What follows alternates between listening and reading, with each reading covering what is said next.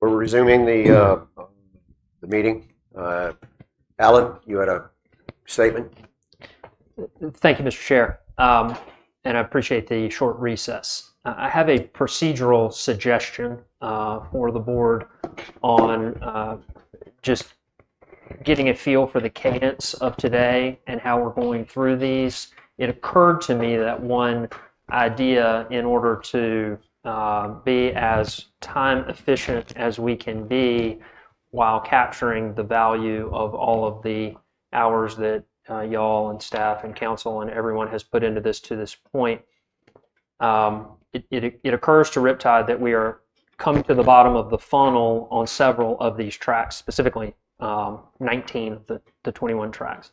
And one idea for the board's consideration would be, at the conclusion of our discussion about a particular subject tract, to take a vote on the planning boards, and Mr. Richardson can explain the options again, but to take a vote on the planning board's recommendation with regard to that subject tract.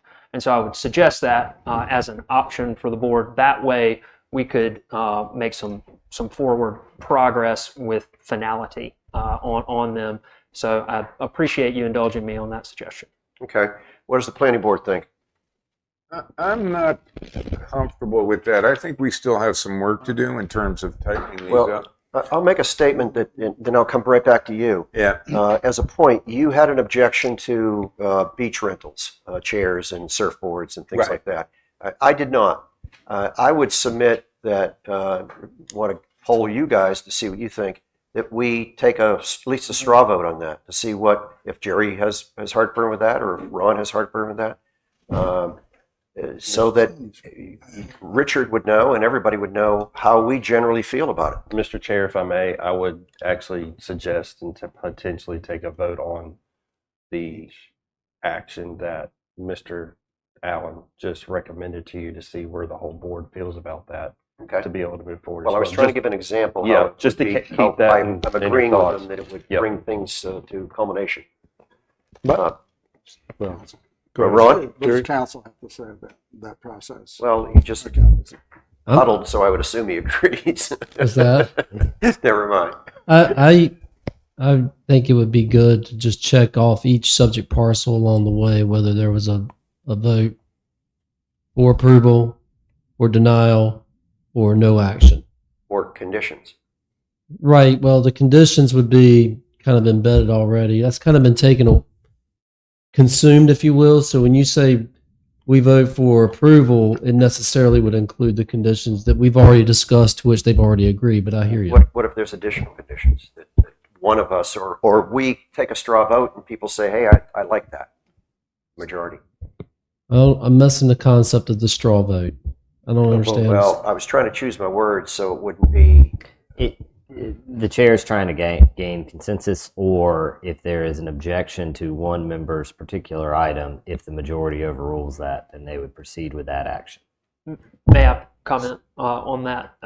The nature of our suggestion is that we are on day 3 of hearings, but also there's been a tremendous amount of work behind the scenes, and not only has Riptide agreed to all of the draft conditions, but is able to respond in real time as we are here to additional conditions suggested. And I would suggest that the best use of time would be at the conclusion of the discussion about a subject track. For instance, subject 1, we spent a significant amount of time discussing that, that the board actually go ahead and take its vote with respect to that subject tract.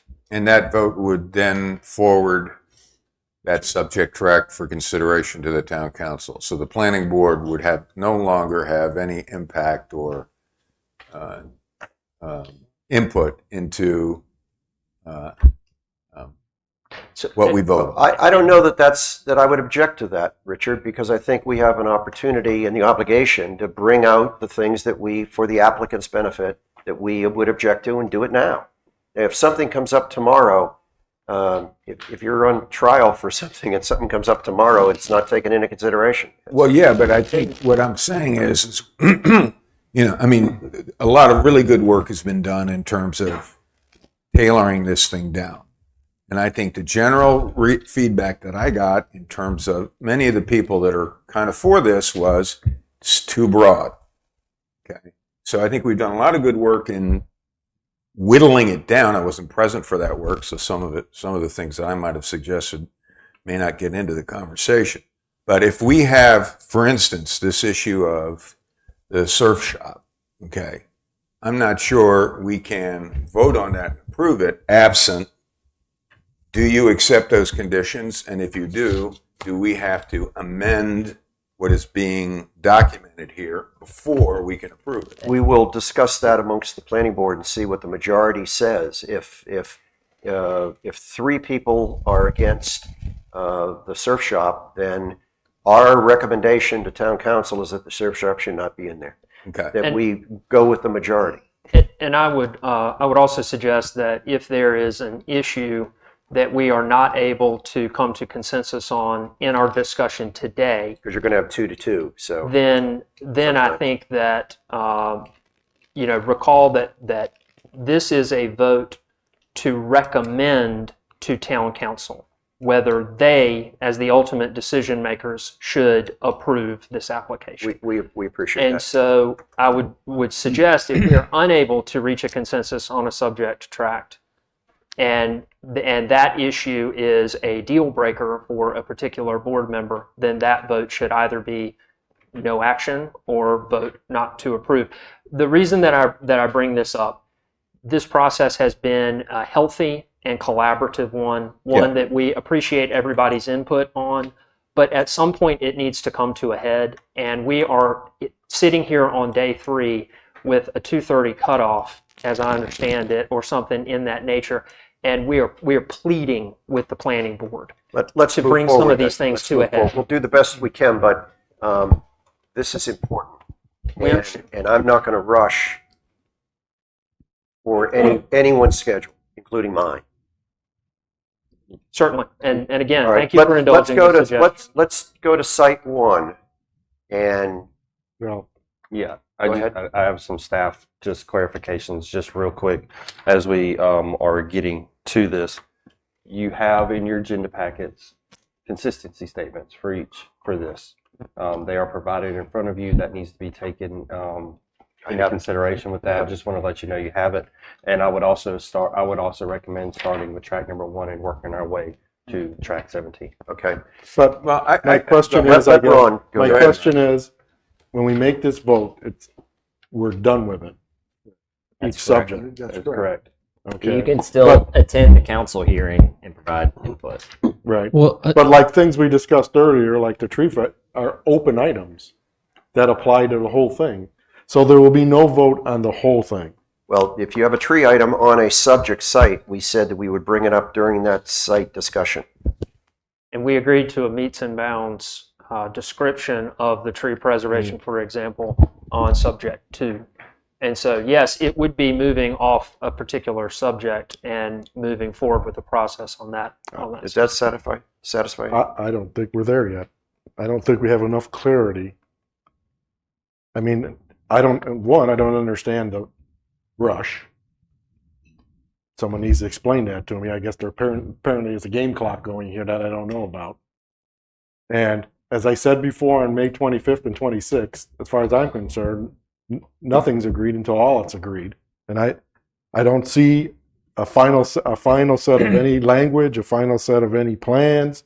Things are, as has happened before, something's going to go from us to somewhere else, be probably proved in the law, and not be what we want, not be what we thought we were going to get in the first place. So, I mean, I'd like to be in a place to vote to move this forward. I don't, maybe it's the engineer in me, but I see things that are up in the air, balls floating around that are unnailed down. And I guess if the council wants to nail all that detail down there, I guess they're free to do it. But I see we're voting for something that we don't even know what we're voting for, really. So, Mr. LeBruno, I'll kind of answer some clarification on that and might help the rest of the board. You can recommend denial. you can, I mean, you can look at this overall. You can look at the whole thing overall and recommend denial, approval, or you're just in between. We thought it'd probably go better site by site. We all agree site by site is the way we want to And go. then the other Right. thing, Well, I think sorry, go ahead, Pete. Is site by site the way you want to go? Yes. Well, We're Site Yes or by site by site when we're done. We've gone through all, whatever there are, 17, and there's no further conditions. They're at where they're at. We're at where we're at. Then we go site by site. I don't think we're nowhere near that yet. well, the We other got thing, balls all over the place. I think the other thing that needs to be taken into consideration here is that going through the next couple weeks here, and you as a planning board have 60 days. That clock has already started. You have till July 3rd to make a recommendation to where you're at or whether you're not with it to the council, and that's where you get into stuff I don't really want to involve Grady in with council and legal and stuff like that. The other thing is there are time constraints on the applicant, but also on staff. So where you get into unavailabilities over the next 3 weeks that really push this forward up to that July 3rd. So I think you can go through it site by site. As you get through it and you get close to there, you absolutely can look at this and talk through it. You make a motion, have any further discussion. You can hash out anything in there, and then ultimately come to a board and it's like, hey. Well, could we What do are we this And is just to be clarification on one other thing, Go ahead. a 2-2 vote would die the motion. So just think about that as you proceed with comments and actions as we get into the rest of today's meeting. So we have one more planning board meeting, regular planning board meeting scheduled before the July 3rd date, No, we correct? do not. It No, will we be. do It will not. be canceled. Just letting you know that, and that we cannot do that in this meeting. But staff will cancel that meeting. I have nothing to meet on, and availability to staff, council, the board. We cannot meet that day. On the regular planning board. That's correct. So our next meeting would be a special called one before July 3rd. July 3rd. Okay.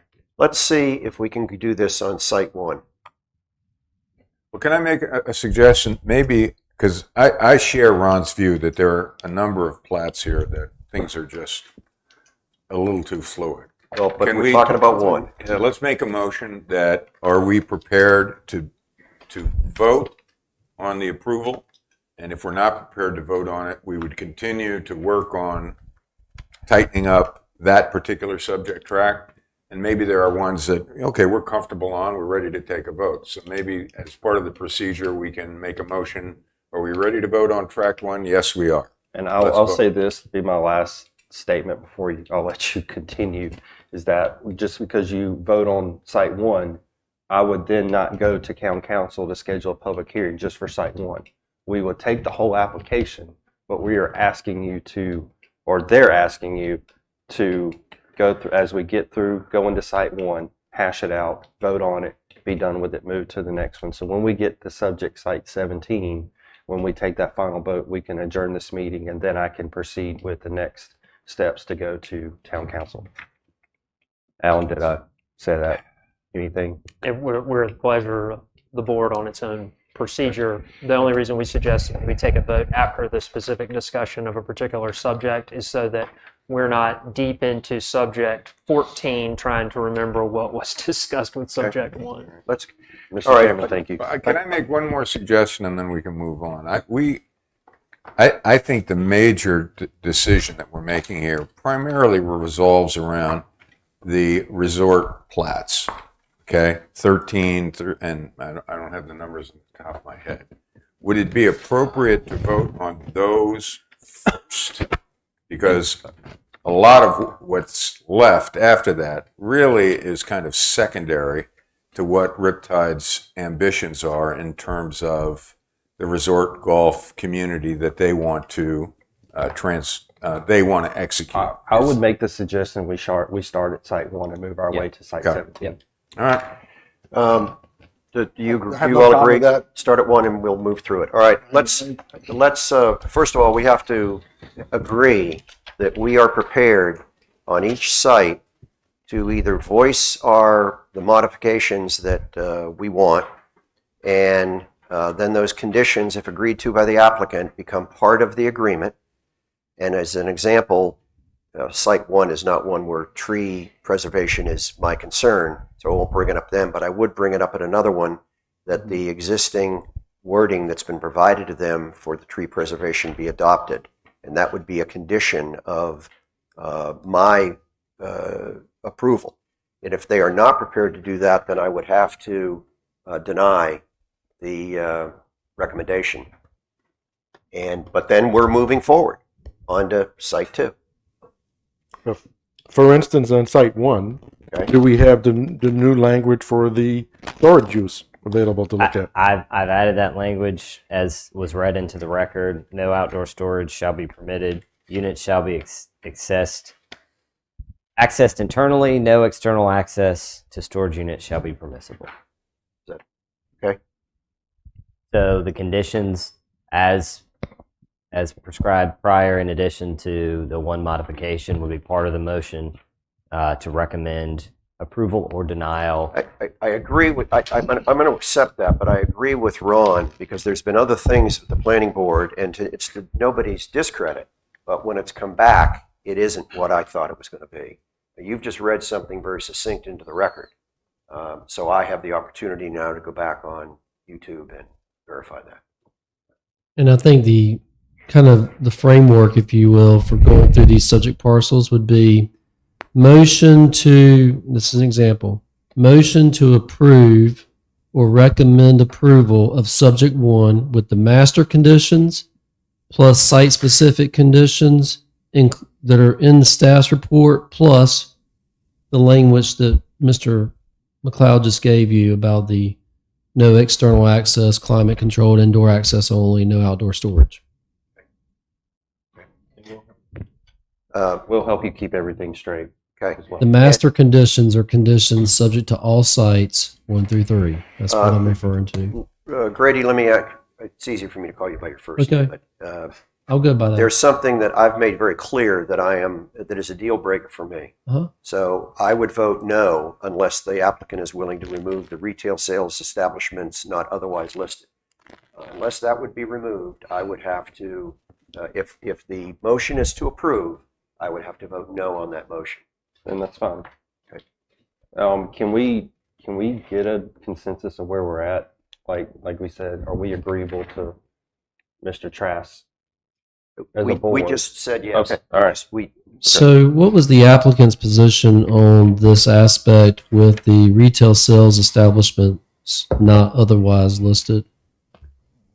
So again, that was imported from the UDO. I understand that. This is I'm- a special conditional zoning hearing.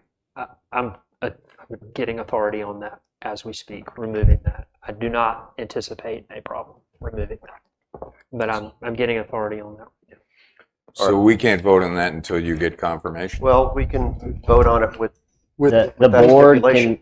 may move forward with a motion to include that as amended. Remember, they only have to be the conditions only have to be agreed upon at the point at which town council would act upon it. There's 4 things we can do here. We can approve, we can deny, we can approve with modifications that are agreed to.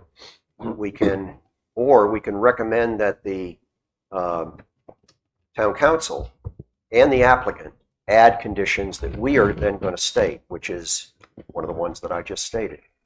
There may be one on another one that somebody else has a problem with. But I would like to move forward with a vote. And all we're doing is we're recommending to town council. This vote doesn't have standing except between us and town council. But I would like to entertain a motion that we approve subject site number 1 with the modification for indoor storage climate control that Wes just read into the record, The conditions that we're seeing, and I won't repeat this every time, these will just be automatic for subject site number 1. And it's always going to be the case that the 3 conditions that we stated that were overall to all items are a part of that moving forward, town council. And with the stipulation that retail sales establishments not otherwise listed be removed as a use. I second. All in favor? Aye. Aye. All opposed? You don't have to vote. It's Do we have, so I would like to either have a polling of the board members or a raising of the hands when you cast your vote, so there's no uncertainty. Do we have a 4-0 vote on approval of that motion? we have 3 affirmatives and we have 1 no vote. Who was the no vote? Ron. Okay. Him not voting is a Is a vote yes. in favor Is a of. yes. Do I have to do the consistency statement here, Chad? Yes. So it would just be action A. Just you just include action A. Okay, and action A is that the planning board recommends approval of the proposed conditional zoning request and finds it neither consistent nor inconsistent with the land use plan. The proposal is reasonable and it's in the public interest. I'm editorializing that long paragraph. Do we have a vote on that? And I'm saying that it is neither consistent or inconsistent with the land use plan. And this is for subject track 1? But that the proposal is reasonable and in the public interest. Richard, I would vote yes on that. Jerry, Yes, as well. okay, Sure. okay. We have 4 yeses. Mr. Chair, may I make a statement on the record about the tree ordinance concern? Thank you. On the tree ordinance, we can commit to an ordinance and including a condition on that before council. We believe the proposed ordinance will be acceptable. We just need additional time because it's draft language. But we will commit to including a tree ordinance for each site before council considers this. That's the statement that we're able to make on the record about the tree ordinance issue, in addition to the specific tree preservation conditions that are imposed. So you do that for every site. There would be a tree condition and it may be no condition. And we will deal with that with council, but we are pledging to deal with that issue with All right, council does the specifically. planning board understand that? Yes. No. I guess no. No. Restate that again, please. So there are specific tree conditions, tree preservation conditions included in these conditions. We're In the here to, conditional rezoning application. correct. Okay. We're here to entertain additional tree conditions for each site specific review. Okay. In addition to that, I'll read the statement again. In addition to that, on this issue of the draft but not yet passed tree ordinance, we will commit to an ordinance, to consenting to an ordinance and including that as a condition before council, because that makes sense with the way this is coming out from a time perspective. We believe that the text of the proposed ordinance that's out there right now That we provided you. will be acceptable. But we just need additional time with that. This has all come to bear relatively quickly. But we will commit to including the language of that tree ordinance in each site proposed. So that's going to be a master condition. Yeah, that will be Okay, a master that's what I- condition. But so- I do want to be clear, we are going to need to address that on a final stage with council. Okay, so that becomes the 4th condition in our overall conditions that are applicable to every site. We won't include that. The intent would be that we will no longer discuss the draft ordinance. The only thing that will be discussed in terms of tree preservation if there's a specific area on a specific subject site moving forward. All right, I'll half a loaf, but it's okay. But that is going to be, and just this is on the record for future. With respect to each site, that's going to be a final thing to address with council. Mhm. But we are committed to bringing that to the table and addressing that with council for each site as they deem, I mean, we don't know what council is going to request of us when it comes to some of this. And so what we're doing is pledging and committing to bringing that issue before council and to addressing it as council sees fit for each site. Let's move on to subject site 2. If I may, the retail sales establishment not otherwise permitted, so that we don't address this at each site. Is the applicant prepared to have a master condition that use will not be permissible throughout? Because I believe it's going to come up at each subject site. Most of them. Anything that has commercial in it will. On my part.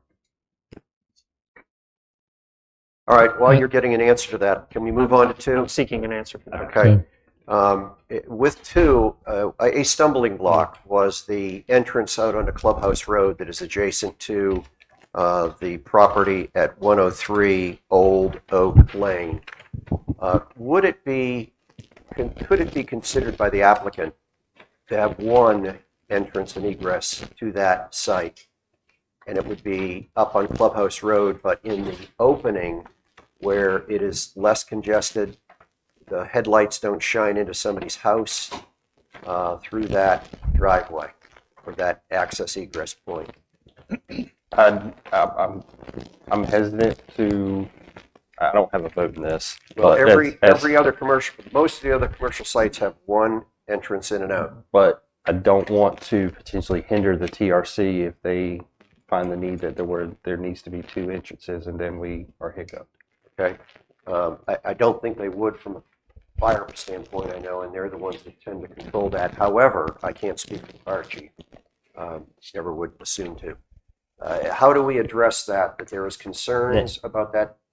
So I have added conceptually a condition that driveway access requirements shall be subject to TRC recommendation, and just from a site planning perspective, do know that if that driveway is moved all the way north, you're going to increase the number of vehicles traveling the entirety along Clubhouse Road. So just an FYI. Because they'll have to turn both ways out of there to go either out to Correct. Shoreline That's Drive right. or. So All right.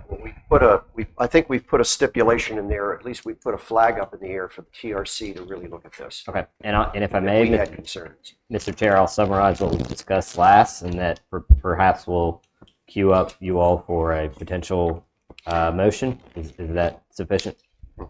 So the items that were discussed were to further specify by meets and bounds and/or hatching the areas to be preserved on subject 2. I've added.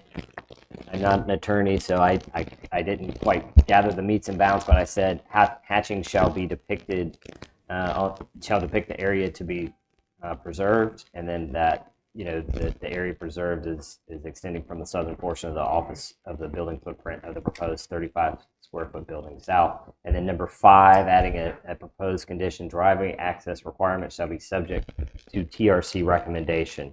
So any proposed motion would include those conditions in addition to the overall conditions discussed. It does say the applicant shall include a specific buffer type. They're showing a heavy landscape buffer. I'd like the concurrence of the applicant that a heavy landscape buffer would be is the right term, non-opaque?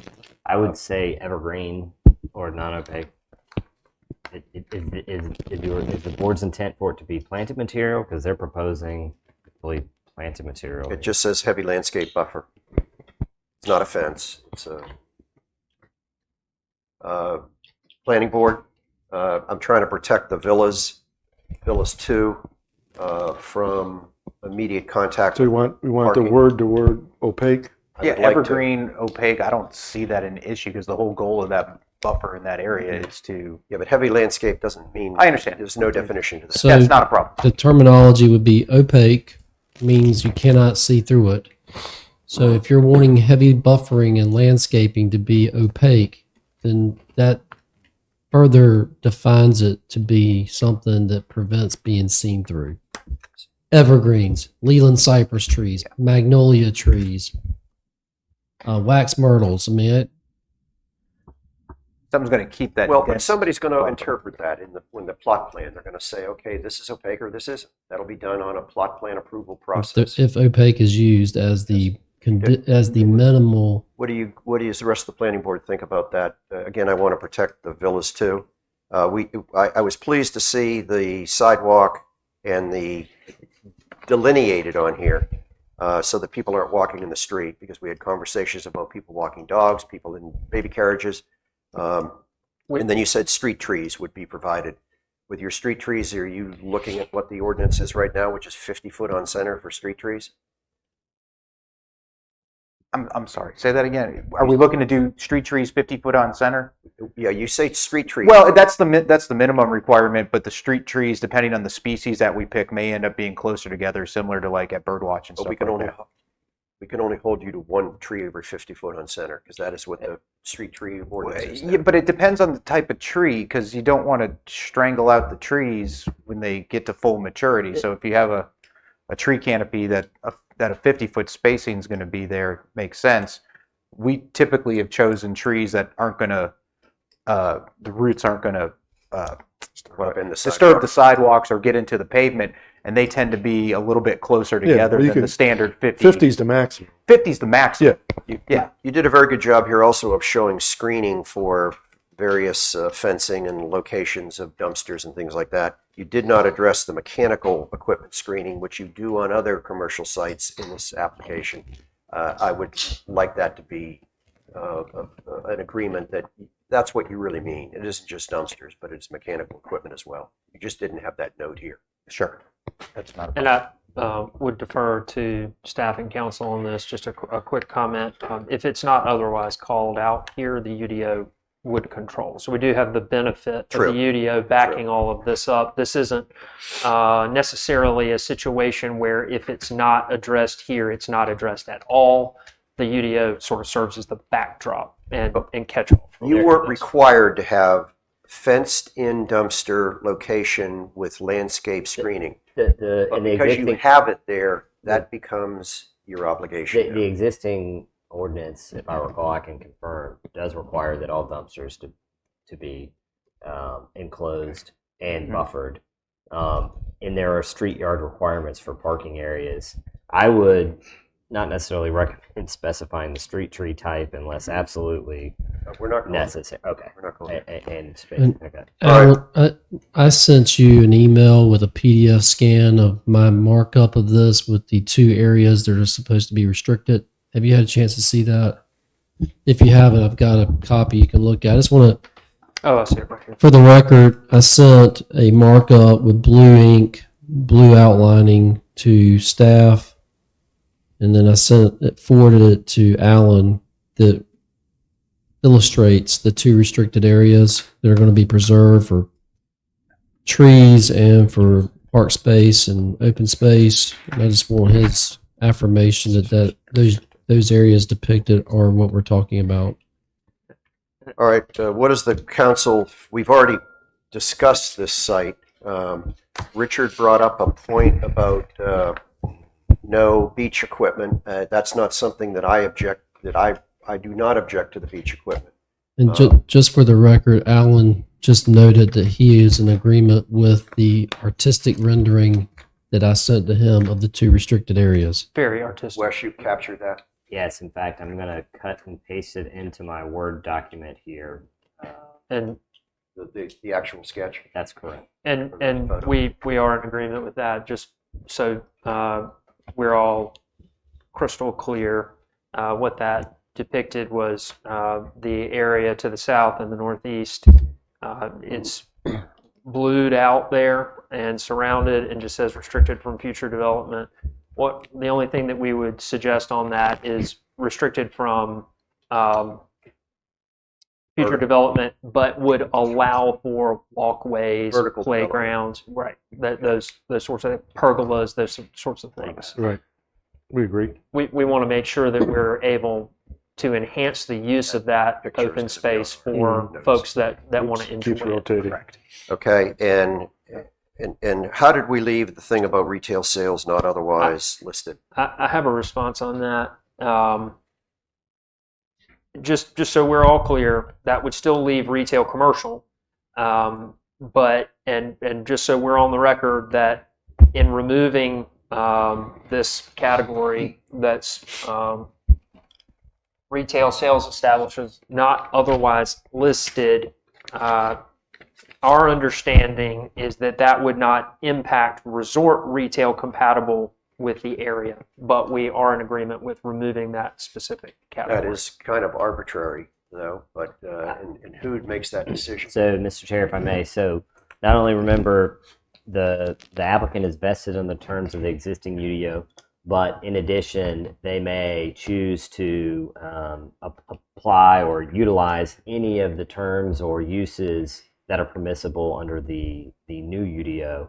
And then ultimately, if there is a question as to a proposed use, it is upon the UDO administrator to make a determination as the most closely related use, at which point in time, then if there's a further disagreement, that would be appealed to the Board of Adjustment for a final determination about what that proposed use may be. There are uses that would be applicable for a specific site, in my view, and there are uses that are all approved right now in commercial sites that would not, in my view. However, by the applicant listing very specific uses that they wanted us to consider, that to me put a circle around the limits. In other words, no other uses. And I mean, it's just like Richard has a problem with rental of surfboards. And unless it's listed on here as rental of surfboards, he doesn't have the opportunity to say that's not appropriate. I think it's appropriate, but that's a disagreement. So these are the lists of things that can be put in there, not some other use. That's correct. Right. All right. I And- thought you were saying something different. Yeah, well, so if there's a disagreement on the use, then it falls to ultimately a determination of the UDO administrator as to what that use. So in so fact what we're is. saying is, we take that out, there's still some pretty broad language in terms of retail applications. that Retail commercial establishments are permitted in addition to a host of other ones: bicycle shop, beach chair, umbrella shop, candy store, clothing store, flower shop, gift shop, jewelry store. Those are all retail establishments in and of themselves. So what Wes is saying is that the applicant, upon approval or denial, wherever we get with this, we look at subject site 2, the applicant comes to me, is like, we want to put this on there. I would ultimately have the determination to make based on But it these would have to uses fit that- into one of the categories. That is that's on absolutely here. correct. Okay, Now, that's clear. At that point, That's if there's a Further disagreement. further disagreement, Goes to the then Board of Adjustment. the applicant has the right to go to the Board of Adjustment or open the Pandora's box again to But look at this. we are fine with removing the controversial That's- category, retail sales establishments, not Throughout the entirety of. or just the site. just for this site. Well, And then and I'm getting authority please to don't do make it me for bring, all of them. okay, don't make me bring it up again because it's the And same in terms of same the dog we're beating. sorry, Pete. No, you got And it, in Richard. terms of the specific request for the beach chairs, umbrellas, floats, mattresses, those categories, what is your position on that in terms of its removal? We're fine with rentals being out We're fine to remove On it. this particular site. on this On this particular particular site. site. All right. So, So we don't have to vote on that now. No. So that's so you're fantastic. removing the third item, the beach chairs, umbrellas, and related equipment, and Yep. you're relating the fourth from the bottom, the rental one, Yes. correct? Yes, we're removing rental of the following motorized, Well, non-motorized. are we, just to be clear, with regard to the third one, we agreed to remove the rental of those items. Not the The sales. third Not the one sale. deals with sales. So just the fourth from the bottom one. Yes, sir. The retail sales is in. Got it. All right, that's what I understood. But, Thank okay. you. All right, I'd like to, Oh, whoa, wait a minute. Now I'm confused. Can you, I'm what did trying we to- just eliminate or not? Retail sales not otherwise listed removed. is removed in addition to anything else? The rental, the The fourth rent- from the bottom. The rental of non-motorized is the fourth from the bottom, that's being removed as well. But the retail part of it, the third from the And, top. and is just in. as a point, so we're all on the same page. If Richard disagreed with that, and the three of us said no, we don't think it should be, and the applicant was not willing to remove it on their own, we would then need to vote to see what we want to move forward with the town council. That's correct. Okay, Mr. Chair, should I go back through and summarize these? Please. Okay. Subject to, first condition includes the areas to be preserved, which are as depicted by the hatching area and the illustration provided by the town's legal counsel. Second condition, the applicant shall include an evergreen opaque buffer along the lot line adjoining Villas 11. I call it Villas 2, but Oh, it's, sorry, It's Villas. 11. It's 11. it's Building 11. It's building 11. Yes, you're Okay. right. You're right. Number 3, no eating establishment shall remain open after 9 p.m. Number 4, no drive-through shall be permitted. Number 5, retail sales not otherwise listed and rental of the following, etc., shall not be permitted. And number 6, driveway access requirements shall be subject to TRC recommendation. I'd like to entertain a motion that I'm going to read that the planning board approve, Recommend approval. that the planning board I'm not doing make a motion I'm to not doing the consistency Okay. statement. It's, Got we got to do one before the other. I recommend think. approval. You can do them one and the same. Okay. Well, if we can do, if we just vote on the consistency statement, is that good enough? Action A includes the recommendation for approval Okay. in addition to the All right. consistency statement. I'll paraphrase it again. I would recommend that the planning board, I would like to entertain a motion that the planning board recommends approval of proposed conditional zoning request for Site 2 and finds it neither consistent nor inconsistent with the land use plan, and that the proposal with the conditions that we've stipulated here and the applicant has agreed to are reasonable and in the public interest. I have a second. I second. Any further discussion? All in favor? Aye. Aye. You I taking am a roll? against. Richard, yes. Jerry, No, yes. no. Richard, no. Take a roll. Oh, I'm sorry. I thought Roll- Richard. roll Just take a call. roll. Richard. Okay. I appreciate the improvements and the compromises that have been made, but ultimately, and as much as I like the concept that's been presented here, I do think this is not the right spot for this kind of development within Sea Trail, and regretfully, I would vote against adoption. Okay, we have a no from Richard. Jerry? Yes from Jerry. Ron? Yes. Yes from Ron. Yes from me. With the conditions, right? With the conditions, yes. Of course. Okay, we're moving on to Subject 3. Subject Yes. 3, if I may, the only proposed condition is that setback shall be no less than 25 feet along lot lines.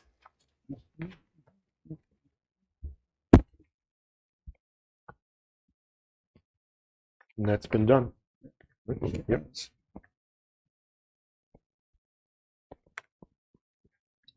Now, is this that parcel that's the former sales office, or is that? Yes. This is Yes. across the Yes. street? Yes, the old Yes. check-in it is. facility. It's the It is former- that former facility? Yes. The stairway to nowhere? Yeah, the setbacks have been complied with on this drawing. As I see Well, it. there's a note on the new drawing you have. It's in the about halfway up. It's right underneath the fairway number 1 tee box that it shows there, and in that black print it says the 15-foot rear setback reflects da da da da da. You've changed that to 25-foot rear setback, so that 15-foot needed to be amended. Gotcha. And we have removed retail sales establishment not otherwise listed from this. That has not been discussed as of yet. Yeah. Can we discuss it? 'Cause Well, I think- he's getting we're going to do it on a 1-by-1 basis. With if it suits the board, I think we can take a step back and talk about the resort this issue of the retail sales establishments not otherwise listed, which is again, we're trying to solve a problem that got imported in, but we are comfortable removing that. The reason that we are comfortable removing that is because we understand traditional resort retail, the retail that would go into having a resort of the design and nature of Sea Trail, that would still be allowed for and included, and that what we are doing by removing it is removing an ambiguity, removing something that's kind of like a catch-all. But we still understand traditional resort retail to fall under this retail commercial establishments category that's there. And as long as we're all on the same page about that, then We already beat that, and that's between you and the UDO administrator for his interpretation or her interpretation. Mr. Chair, if I may, can I just ask just a bit further clarification of what you would just provide an example of that? Just I want to make sure that everybody's all clear here. Sure. It's a bad example because it's already listed, but beach chairs, fun things to buy. Back to beach. All of that sort of thing that would go if you Resort are a visitor in, you're going on a golf weekend, the things you need to buy to accent your fun, to to help your vacation along the way, but also for the daily user of the facilities. If there's Touchscreen. a million different things that Okay. it could be, but things that are in connection with the use of the property for recreation and in a resort sort of framework is what we're going for. And for the record, this is a perfectly appropriate spot for that kind of establishment. It is outside of a residential zone. It's a fairly heavily trafficked area. People are going to be going to the golf course, played our round of golf, want to rent a chair and go to the beach. Great idea. They didn't list it here, though. Yeah, Right. they could move that one here if they want.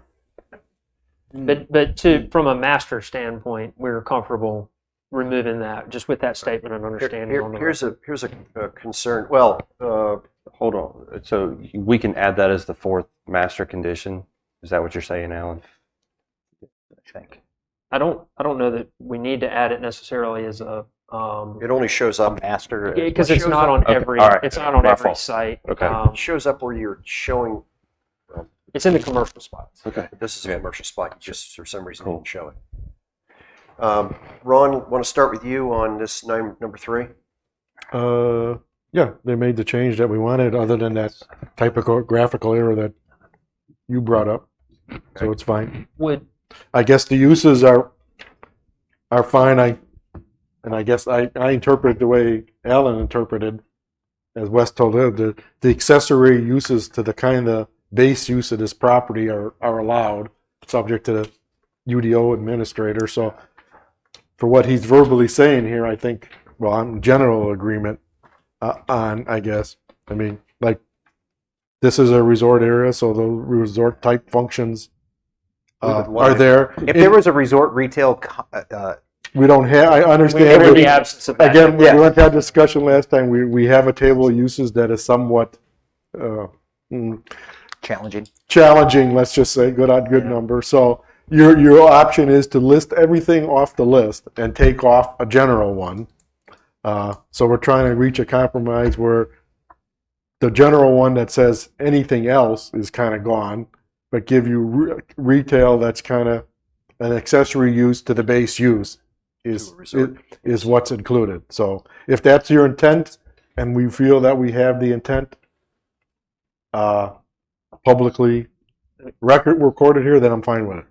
Yeah, and again, our understanding is that the retail commercial establishments covers that these are very similar I things. think our UDO protects us here because the UDO administrator is the one that will deliberate that when you come through with a use that isn't specifically listed on here. If you can't Yeah. put it in one of these categories, he'll likely deny it. She'll Yeah, likely deny it.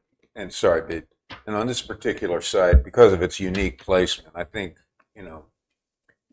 it's not really adjacent to any residential properties. So I think having a little broader license in terms of some of the applications, it would be great to have another person here, a lot Jerry, of other what do you things. think? Yeah. Could Go ahead. real quickly, would it be an option to take the rental category from 2 and add it to 3, since 3 is a more commercially sort of It's fine Yes. with me. geared area? Yes. If we could add that, then that would be helpful. Thank you. Jerry, I have well, no problem with this. okay. One of the things that I'm looking at here, and I'm sure this is another technical review committee look, we've got parking that is perpendicular parking that's going to back out onto Clubhouse Road when the people are using it's delineated for use on the pitch and putt across the street, and that to me is a concern.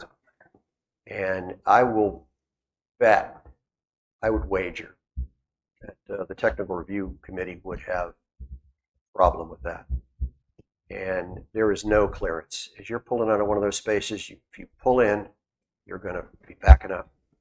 And I don't believe that that's permissible. By ordinance. Yeah, it's not permissible anyways. It just happens to be on that site plan. Is that just an error or it was just there? It's kind of just the way the site is today and leaving it Yeah. alone, but So- What it can certainly be non-conforming. reworked moving forward. You've if also it's without any removed issue. the previous entry exit that was north of where that parking is that I'm talking about. It seems like that's been removed, Correct. and the only in and out would be on Clubhouse Road, which we talked before about the relationship of that with the in and out point for River Creek condos, the cart path that goes across there to Maples 1, and the Old Point Lane street that comes in just on the west side of the Maples Clubhouse.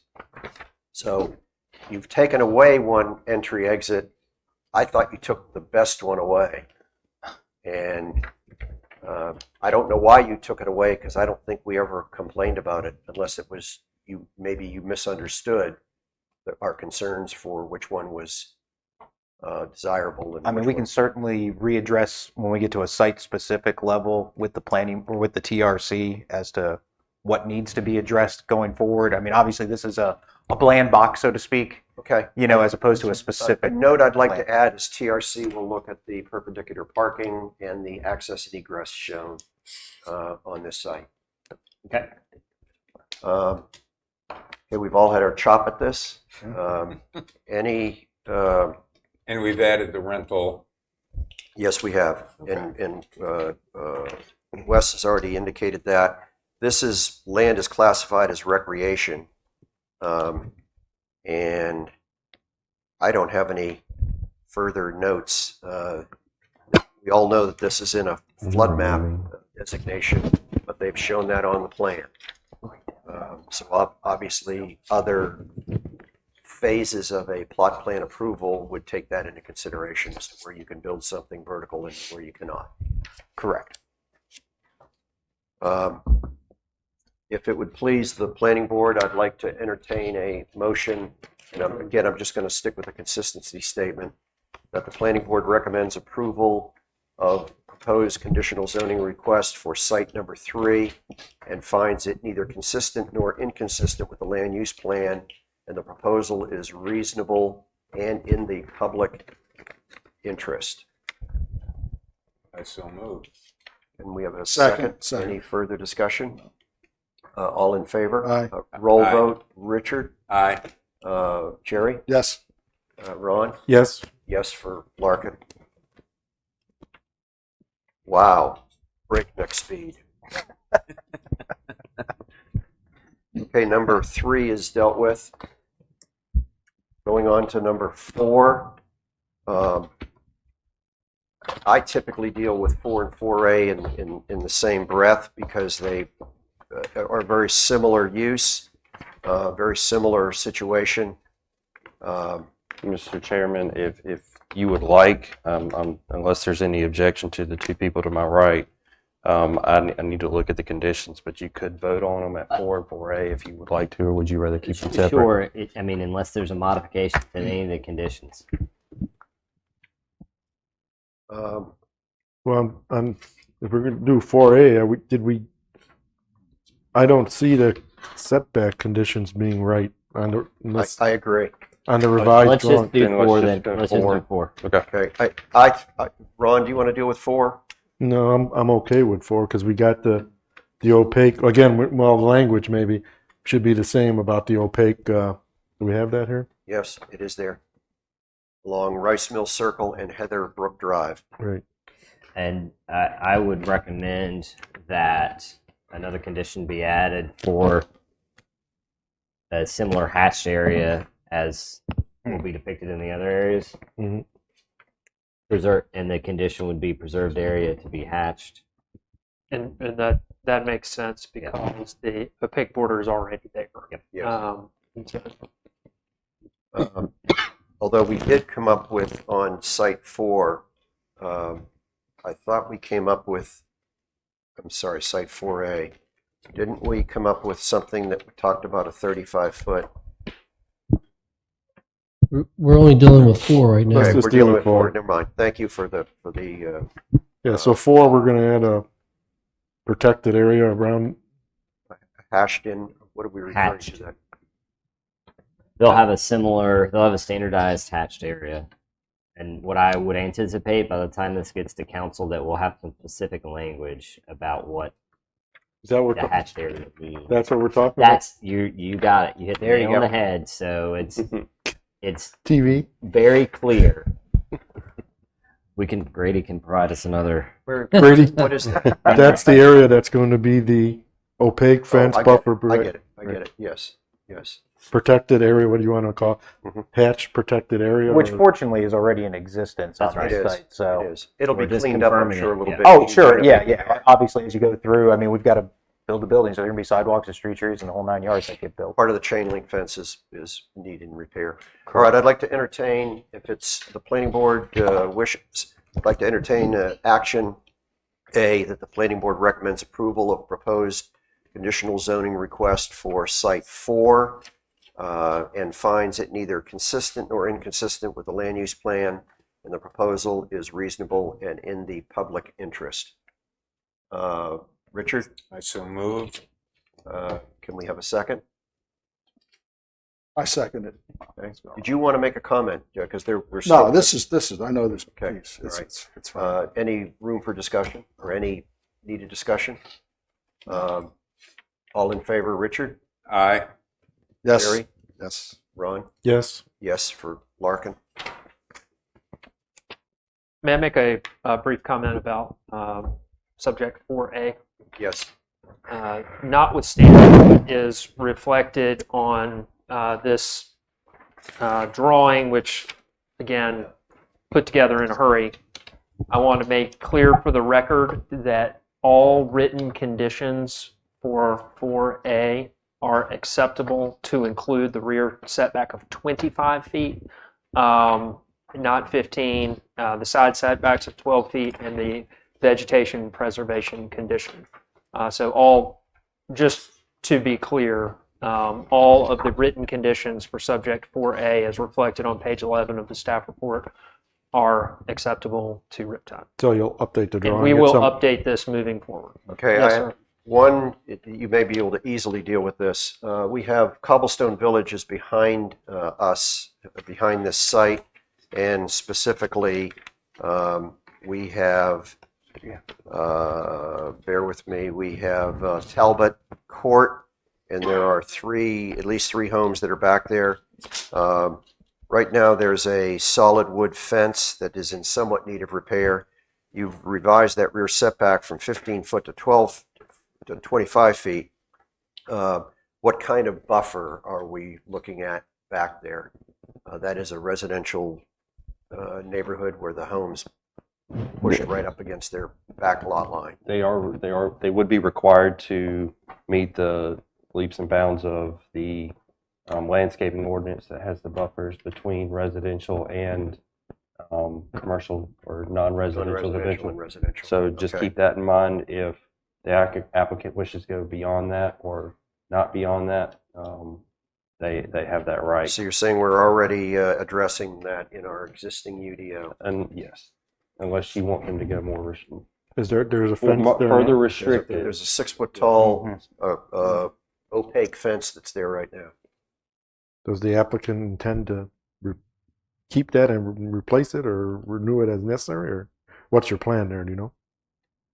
the site will stay as is. I mean, we're not proposing any new buildings. We're proposing utilizing the site as is for the maintenance and, I care don't of the know if golf it's their course. obligation to fix the fence that's there because it still is functioning, but at some point in time it's going to fall down. Obviously, if the fence is dilapidated as we move forward, we just repair it as necessary. Todd, where's the fence? Right on the property line. On the rear. Yes. Yeah, on backing that cobblestone? area where it says, what's it say? And it is Riptide's intent to keep that fence. Right. Would you be willing to repair it?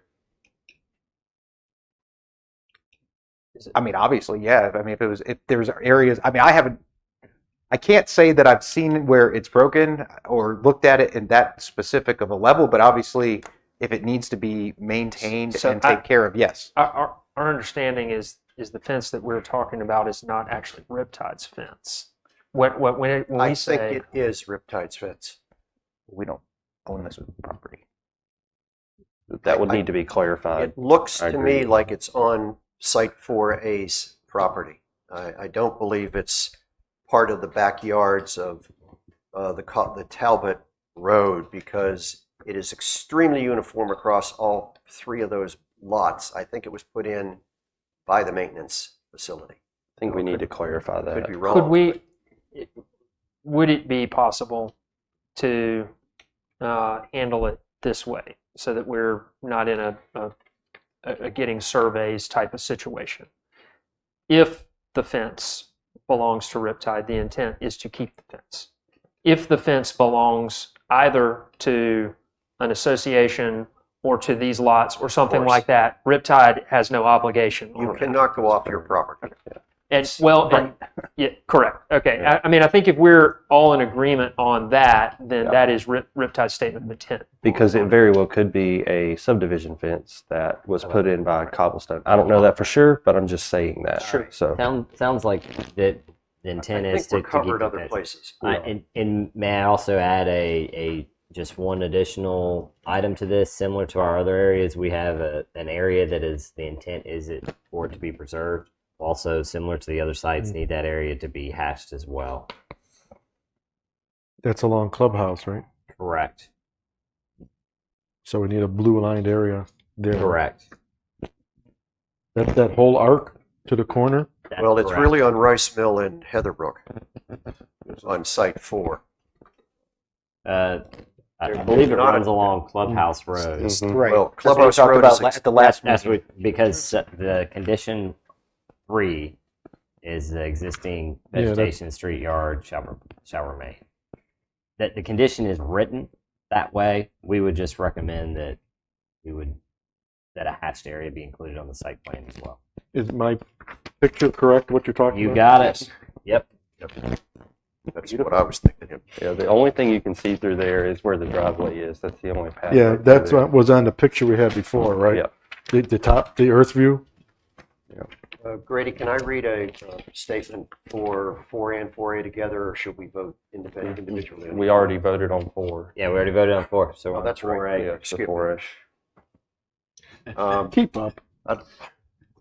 With the only Take addition a being nap. the hatched area. I'd like to entertain a motion that the planning board recommends approval of proposed conditional zoning request for Site 4A and finds it neither consistent or inconsistent with the land use plan, and the proposal is reasonable in the public interest with the conditions that have been agreed to by all parties. I so move. Can we have a second? Second. Discussion? All in favor? I'll vote first. Larkin, yes. Richard, yes. Jerry, yes. Ron, yes. Okay. All right, we're going to move on to subject number 5. May I make, Mr. Chair, may I make a quick clarification statement with regard to the written conditions set forth on page 11 of the staff, May 31 staff report? Regarding subject 5? Yes. Okay. This is just for clarification's sake. This lists Sunset Boulevard, which I believe is actually Shoreline Drive now, and it also lists Clubhouse Road, which I believe is Old Point Lane now. I just wanted to be for clarity's sake. It lists shoreline, it's Sunset. No. Yes, So Sunset NC 179 Oh, business, understand. what's its official name? This is just in the staff report is what I'm, referencing. the Sunset Boulevard is correct. So But the Old Point Road needs to be changed, or needs to be included instead of Clubhouse. Point Lane. right, you mean okay. So Right. the driveway along Clubhouse Road text needs to say the driveway along Old Point Lane Yes. in the condition. Okay. But the other road, everyone, NC 179B, that they're showing on their drawings as Shoreline Drive, is in reality Sunset Boulevard Yes. officially. Yes. Lisa, can Yes. you- Yes, it is. that is correct. Yeah. Shoreline Is over on. Yeah. is on the island. Shoreline ain't there. So these drawings will be corrected to reflect the correct name of the road. Yes. Both of us were incorrect on one.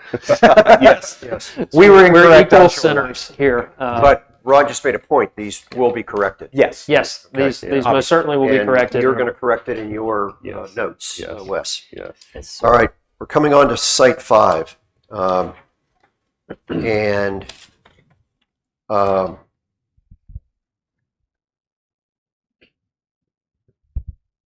the applicant has removed the entrance and exit on Sunset Boulevard because we suggested that due to the severeness of that intersection.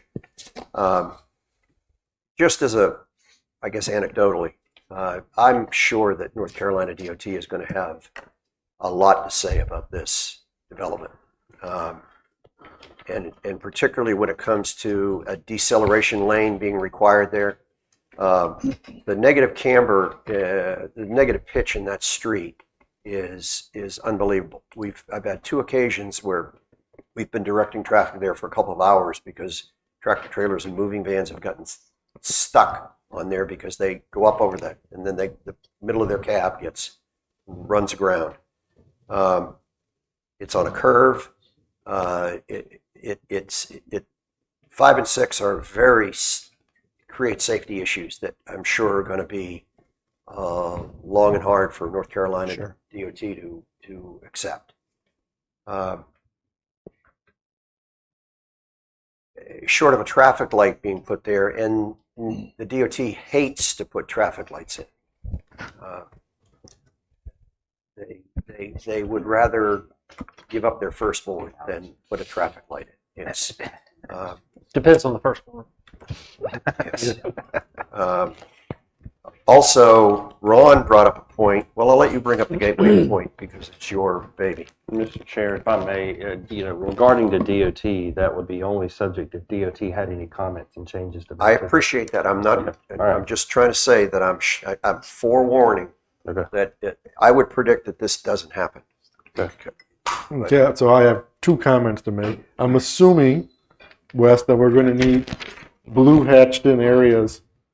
You As got such? it. You got it. Right. Hatched areas. Does the applicant see that? Yeah, Yes. that's it. Okay. That was 100% our intention. Okay, and then my second thing was that Peter was relied is that the Gateway Overlay District in section 6.07 that they're granting. There is no exception here. That we're not granting any exception to the Gateway Overlay District standards to this subject or any subject along Sunset Unless it's Boulevard. called out specifically, the Gateway Overlay District standards would apply. And I thought Okay. Is that- in the previous meeting there was some question on the applicant's part whether they I think Agreed to that. Well, I think so the they question is understand it now and they're fully agreeable. I Those think the clarified. question Yeah. was to clarify to make sure the applicant didn't know at that time that this would fall under the overlay district, but it does. Is that correct, Todd? That's my understanding Yes. as well. And there's no request for any exceptions or Right. exemption on this. Okay, I think that's important enough that it be added to the notes. Well, I mean, it's in the UDO, so technically it's already there. All right. Well, we were stating that we're not waiving any of the overlay Correct. district requirements Correct. for anything along Sunset Boulevard. Correct. All right.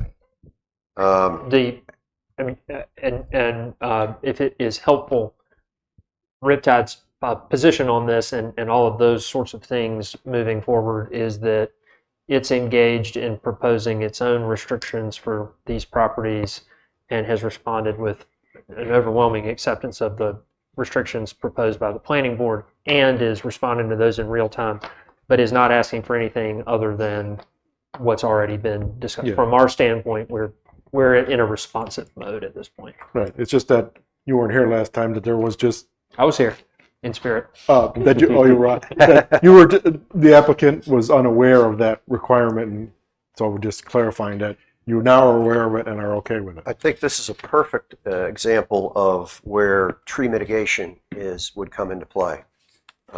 This is to me, this is a sensitive site with mature trees. It's very, very heavily wooded. I counted 35 mature oaks on the entire site.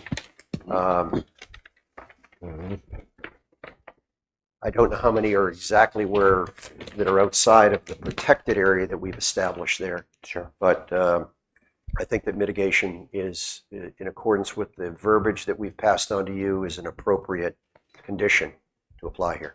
And we don't need to state that, Wes, in your margin notes, in your notes? I've got two additional conditions or three modifications to subject 5, the conditions provided. Correcting Clubhouse Road to Old Point Lane. Number 4, preserved area to be hatched. Number 5, Gateway Overlay District requirements shall be applicable. Okay. I'm going to bring up a concern, but it's the TRC, that the Technical Review Committee, to look at it from a traffic standpoint or safety standpoint. But 5 and 6 the entrances need to be coordinated because we remove the entrances off of Sunset Boulevard, and we need to coordinate the entrances from those two sites. I'm stating that because we're dealing with Section 5, Site 5 here now. And we discussed that at the last meeting, that those driveway access requirements would be subject to TRC recommendation. Okay. But what they didn't do is you're going to have to change one of your notes, the no closer than 200 feet from Kings Trail, because I don't know that is what they are showing here. And on number 6 is really where I'm going. The driveway along Old Point Lane shall be aligned with Kings Trail. You said that in number 6. And I look at these two sites as having synergy together. So we'll talk about that when we come to number 6. But So, all right. Well, let's talk about subject 5. I believe the last time we discussed was the intent was to pull the driveway off Sunset Boulevard, and then the driveway on subject 5 to provide enough separation from Kings Trail, and then also enough separation from folks so that there's not queuing or stacking along Old Point Lane that would create an issue on the Sunset Boulevard. TRC will deal with that, I would assume. Yes. So you're recommending that the condition note 2 be removed? Now I jumped ahead to number 6 because I look at 5 and 6 as running Okay. parallel to each other. I'll deal with that when we come to 6. Okay. Jerry, anything on site number 5? The only issue I had, of course, is with the oak trees. I think we have addressed the mitigation process with that as well. So the mitigation process is up in the air. Yeah. It's not been written. So To take any of those trees out along that drive up, Well, I'd be totally against. it's in accordance with the documentation we've handed them already.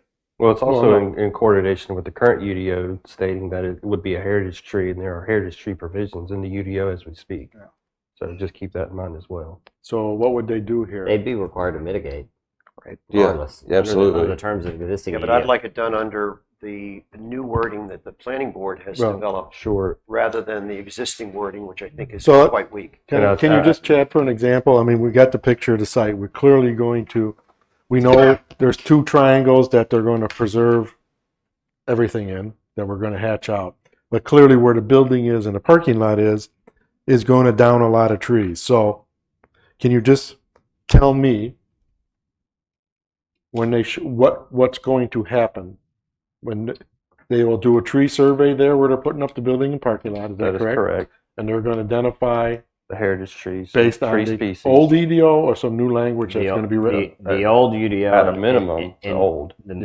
At a minimum, and then it's possible that the applicant would agree to the new requirements. So if there's a 36-inch oak on this I'm trying to pull it up. on this All right. property where the building is, and they have to take it down because obviously the building's there, hmm what will they have to do?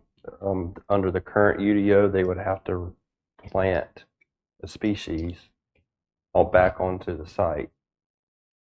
So for heritage heritage trees permitted to be removed shall be replaced on a 1-for-1 basis with an approved tree.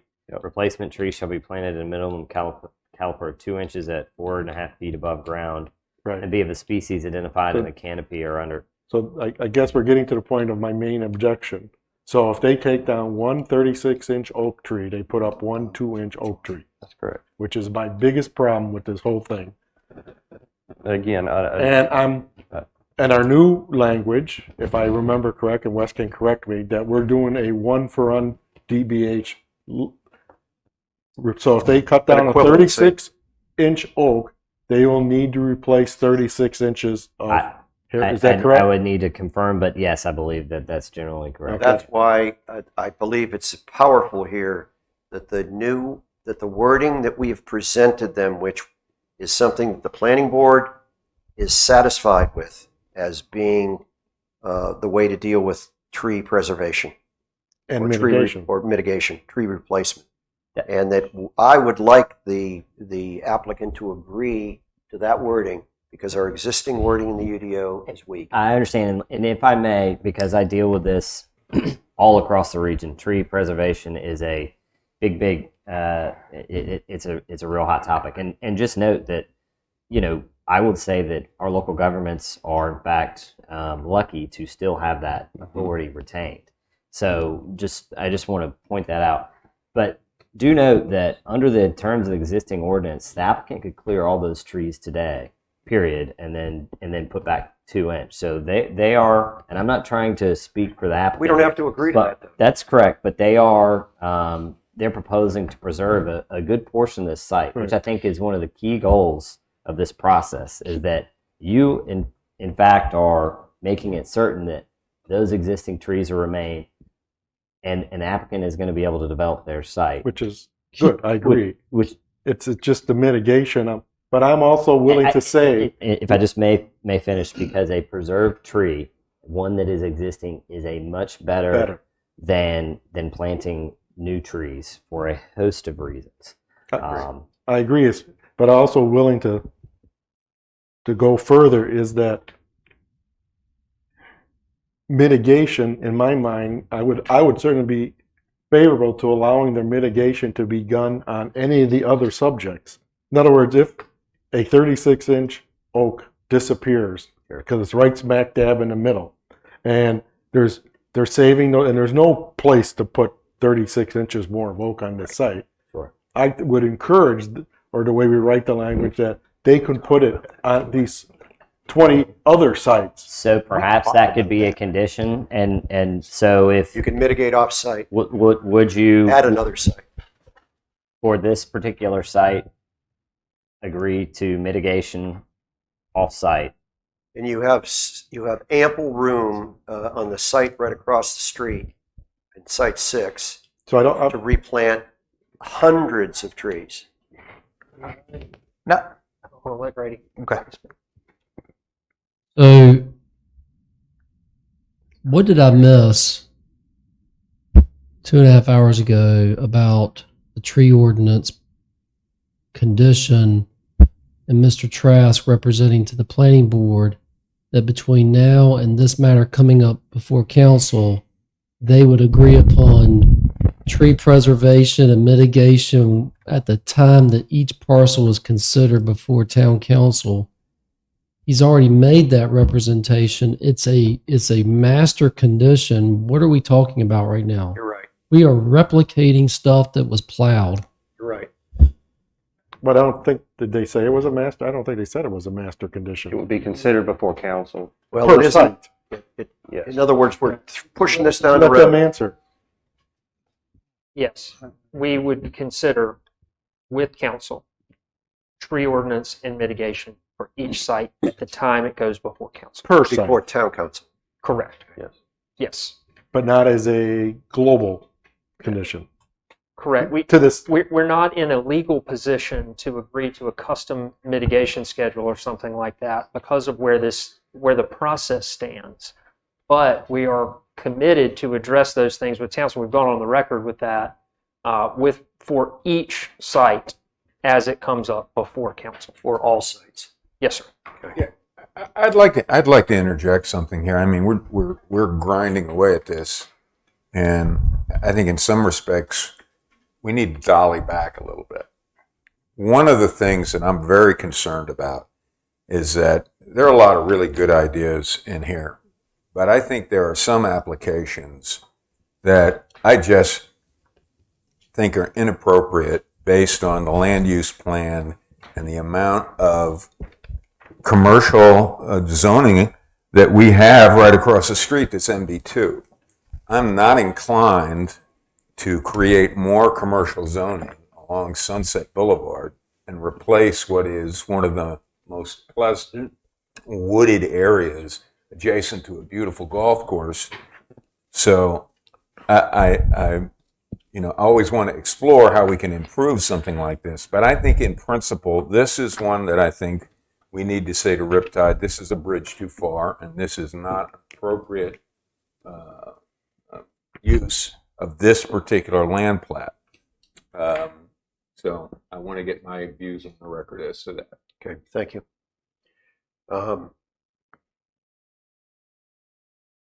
Jerry, anything else to add about Other, this site? this is probably one of the 3 sites I have problems with, and it all has to do with the heritage trees. So I would have to respectfully say I'm going to decline this one until we get further down the road with how we're going to handle So the tree situation.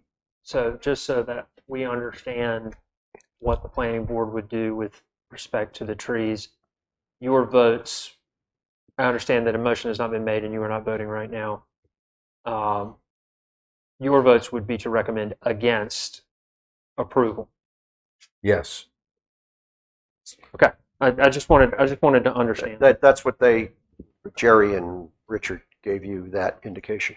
From Rob, us you to- wanna- Are we going to specify the grounds? I mean, I think Mr. Dysinger has a general objection to it. I've heard others like Jerry say, my only objection is the heritage tree. And I think if there's going to be motions, there are going to be, because it may be that Mr. Dysinger has to make a motion to see if he gets a second and gets a vote on whether or not his motion globally is approved. If not, then another motion would come up perhaps by Jerry that says, I recommend denial solely on the basis of the heritage tree, and here's what I would expect before I could recommend approval or something like that. I think that's what we've got to do, unless there's a consensus on the board of what the motion but would my be. objection aligns more with Jerry Jerry's. is that we're voting these things without knowing what happens to the downed trees. Ma'am, I'll make another comment. As I understand it, and I defer to town staff on this, this property is currently zoned single-family residential at the moment, right? Yes. That's correct. And if it was to be developed single-family residential and the trees taken down, they would be mitigated under the current UDO. That's correct. You Correct. could do that right now. I would respectfully suggest this is a dramatic improvement over development as a single-family home site. But you're getting all the commercial properties. This is a trade-off. This is a contract negotiations. Yes, you can do, then just keep it. Then take it, remove it from this list, and you could do what you could do under the UDO. But you're asking for these changes as an overall plan, which I'm trying to get to yes to. So there is trade-off. And the trade-off, maybe I'm asking for is, can we find some language that we've already found some ways to protect some trees by this crosshatching, whatever you want to call it. And I'm just a little worried that on places we're saying yes to there's buildings here, trees are down, and we don't really have a we lose a 36-inch oak, and we get a 2-inch oak in the corner in the island of the parking lot. And I don't think that's right for giving in on all these things. And I think that, and I would respectfully suggest that when we're talking about recommending an approval to a body who will ultimately make the decision, that can be included in your recommendation for approval or your recommendation for denial. But that decision is ultimately going to be made by the town council, and that's why we suggested that in order to address all of the tree issues, we would commit to bring those up site by site, and to the ultimate contracting party is the town council. We know that. And so we've committed to bring that up and deal with that on a site by site basis. And we've also forecasted that generally speaking, the language of the draft and not yet approved ordinance is generally acceptable to us. And we would use that as a framework to talk to the town council. Where we're getting into a tough position here is we're being asked to essentially adopt a custom tree mitigation schedule that could change by ordinance later. No, And- I'm going to stop you because no, we've given you something in black and white that we would like you to include as a condition. We're not. If that changes, still what you have in front of you is what we're asking for right now. And I think what we are able to say is what we have said. And if that ultimately the board has the vote. Well, and so what you're saying is that I need to go to the town council meeting and stand up at the podium as a citizen and say, this is what I want. In other words, I think the town council knows what you all want. I mean, it has the benefit of all of this, and it's working with the same town staff and council. Yeah, but I mean, this is a planning board. The purpose of it is to set some guidelines that indicate the balance of commercial and residential build out that we as a planning board want to see. So I'm not uncomfortable with making a very specific recommendation that the town council obviously can accept or deny. But I'm not comfortable with this, well, we'll just let this pass and let the town council decide. Well, I think that's a great point that you make, is that ultimately the decision rests with the town council one way or the other. But I think it is incumbent on the planning board, who has studied this, gathered community feedback, that we are making a recommendation that we hopefully will hold some weight with the town council. Yes, they can reject it, they can approve it, they can do whatever they want. can we get, you see our Yes. If I may, so here would be my recommendation for you all in terms of a motion. You can just go forward and just straight up recommend denial. Well, or, I'm going to suggest that we recommend Jerry's thing first, because Jerry's thing gives us some ability to move forward. sure. Well, I would If argue you wanted that, to add a condition, And then I you would can be always make your motion too. I would Well, be specific that mitigation shall be on a one-to-one basis, because I believe that's what you're after, and it would be specific to this site With a only. certain If I could, qualification. I have a problem with this. I mean, if I make a motion and we decide to deny this, the tree issue is moot. Okay? So I'm happy to put my motion forward that we deny this particular. make the motion. Okay, I so move that, well, actually, it would be a motion to approve or deny. Well, you can make a motion to deny it if you choose. Okay. Prior to the motion, may we make a concession? Yes. This current drawing represents a 10,400 square foot building footprint. We are prepared to reduce that to 7,500. Would that retain the trees? I'm so sorry. Would that retain the oak trees? It would retain more of them than would be necessary to remove it here. I mean, at some point, I think the two, and I'll rest on this. I recognize that we're I'd like to be heard too after you beating a rest. dead horse here, but Well, no, you said something that's very meaningful. our alternatives, the by right development of this is for single family residential, which would effectively remove almost all of the trees. We appreciate that.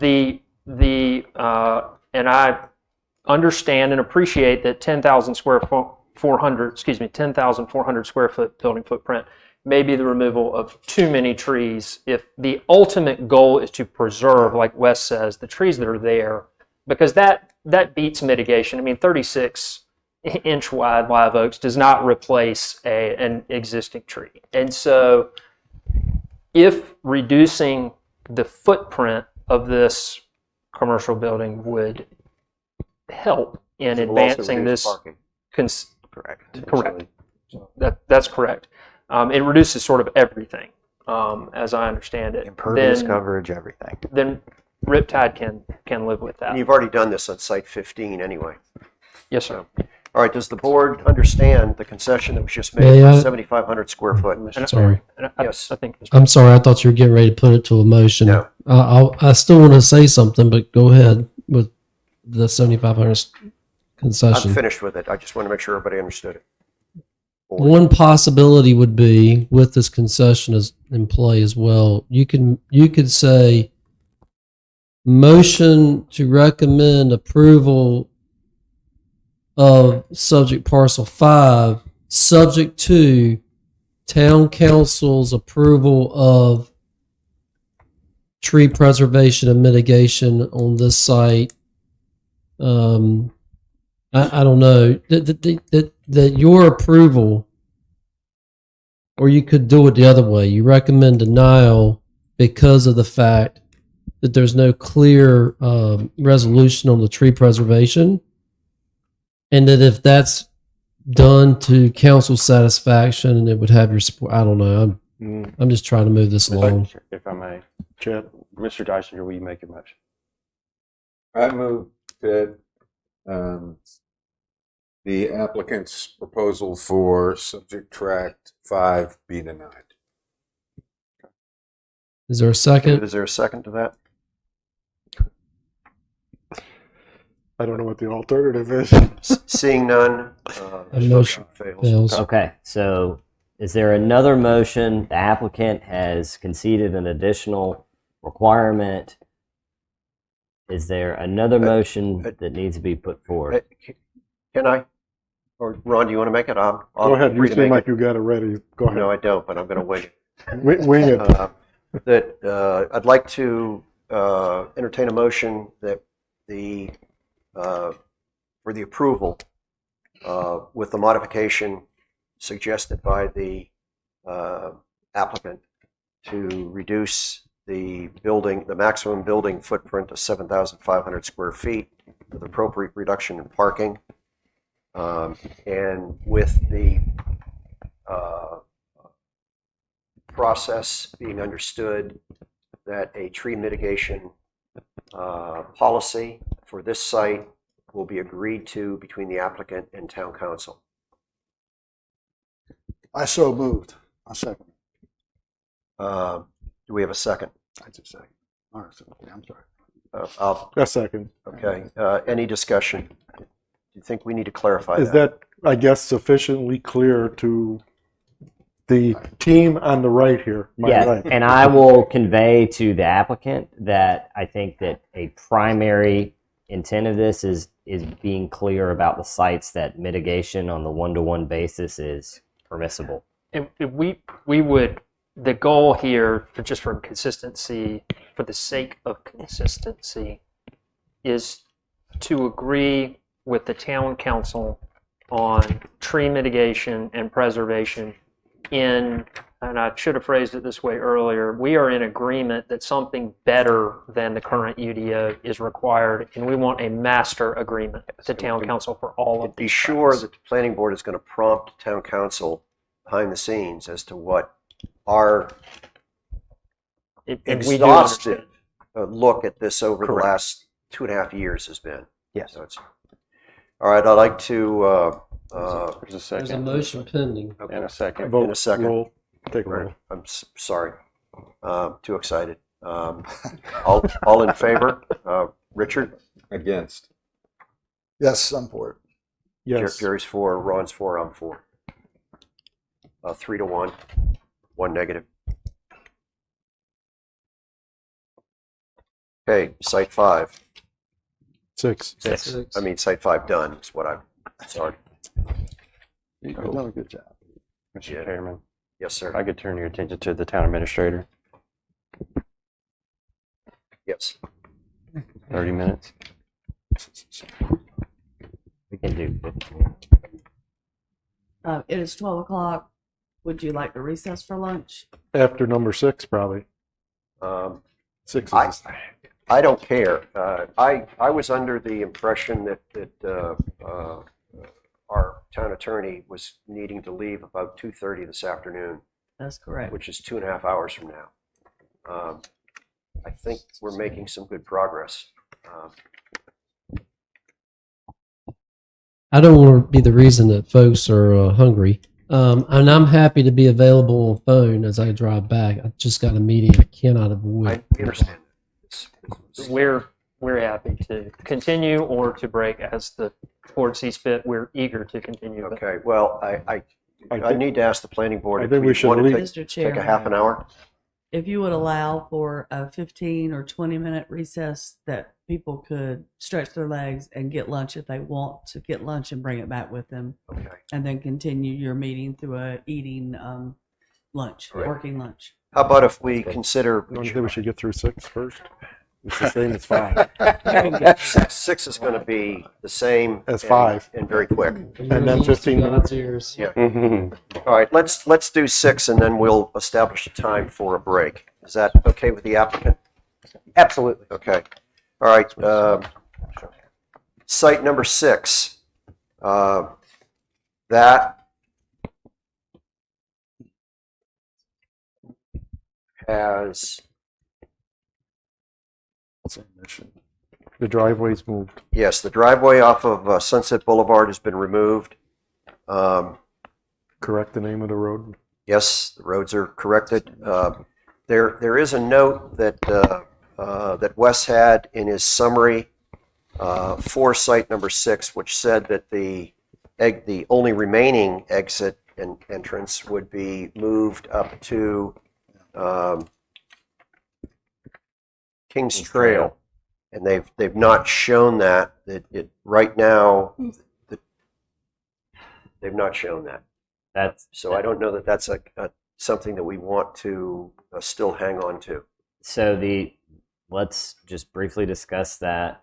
Is there a reason? Is that just something that got overlooked? Because it appears that, you've already got a cleared area where Kings Trail would intersect. It's pretty much is overlooked. I'm pretty sure that is overlooked. I think that was just an oversight. So that condition is still applicable. It just seems like that's perhaps an oversight. And just to reiterate, we Yeah. agree to all of Yeah. the written conditions. And I'm Okay. assuming we're going to need another blue hatched area. Yes, And a big blue and hatched a blue area. hatched area. And if I may, so that we do not beat the proverbial horse another time, that the similar condition from Site 5 that tree mitigation shall be determined in accordance with town council will be also a condition of this subject site. Okay. Yes. And the TRC is going to have their hands full with this, but that's their opportunity. I'd like to entertain a motion to approve 6. that the planning board recommends approval of proposed conditional zoning request for site number 6 with the conditions so stated, and finds it neither consistent or inconsistent with the land use plan. The proposal is reasonable and in the public interest. So moved. Can I have a second? Second? I guess I can second it. It wasn't my motion. Well, wait. I still, it's one of these parcels, I still have an issue with trees. And I know Wes has pointed out that they can be handled through the town council, but it's very difficult for me to see those trees go along Shoreline Drive. Well, Though I have to give them credit. And well, let me make, Jerry, can I answer? Maybe we're going to hatch out an area that Yeah. looks like this. I understand. I was just going to say, it looks good but I still have an issue with some of those trees. You seem to change when Site 5, when they reduced the size of the building. That was because- fine, because that 25-foot setback. will allow for a lot of those trees to be saved. Sure. So I'm applying that same thing here. Yeah, I mean, the thing I keep coming back to is Sea Trail. You got it. With its aspirations to become a destination resort community, primarily, one of its primary benefits is that it's a beautiful residential community. And now we're going to place in the entrance to that residential community 2 commercial plats that, frankly, we've got other spots where those could be. I've already stated my objection to subject number 5, and I have the same objection to subject number 6. I don't think it's consistent with the land use plan. I think it's going to seriously impair the impression that people get when they drive into Sea Trail in one of these entrances. One of the benefits of Sea Trail is the beautifully wooded community, and this is going to severely impact that impression that is one of the great benefits of living within Sea Trail and Sunset Beach. So, Thank you. Understood. Again, as a proactive concession, Riptide's prepared to reduce this building footprint shown here, which is 15,300 by 2,000 square feet to 13,300. And of course, Mr. Chair, to your previous point, that would of course have an overall reductive effect on the Parking as well. overall footprint. Yes, sir. now 13,300 square feet. What's the dollar store square footage? Anybody know off the top of their head? The new one is 25,000 square feet. No, you talking about the existing one? Yeah, the existing one. Do we know? Typically, those uses they want about 10,000 square feet. So we're talking about a building substantially larger than. Seriously. But I think the important thing to note here too is we're not looking to build standard construction. Yeah, I We're understand. looking to build something along the lines of our office. Extremely different Yeah, no, absolutely. I from that understand that. standpoint. So it'll be, yes, a commercial building Yeah. in use, but it'll be one of those buildings you have to double take and say, oh, that's a commercial building. You might drive past it thinking it's somebody's house. Correct. Yeah, and that's fine. But again, it does, and you know, the scale of it to me is out of proportion with what I would wish to see along that. And again, you know, we have existing NB2 inventory that's unused, and we're now going to convert a residential area, a treed residential area, into a commercial site. Well, I've stated my views on this. I don't need to belabor it. Mr. Chair, you have a motion and a second on the floor. Well, I think where we were is we were Just made a concession. considering the concession from. I've added that concession to applicant. the notes just for edification of the board. So that That motion has been so that motion would be then modified to Yes. accept their to reflect their Now, the UD, I mean, you know, Todd generously, this is going to be built in concert symmetry with what we would expect from a residential build. Is that something that's embedded in the UDO, or is that something we need to apply as a They're condition? going to. We cannot. we have the Gateway Overlay We have the project Gateway You Overlay have the District. overlay district. that affects Yeah. the colors, that affects the Okay. roof types. However, I don't want to make this more complicated, but the applicant could submit design guidelines or To town council. correct. And they would then be subject to those design guidelines. If accepted. Right. If accepted.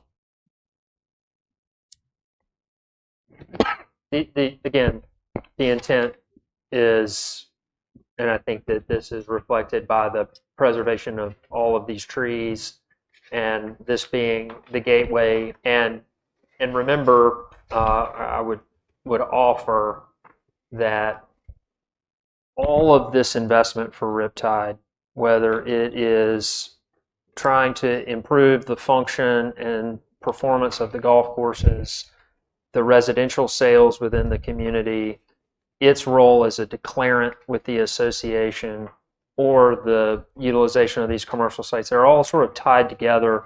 And so Riptide would not view either of these commercial these proposed commercial sites as in a vacuum of return, so to speak, because if it built something that negatively impacted the community overall, that's going to take away from its investment on the residential side. The problem with that, though, to interrupt, Please.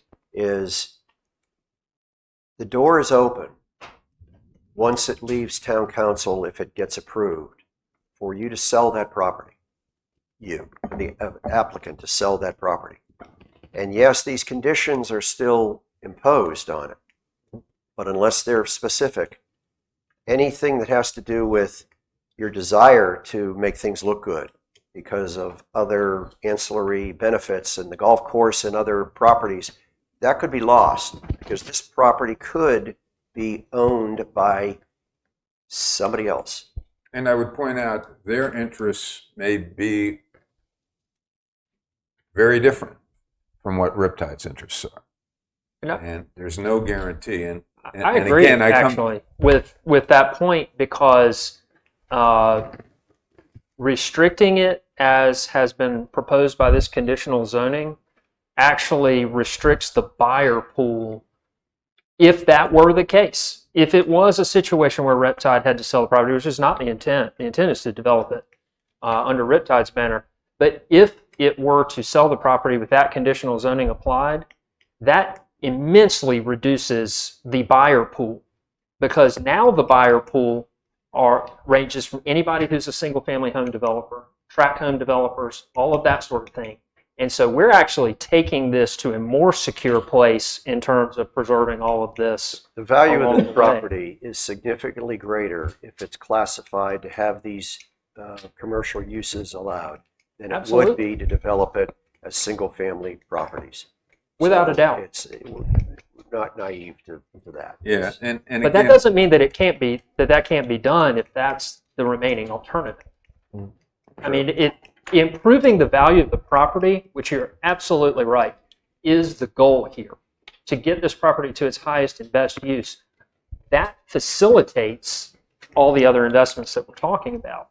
Improving the golf course, they're all connected. All right, we have a vote. Do we need to? yeah, I'd just like to make one comment, and I agree with your analysis, but I have a very different view in terms of what we're trying to preserve within Sea Trail, which is a balance between its residential essence, which has been Sea Trail is a beautiful residential community. And I get a little upset when I hear this petition about it's a community in decline. Richard, I think everybody on the board here agrees with you. I think there are other sites, though, in my mind, Right. that we're going to be dealing with where that is going to be my main focus, not here. Well, And that's the I only guess that's reason where we I'm- disagree, because this is one of the sites where I think it substantially changes the atmosphere within Sea Trail and converts one of its major entrances into a commercial plot. A lot of benefits to that, no question, but I think the trade-off is ill-advised. Okay. Well, and procedurally, we got that motion, but We I got think, do we need to deny that motion? because we have to vote on the motion. because we have to redo it to include the change in size, You Wes can already amend the has- motion. and also, I hate to muddy the waters. We didn't discuss the uses on the last two, and they have that rental thing in there. The There was no objection to it. yeah, so- well, yeah. So I think the inclination was to move that rental activity away from the entrances over towards the resort middle, but The only one that we were aware of that they had agreed to remove from it was the retail sales not otherwise listed. right. And But- now, let me understand, is there an entrance, the only entrance This into is this off is in Old Point Lane? Yes. Correct. Yes. Okay, then I do have an issue, because, again, if people are coming into this commercial entity off of Shoreline Drive, it's a road that supports commercial traffic. Old Point Lane isn't. So the kind of application that I'd want to have in there would not include people that are going to drive in, drive out, having rented their thing. Okay, well, you there's can, a lot of you places can where vote that's no. appropriate. Then It's, I'm going to call for that vote. Todd has a question.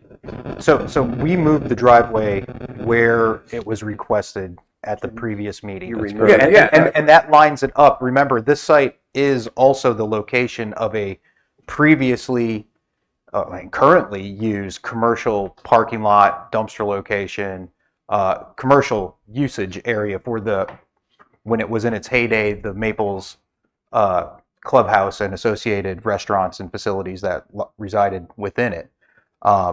So if you look at the aerial photo, I've seen it. I've walked. yeah, it. y'all are familiar with the site, but the driveway that's being proposed is basically utilizing the That's driveway. an access eyesore. there. It's falling down. Oh, It looks like 100% crap. agree. I don't disagree with you. It's what we bought. So what's the deal on it? I'm calling for a vote with the stipulation that's already been added by Wes that the business footprint will be reduced down to the maximum of 13,300 square foot from the 15,500 square foot that is shown on the applicant's drawing, And refresh my memory, the building height is 40 feet. Pete, with that, with the reduction in building size and with hopes of retaining some of those trees, I'm in favor for it. Okay, I'd like to, the motion has already been put on the floor, so Roll vote, call call vote. for a vote. Roll call vote, Jerry? Roll I'm- call? Yes. I'm in favor, Okay. yes. Ron? I don't understand the point on the driveway you just made. I was responding to Mr. Dysinger's comment. I on the don't know that driveway. there was any point. He's only removed the driveway for our instructions. And the other one on the drawing, Is TRC. It is going to have to align with King's Trail. so it is moving from the print, the drawing. Yes. Yes, it was an Okay. oversight. Okay, I got it. Then yes. And it will still be subject to the TRC. Yeah. Correct. Okay, vote? Yes. Okay, I'm a yes. Richard? I'm a no. Okay. I'd like to read an affirmative consistency statement that the planning board recommends approval of proposed conditional zoning request for, we didn't mention overlay district, but I think that was It's implied. all through there. Conditional zoning request for site number 6 with the conditions so stated, and finds it neither consistent nor inconsistent with the land use plan. The proposal is reasonable and in the public interest. Recess? Well, we have to vote on that. You just Oh. did. We did. Okay. Yeah. All right. Well, I read it afterwards then. Okay. Okay, we're going to take a recess until, how about if we say 20 minutes of 1? Would that satisfy the board? 20 minutes of 1? We'll reserve recess.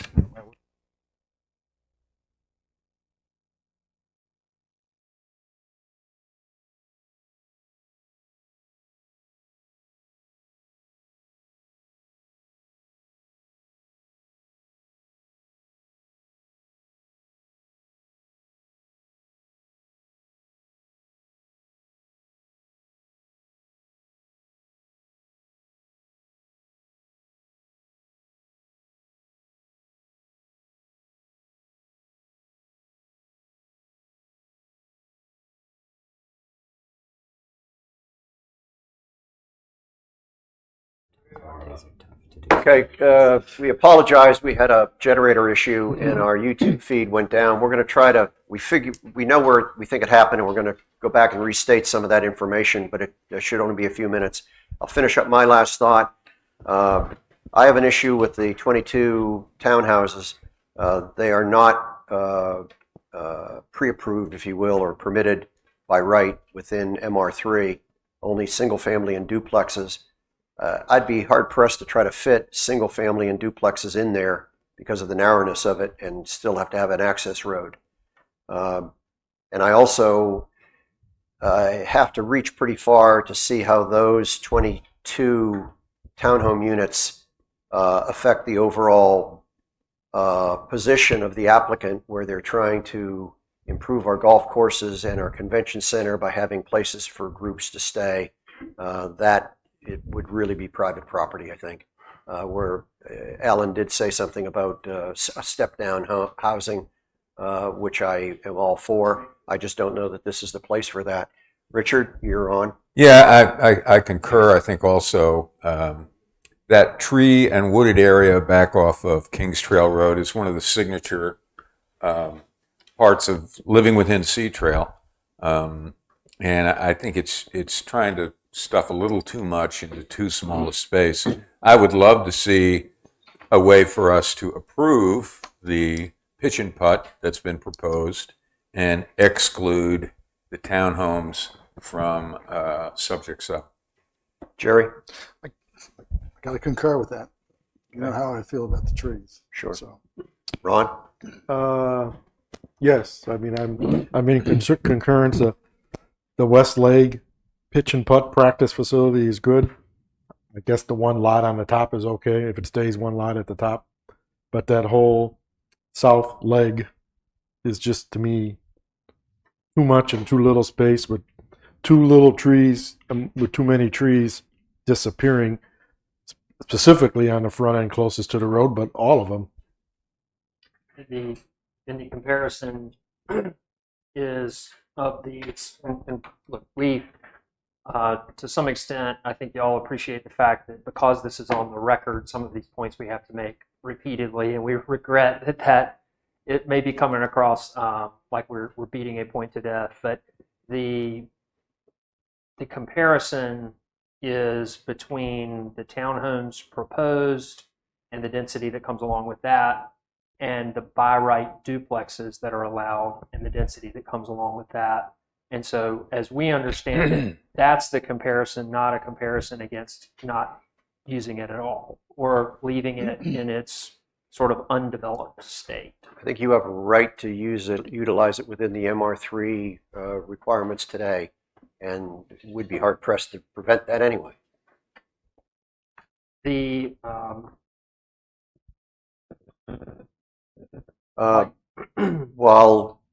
Okay. may I ask a question? And this is a voluntary response from y'all. Is it the number of the townhomes that is the issue, or the concept of townhomes in general? And the reason I ask that is the density and appearance of single-family duplexes is not as far afield from townhomes as a single-family home or something like a condominium would be. And so I'm just curious about that and trying to find ways that we can advance forward to some sort of a consensus on that.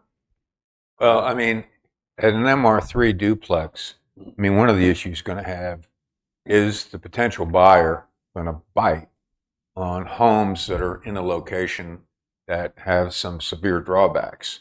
And that is going to enter into Riptide's decision. And that's our risk. At your risk. And there's a very good chance that you won't take that risk. But understanding that you certainly have that right. I'm comfortable with, if those are the alternatives, I'm far more comfortable with a potential build out based on your development by right, which you may never choose to engage, as opposed to this. And I've seen in the MR3, Riptide has built some homes in areas like this that I think are fine. So, and do preserve more of a treed ambience that, to me, is one of the benefits, one of the aspects of this particular. I think we've answered your question, unless you don't think we've answered your question. You have the right to do what you have the right to do, and we could not stop you. And certainly I recognize that. I think more of what we're talking about is just trying to, if there's an opportunity, I don't want to leave the table today without having exhausted whatever opportunities we have to reach some sort of consensus. So I was trying to understand the nature of the objection, and I do understand the objection as presented so far. I was trying to drill down on that a little bit more, given that MR3 duplexes are very similar to shorter townhomes in character and density. And what I'm trying to figure out is sort of how far apart those things are and what bridges there may be to get a little closer. One of the things that come to my mind that might help y'all in this is that the applicant is proposing up to 22 units. Is that correct? So one of the things I don't think it has been taken into consideration, but has not been taken into consideration due to the nature of detail that's on the plans, is they are asking up to 22 units. Will they can correct me if I'm wrong, but with the design guidelines of how big the townhomes are, how wide the roads have to be with parking and the cul-de-sac at the end to make sure it's accessible to the fire code, they might not be able to get 22 units in there. Now, I don't think they're prepared, if I am wrong, to tell you how they would be able to squeeze in there, but I think they're asking for up to 22. Is that correct, Todd? That's correct. Well, it's my way of looking at it that the areas that are up closer to the green are less contentious, in my viewpoint, when we talk about open space, when we talk about Kings Trail and the. Go ahead, Todd. So are you? I think what I'm hearing is up here by the green, where the wedge piece is. That's preferable. That's preferable. But this area down by the road where I think we have 3 units down by the tee box. Well, it's like the last at the midpoint of that leg. The midpoint is No. For me, for my vision. for you in particular, not the actual street frontage area. No, I think from Kings Trail moving up, it becomes less objectionable as you move further and further off of Kings Trail. And where That's what we're saying. where my, I guess, litmus test would be is about it halfway up. Would it be conceivable? You've got 6-unit buildings over there next door. Would it be conceivable to potentially revise this to have 3 6-unit buildings structured basically as far north as possible? The height would be modified certainly to accommodate those. But So I think that's what this board to some degree. Well, I don't want to speak for the rest of the board, Yeah. but it's let me just clarify. So you're saying go from 22 down to 18, But move them north. move them That's the not- direction we can move. that's them. not my number. That's not. Well, no, I was just asking to clarify him. I was just trying to What's your figure number? out something here. So, About half, and So- keeping them all up by the greens as much as you can. well, I think what we have the authority to do, and I would, and we vetted, this is being vetted as we speak. This is as much as we're able to agree to, and then you can have your vote as you see fit. We can remove up to 4 of these townhome units, taking it to 18. And from a location standpoint, we have flexibility on where those would be removed. We suggest that one alternative would be to remove essentially the first 4 that are coming off of Kings Trail. And so if someone is driving by Kings Trail, they are going to see a small access road, trees, a small access road, trees, and then the rest of the townhomes would be tucked back there, shielded by trees on both sides.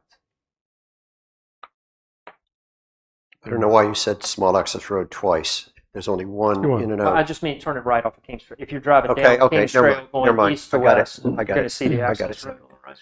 So you're talking about removing the first 3, Four first 3 before before the tree buffer. Yeah, and that before the tree buffer, and then the one right after. Oh, I the see. one right after the tree buffer. We're just putting that out there as an Okay. option. I mean, the location of the removed townhomes is, we're trying to Well, but then, meet but doing that, we can again, like we did before, is kind of create a little tree preserve, the old blue line thing, On the southern portion. on that from where the what looks like probably the gold green tee box is, right? Currently, Yes, I mean, we would Approximately. be on board. I'm with going that. to insert a kind of overview here.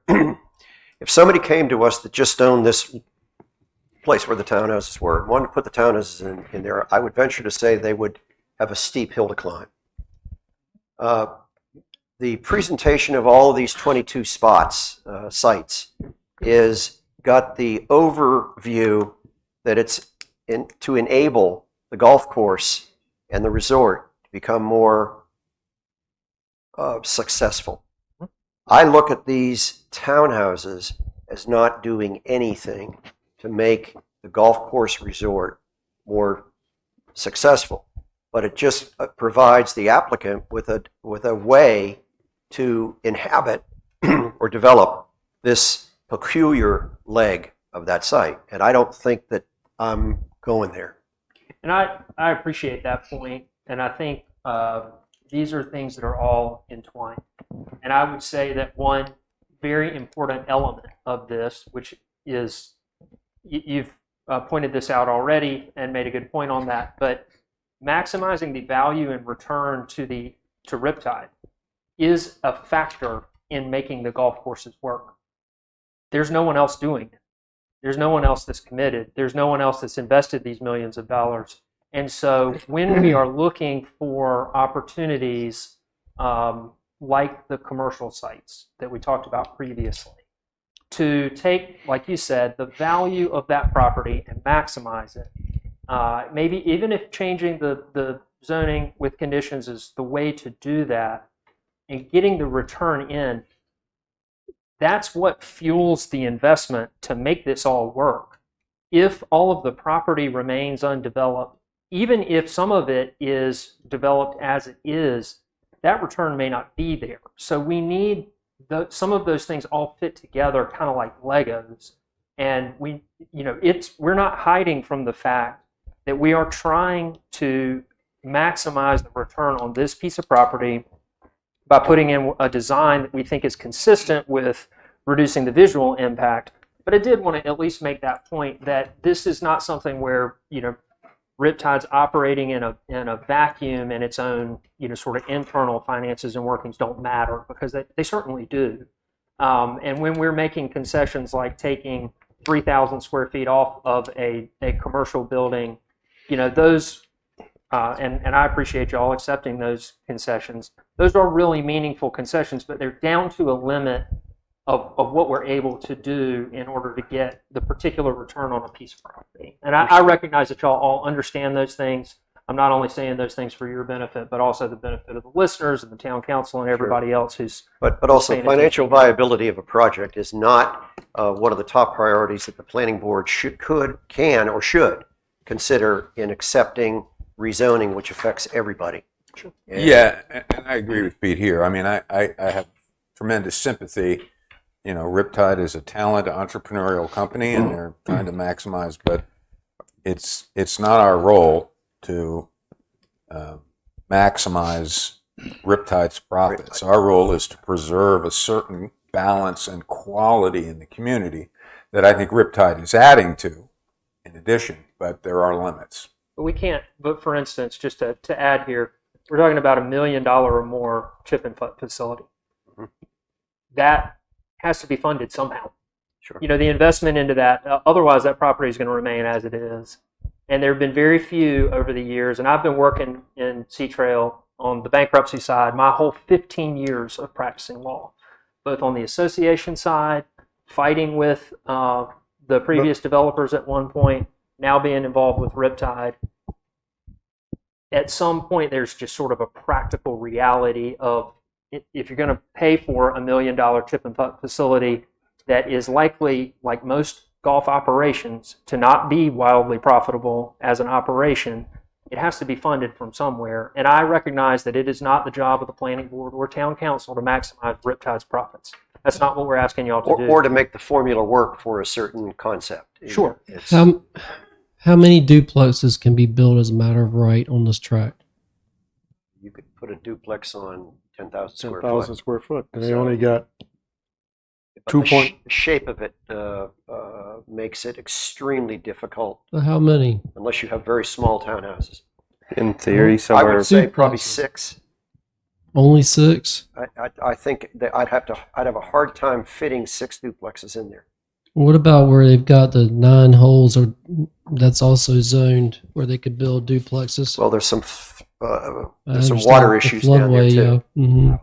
Not water issues. There's flood. There's Well, that's what I mean. 12 to 13. But that does not prohibit. I know, I No, know. but just to make the record clear, flood zones do not Right. prevent the The property. style and the type of construction and the elevations are Correct, but it does not make it So still solvent. And What- I think too, my recollection from the video that I watched is the original proposal had some residential, and I think there was significant pushback from the board.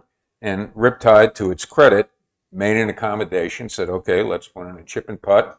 They're always going to put a chip. And we'll try and squeeze some value out of this from the townhomes that are now being proposed. Richard, our council Go ahead.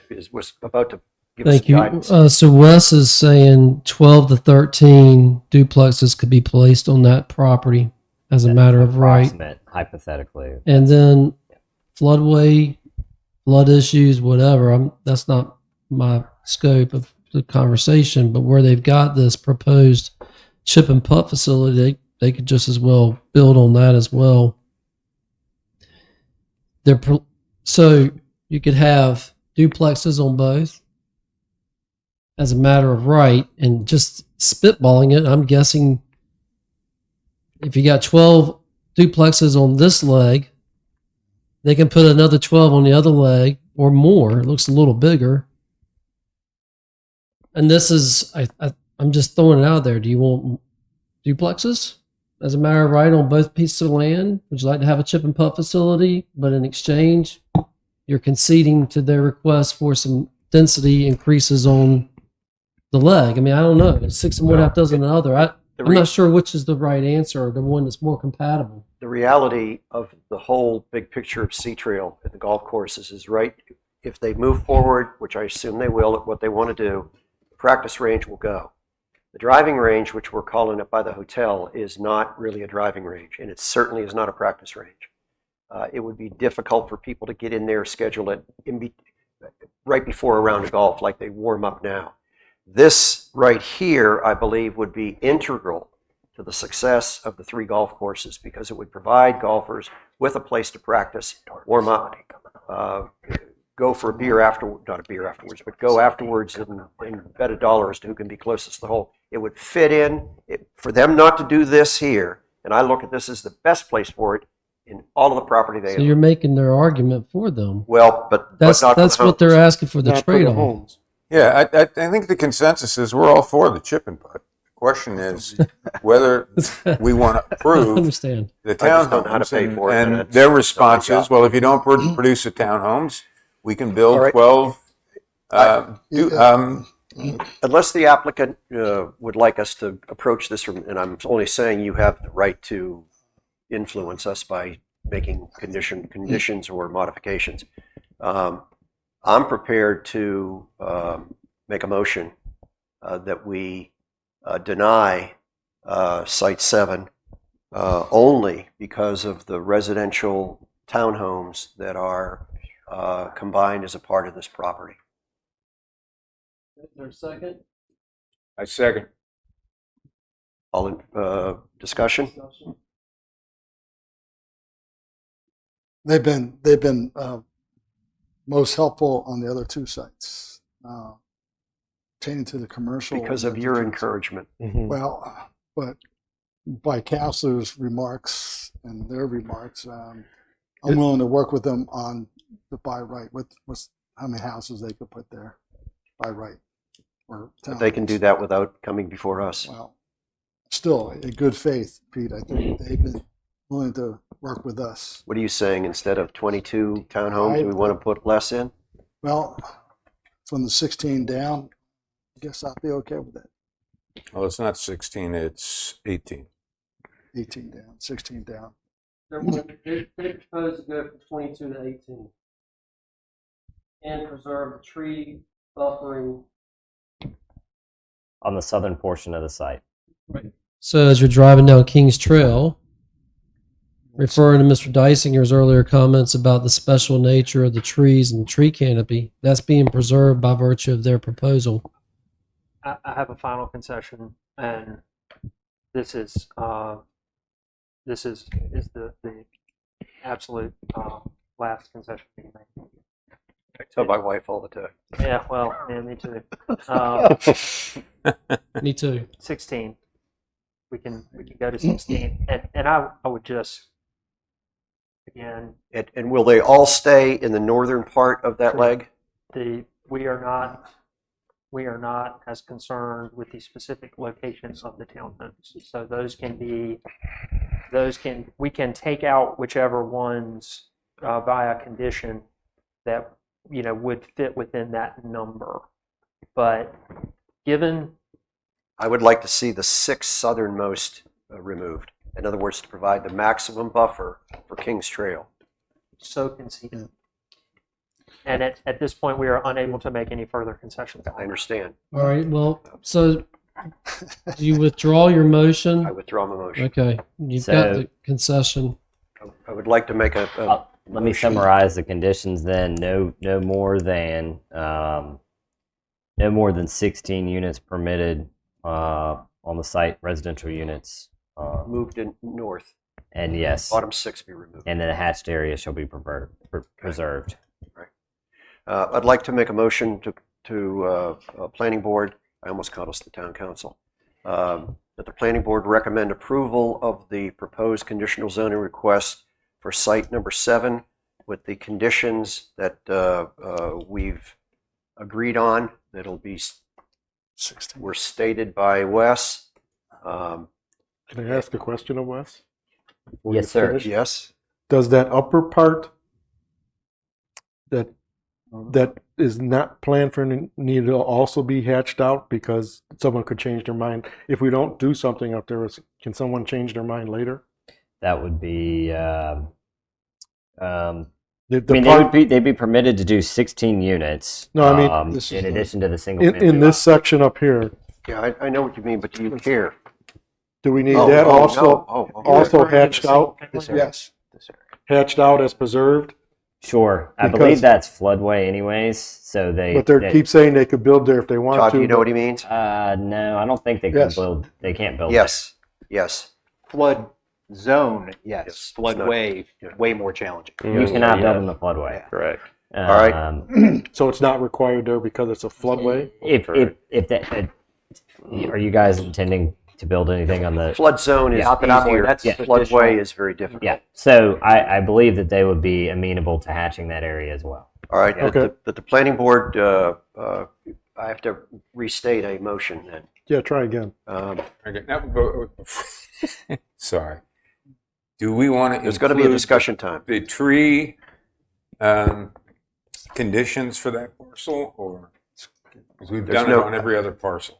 I Let's give them. would respectfully submit that where we left the tree ordinance and Yes. everything is that we are seeking a master resolution with the town council. They're not going to do anything up there anyway, so I don't Okay. think that it's going to behoove them to just go and sell the timber. It's. Okay.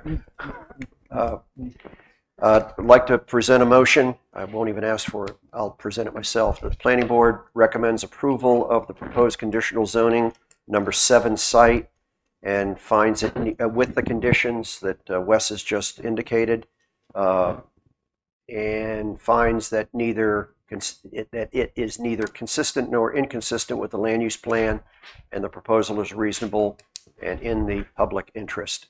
Richard?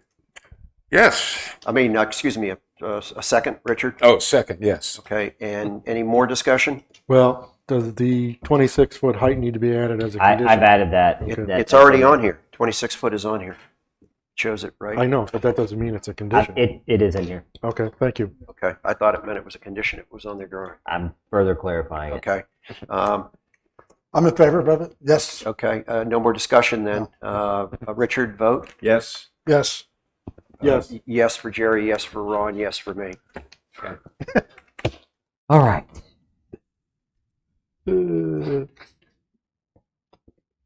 All right, item number 8.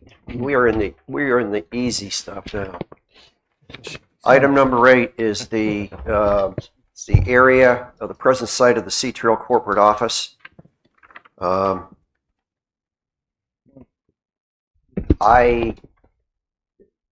The setbacks are now included in the plan as was requested. That was my main concern. Does anybody have any points for discussion for this item? So this is the site of the current Chinaway offices, correct? Yes. Correct. Okay. And so this is going to be, and is that building going to be preserved and 2 buildings added, or? You've got the 3 individual structures kind of hashed out there with the diagonal lines, and then there's a building footprint of 3750 being showed as a future addition with that front area, that front parking area. But they would still have the opportunity to tear that down and build Oh, sure. Right. again, Right, but as anybody can, with a 40-foot height maximum. And this is going to be at the entrance of to the new neighborhood, to Pelican Reserve. Pelican Right. Reserve is on Mill Pond Road. Okay. Any, And the Jerry, mailbox pickup is directly across the street, correct? Or no? Well, it's a little bit, kind of. Okay. It's a little bit further up, I think. Yeah. Not much, but generally. And this is a corporate office, so there's not going to be a lot of heavy traffic in and out they're of going this. to build stores there. This is anticipated Retail. to be the shops at Sea Trail. Okay. So this is going to be your central. Think of it as kind of like your little central hub area where you buy your resort wear or your milk, bread, and eggs when you're on vacation or at a convention or Oh, what okay. have you. Oh, okay. So That- there are that kind of- commercial. Yes. Okay. Jerry, No problem with this. Ron, No, good. I have no further questions to that end. Did we remove, is the language that we've removed from any other one included in this, or has it already been?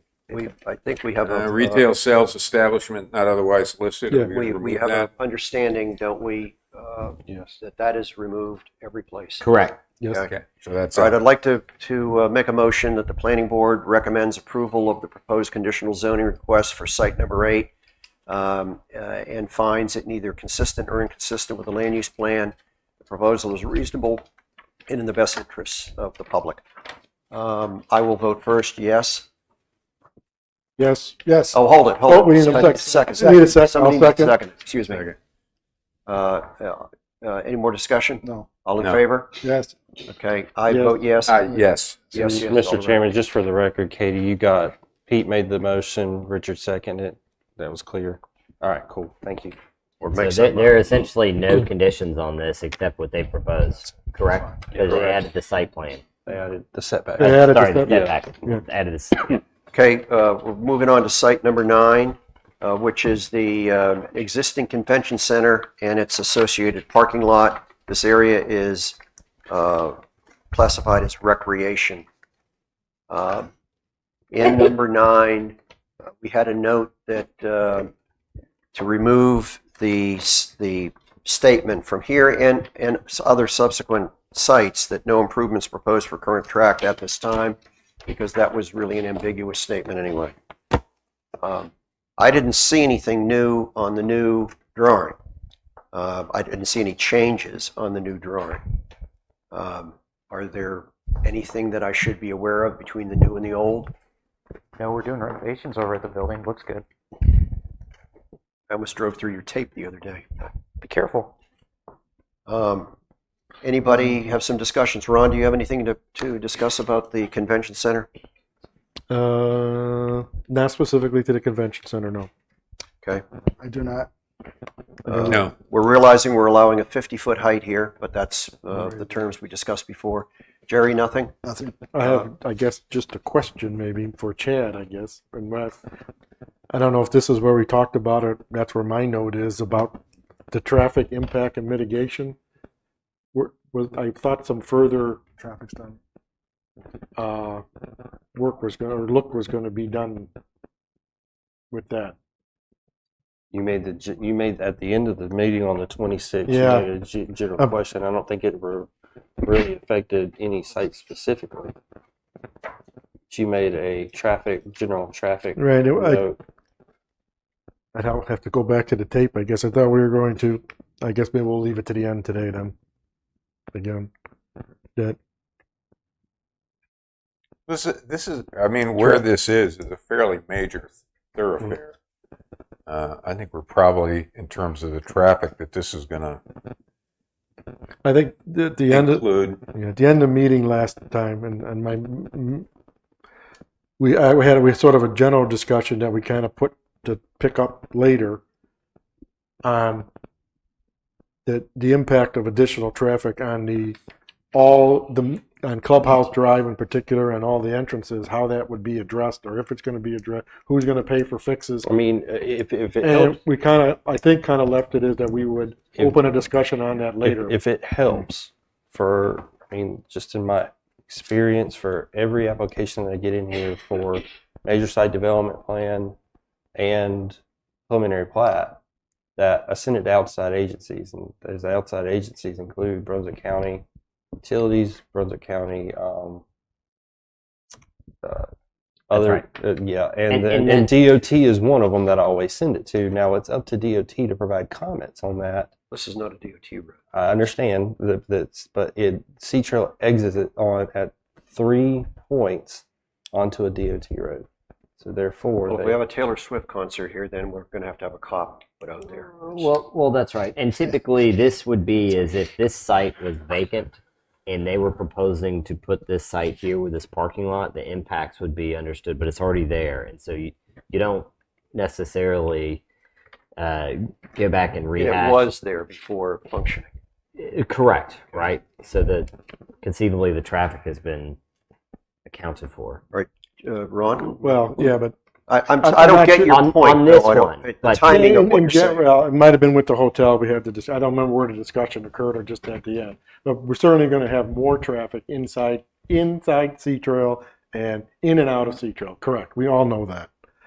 And we have no actually numbers on what that would be. True. I'm sure they would go, it's not a problem. All the roads can handle it.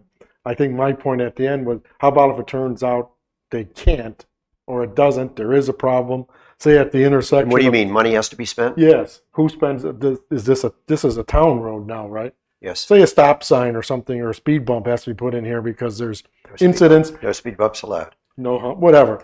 Something has to be done there in the future because reality has met the plan and now there's issues there. Who pays for that? Well, that's what I mean. I hate to say this, but that's what property tax revenues go for. I mean, there's an existing transportation network that's to be maintained by the street. Now, if someone is putting a substantial development in that necessitates transportation improvements either by the town or DOT, that's another matter altogether. This is an existing site, though. But another example is that we had this kind of situation on the island where we have a curvature entering a subdivision on the island, and town staff made the decision to put up 3-way stop signs. So the town eats those costs because we own and maintain the roads. So that's where that would come from. Are we paving deceleration lanes and installing them? Not so much, but Well, it was comes it? Well, like for instance, I think Grady wants to say Isn't- something. He's isn't- been patient. Thank you. Yeah, I have a question. we'd like Grady, to hear you first. Isn't that something that would be covered though when they go through site-specific yes. proposed plans? They got to go to TRC, and you look at your ordinances and you look at whether or not they need a TIA, traffic impact analysis. Okay, if they're going to increase the traffic by a certain measure, they got to put in mitigation measures. They got to put in a deceleration lane. They got to install a stoplight, whatever it may be. This traffic business is, in my opinion, well beyond what you should be talking about today. Well, and I agree because with sites 5 and 6, you should come over the crest of the hill at the Maples Clubhouse. I look at that. The TRC is going to have a bird with that. Yeah. But that's the appropriate time for that to be dealt with. Right. So if additional turning lane or something's required into this, it might have came up at the hotel site, not this one. So Then it may then the town's just going to pay for it. no. If No, I don't think so. it He's could gonna be answer that the developer, in order to satisfy the requirements of the TRC, has to install a turning lane. I don't really know, or has to install a crosswalk or whatever. But the TRC has to be aware of it then, because if it's something that doesn't happen or we don't realize it for another 2 years, then the town would have to pay But for you it. get POW bill funding, right? Only Don't you for right? pavement. Okay. Well, every linear foot of POW bill roads, It's not It's- based upon the width. So a decel lane doesn't get us more money. I think that would constitute an extra lane. But my point is, you do get POW bill funding from the state, specifically for maintaining and repairing and improving roads. Yes. Yes. But I mean, it goes back. It also goes back on the burden of the developer. If it's a grassy piece of land right now that's undeveloped, and they want to develop it, they have to install it up to the road to be able to provide access. All right. Ron has to, I guess, maybe explain it more to me, and I see the conundrum Well, that it's you're just- talking about. I appreciate it. I We don't know know how to there's deal going to with it. be more traffic. We know there's going to be more ingress and egress. We don't know a number. We don't know the And scope either. We don't know the scope and when. All I was trying to get to, and maybe I'm just off the track here, and it's certainly not for this particular site, is if an issue, if a problem is then found, who's fixing it? If we can identify If the it's on problem now, HOA they would. roads, are the HOAs stuck with the bill? Is the town stuck with the bill? Who's stuck with the bill? Well, we are, because we virtually own every street. And I guess in Taken my over every mind, street in Sea-Trail. I like to have the applicant stuck with the bill to fix any problems that this whole deal could create. Well, I mean, I think we again, have to identify then the actual resolution up front so that we can then make them pay for it. I don't know that we can have it open-ended. I'd love to, Mhm. but I don't know that we can have it open-ended, that if anything happens in the future, I mean, if that the we can roads, pin on you, you're going to fix it. Well, the ro- I would also suggest that I agree with Mr. Richardson's comments, but also suggest that this development is significantly increasing the tax base and the revenues to the town. And so a lot of this is contemplated, in the overall scheme of development within the town. I mean, I have to tell you, I think this entire discussion is well beyond what we're supposed to be meeting about today. There are so many what ifs about road repairs and destruction. If they go out there with a tractor trailer, it turns over and burns the asphalt and potholes everywhere, they're going to be on the hook, or their insurance liability is to fix it. If it's an HOA road, the HOA is in charge of maintaining it. That's why they collect dues. Well, just clarification, Sea Trail is still under the declarant in terms of the HOA. So the HOA is Riptide. Riptide is the HOA. So to suggest that the HOA is an independent resource for mitigation is, I think, not representative of the. I'm not suggesting that at all. I'm being very clear about the fact I think this entire discussion is a waste of our time in front of the planning board right now. Okay, well, I have one minor point on the golf driving range. And then in subject track 9, that seems to be, I'm not sure how you're going to set Where up are a you? golf driving range. That's not. Where are you? It's not on this It's a site. use. Now, this is in parcel 9, correct? yes, it was included in the instance that perhaps a piece of the site could potentially be a golf driving range. This came up at the last meeting, and I don't believe that there is an objection to that. Well, where would that be? I mean, But are we talking We about? don't know. It could just. The question for the board was, let's say they wanted to put a golf driving range there. Would that be problematic? Or a portion of it would Yeah. up on, and Yeah. I guess the resolution, Richard, was, I don't care. A Correct. golf driving range, a portion of one being Yeah. right behind the clubhouse and the convention center is an appropriate location. So we're talking about that parcel directly behind the convention center could conceivably be, and we don't care if there's one there. or a portion of, yeah, they Okay. can All right. expand the range and Okay. okay. Okay. So the comment regarding the note has been addressed. So similar to subject 8, there are actually now no conditions for subject 9, and so I guess, Mr. Chair, it's on you to Yes. call for a motion. All right. I'd like to call for a motion. Thank you. I so move. That the planning board recommends that we all get an increase in salary. That the planning board All in recommends favor? approval of proposed conditional zoning request for site number 9 without conditions except what's shown on the applicant's drawing, and is neither consistent or inconsistent with the land use plan. The proposal is reasonable and in the public interest. I'd like to see if we have a second. I s- Second. Second, Richard. Uh, Any discussion? All in favor? Richard, vote first. Aye. Jerry? Yes. Yes. Yes for all four. Okay, we're finished with number 9. We're going to move on to number 10, which there's no condition shown for it. This is the Jonesburg Clubhouse in the parking lot. And we're really getting in with the convention center and then this and then the next one. We're getting into the meat of what the applicant is really looking for, which is the ability to improve our golf facilities and make people want to come here for conventions and golf.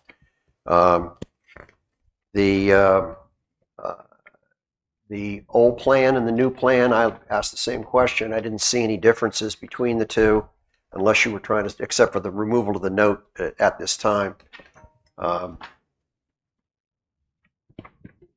There is no, It's There's generally nothing the in the same weeds. thing. It's Jonesburg. okay. There's a phrase in here, retail sales not otherwise listed. Is that a little broad? Or is We've removed that note from every place because it's too well, not that ambiguous. specific. Oh, okay, yeah. We've Okay, got removed it. Never mind. It's been removed by agreement here today. Yes. Thanks. We have a 50-foot building height there. I don't know how tall the Jonesburg Clubhouse is. I doubt it's 50 foot, but I don't know that 50 foot is, if they want to improve it and put facilities upstairs, it would be fine. Where it's located, I think is appropriate. Ron, do you have anything to deal with the clubhouse here? No. I do not. Okay. Neither do I. Okay, and I do not. I'd like to make a. Can I be making all these? Sure. Thank you, Lisa. I'd like to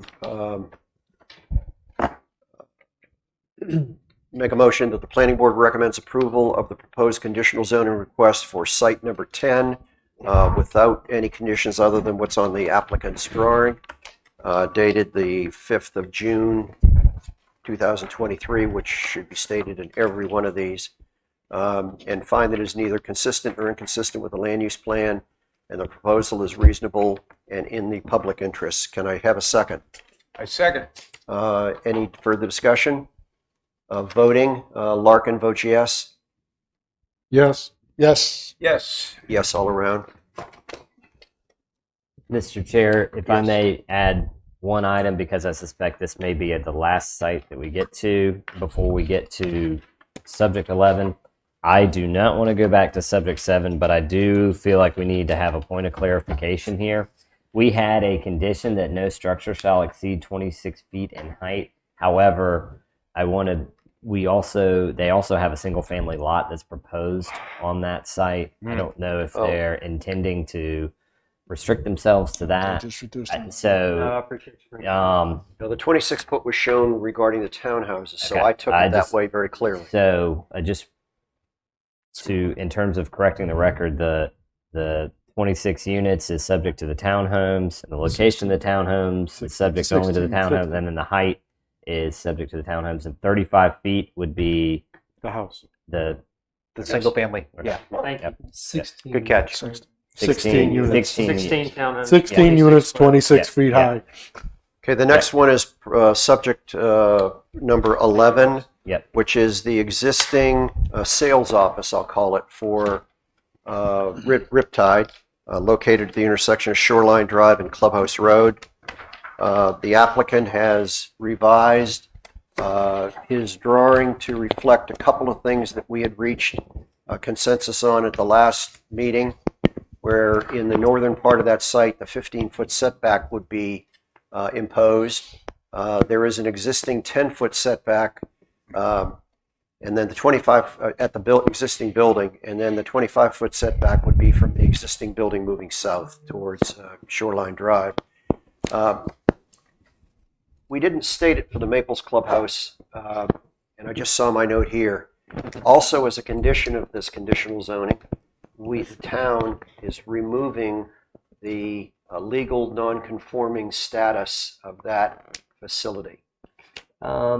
For the You're talking about that's the a bird club? permissible use. No, I was talking about the Maples Clubhouse. I thought that was that's a a permissible use as part of the golf course. Okay. Clubhouses are included in under the guise of Okay, I thought it was non-conforming, but okay. All right. It was the setbacks were non-conforming, but there was an amendment to the ordinance to take care of that dimensional non-conformity, and not on the clubhouse, but on the convention center.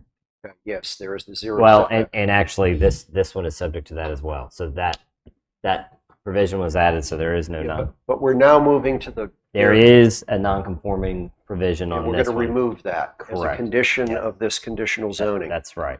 Is the applicant seeking that? Yes. The removal of the Non-legal? non-conforming, absolutely. Well, I yes. mean, And it- that's it- included as. I thought that as was really your whole condition two. point here, a major point. Yeah, I mean, and by allowing the approval of this and by allowing the uses, it would make it a legal conformity. Is at That's the right. at the intersection of Clubhouse Road and Old Oak Lane? It's not clear to me whether there's an entry point there or not. I don't see one when I go out and look It's at the more of a site. one-way out. So you can go out at that intersection. Correct. Well, we would not allow anything that close to the intersection as a travelable. You've got to be 25 feet away from an intersection before you can access it. Right. So I don't know if I mean, it's an existing driveway That's utilized and it's used all the time. 100%. So is it non-conforming? Yeah. It's So we probably can't- subject to statute of limitations on zoning violations too. Yes. Okay. All right. Never mind. So, Go ahead. so that then becomes legal. And he's saying the statutes, the limitations would have Statute of run out on limitations. it, and we couldn't enforce it anyway. That's correct. Okie dokie. Well, I guess we could always enforce it now, but they're the ones that are Right. starting the slate clean, so we can. You need that I driveway mean, there, right? you can We enforce use anything. it every day. You can enforce anything, but I have a feeling if that was the case, we'd probably be seeing a lot more of Mr. Trask. He's a nice guy. laying that out Be there. nice. He's a nice guy. All right, I'm not trying to reinvent the wheel here. I have a question, a very, very pending question. I believe that the applicant agreed to seeking out to maybe update any specific data from the owner of the vacant lot at 108 Old Oak Lane as to their feelings about what is going to be installed. And I know that you don't have to do that other than the mailer, the mass mailer that was put out. But you, I think, indicated that you would. Yeah, I still haven't heard anything. I've got no contact with them. My understanding is we could try to know about. Is that accurate? We've increased the setback there from what it was originally shown, right, of 10 feet to 15, which butts it up to their new building. So I guess where we left it is that if 15 works for them, which appears that they're showing it does, and we had no further objections from the owner at 108 Old Oak Lane, which apparently we do not have, I don't have that and the 25 setback continues all the way down, so 35 is protected, that would be sufficient. Well, Alan, have we lost the communication? Oh, okay. we've actually never had any objections lodged by the owner of Lot 31. They've never appeared and given any comments to this application at either of the first two hearings or this one. Okay, and I accept that. I just they offered to make an additional reach out on their own. No, I know, but there was a statement made. I don't think it was intended. That would have led one to believe, listening to this for the first time, that there had been objections lodged by the owner of Lot 31, which is not the case. No. And West, this area at the bottom, the preserved area, no preferred, do we need some delineation of that? Yes, sir. I've gone ahead and added a note that says preserved area to be hatched, and Okay. it looks like Todd is also Make a note. making a note of that. Okay. Any more discussion from the board? Richard? No. Okay. I'd like to make a motion that the planning board recommend approval of the proposed conditional zoning request with obviously with the additional setbacks that have already been reflected by the applicant in his latest drawing dated the 5th of June, 2023. And finds the planning board finds it's neither consistent or inconsistent with the land use plan, and the proposal is reasonable and in the public interest. Can I have a second? Second. Any discussion? All in favor? Aye. Yes, for me. Aye for Richard, aye for Jerry, aye for Ron, aye for me. We're going to move now on to subject number 12, which is the area of the VAC Center. And this happens to be another area where I believe the applicant is very interested in getting the legal nonconforming status removed from the conditions or from the site status right now. And for the clarity of people watching, this is the Village Activity Center, which is a membership. Anybody can go in, whether you live in Seatrail or not. You pay a fee or a membership or a monthly, daily, and you use the facility. It also houses, not to double negative here, but houses the Houses place, which is a restaurant. And this would also include parking and I guess coexisting agreements with the villas on Royal Post Road, because some of the parking is really kind of commingled and undefinable as to who's where. There's a lot of joint ingress, egress, that kind of thing. But no additional dining space is contemplated within the Houses place, and they're just going to be really doing improvements to covered porches and lobby additions. Interior and a lot of interior improvements. Interior to the building. Is the game room going to be preserved? The game room specifically, the whole interior is just going to be rehabbed. Do I know if the game room is going to be specifically what it is today? I can't answer. I don't know the answer to that off the top of my head. Okay, seeing no further discussion or hands up, I'd like to present a motion that the planning board recommends approval of the proposed conditional zoning request for subject site number 12, the Village Activity Center area, and finds it is neither consistent or inconsistent with the land use plan, and the proposal is reasonable and in the public interest. Can I have a second, Jerry? Second. Any more discussion? All in favor? Jerry's an aye. Yes. Richard's an aye. Aye. Ron's an aye, and Pete is an aye. An aye for an aye. Moving on to subject site 12A. Mr. Chairman, if I may, as we get into subject 12A, I know you requested some additional information on this site by staff. Staff did make a mistake in the staff report that under further review at the request of the chairman that this is indeed medium density and not high density. Just wanted to make that note just for the record. Okay. I had asked the applicant a question in our May 26th meeting, excuse me, and it had to do with the existing access and egress for the River Creek Villas condominiums that are there now. There's several buildings. I think there's 8 buildings there, 7 buildings. They are 3-story buildings. And there is going to be common, it appeared to me to be common parking, because the parking for this site 12A, the new condominiums would really have to be outside the footprint. So it would be common parking with them.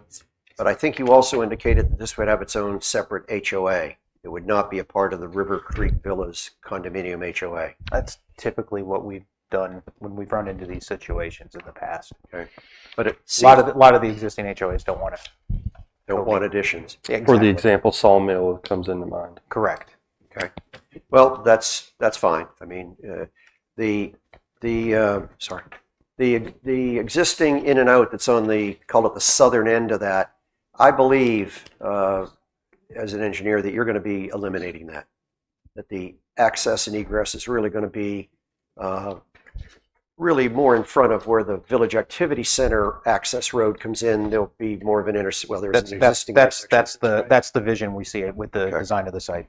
I would ask the question about what kind of buffer is going to be between the Creek View Drive rear of those houses, lot 119, 120, 121, because there doesn't appear to be any buffer shown.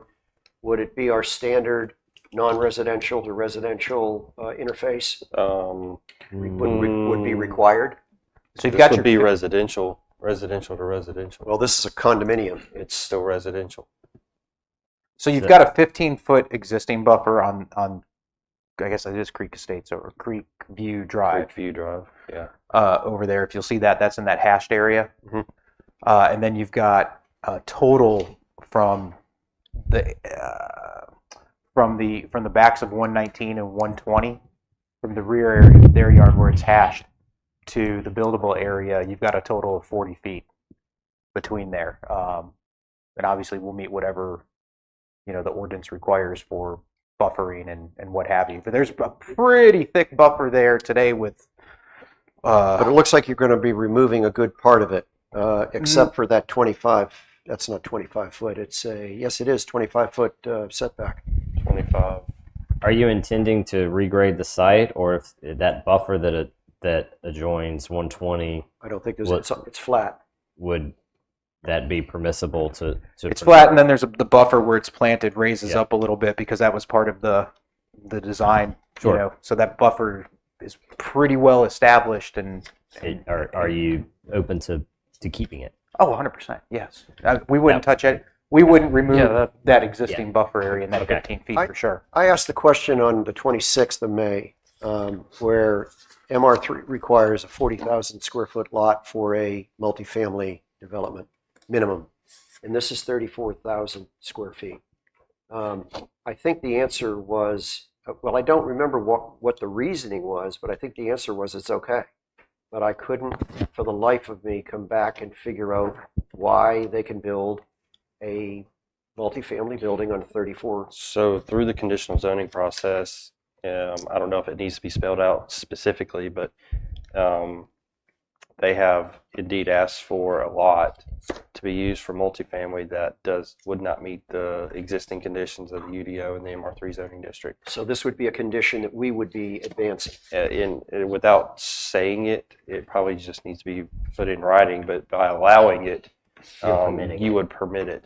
I would also note that this site was the original Building 9 location for River Creek 1 condominiums. Now, the other thing- You're starting from scratch here. No, I understand that, So- but It would be. you need to know your history or you're destined to repeat it, so to speak, as Sure. they say. The other thing Thank that you. I will say to this, and I'll make 2 points. One of them, if there was something to be worked out between the applicant and the HOA and those lots were combined, then indeed this lot would meet the burden of the 40,000 square foot requirement.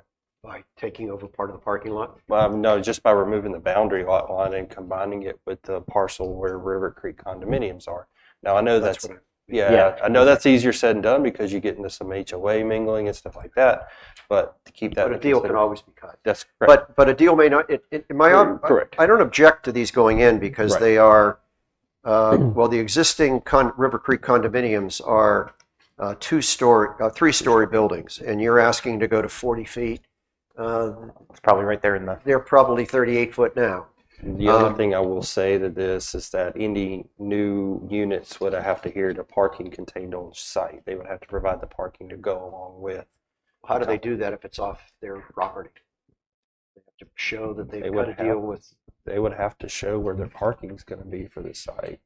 Article 9 would still come into play with it. Right, when we submit a So site that would plan be to- our burden to carry. Hopefully it won't take. Yeah, if we can't fit, we can only fit on this lot what we can fit on this lot. Right. So I mean, if they're asking for 36 or 40, they can only fit 12 because of the parking. They're limited to what they can. Yeah. Here's an overview. I don't object to these condominiums going in there. There's condominiums right there now. There's condominiums across the street. I think it's an appropriate spot for it.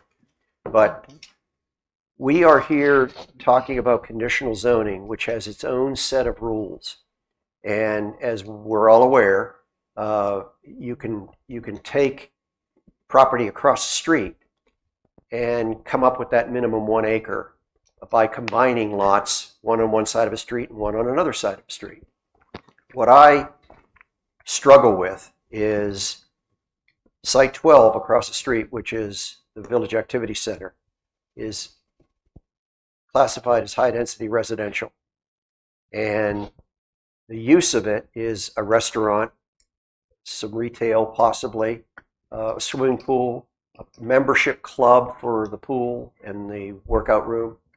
And 12A that we're dealing with right now is medium-density residential, totally different.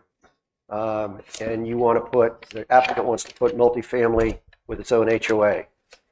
I look at that as really, and this is, I got to look to my right here.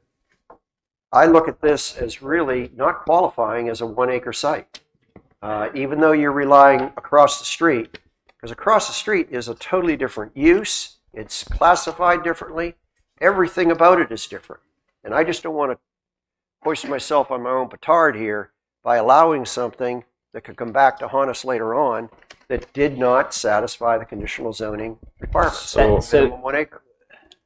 Yeah, I Do mean, you want to touch base on this, or do you want me to? I thought I already looked at this one in particular. And Wes, I'm looking at different classifications, totally different uses. But they're trying to Yes, bootstrap on each other. That's right. So in terms of being compliant with the conditional zoning regulations, there is a minimum acre threshold, but that allows you to also include a lot or acreage that is across the street from you. So if you look on their site, Oh, I know they line up. I know Okay. they line up. I know the proximity of the two. so I just think that they cannot rely on each other because it's totally different classifications. It's totally different intended uses that the applicant has. There's not even any similarity between the two. but I, with all due respect, I understand your point, but there's not a limitation in the ordinance that says that they have to be similar uses, for example. I read the wording. It contains under single control. And I don't know that those two lots are Or going to be there's under. a designated agent that's responsible for them. So all of you could own property that are on the same street, for example, and if you designated me the agent, or more likely one of these guys, it would be under single site control for those purposes, even though you were different owners, and they could be different uses, and you would come forward to compile your properties. All right, I don't know the answer to this question. It's just, I think it's complex, and I would like to have Grady and Wes and Chad rule on that. As the UDO administrator, I deem this application complete to the sense of I will further take it one step of that. If you look at the total acreage of the parcels combined by 22 different ones, it definitely added up to more than 1 acre. Well, you lost me. Then we're voting on individual ones at a time. We're voting on it, yes. Very true, but These you're are looking at- individual. I understand, but it came in under one application. Well, I think that's just a curious. So this is the language that's being called into question here.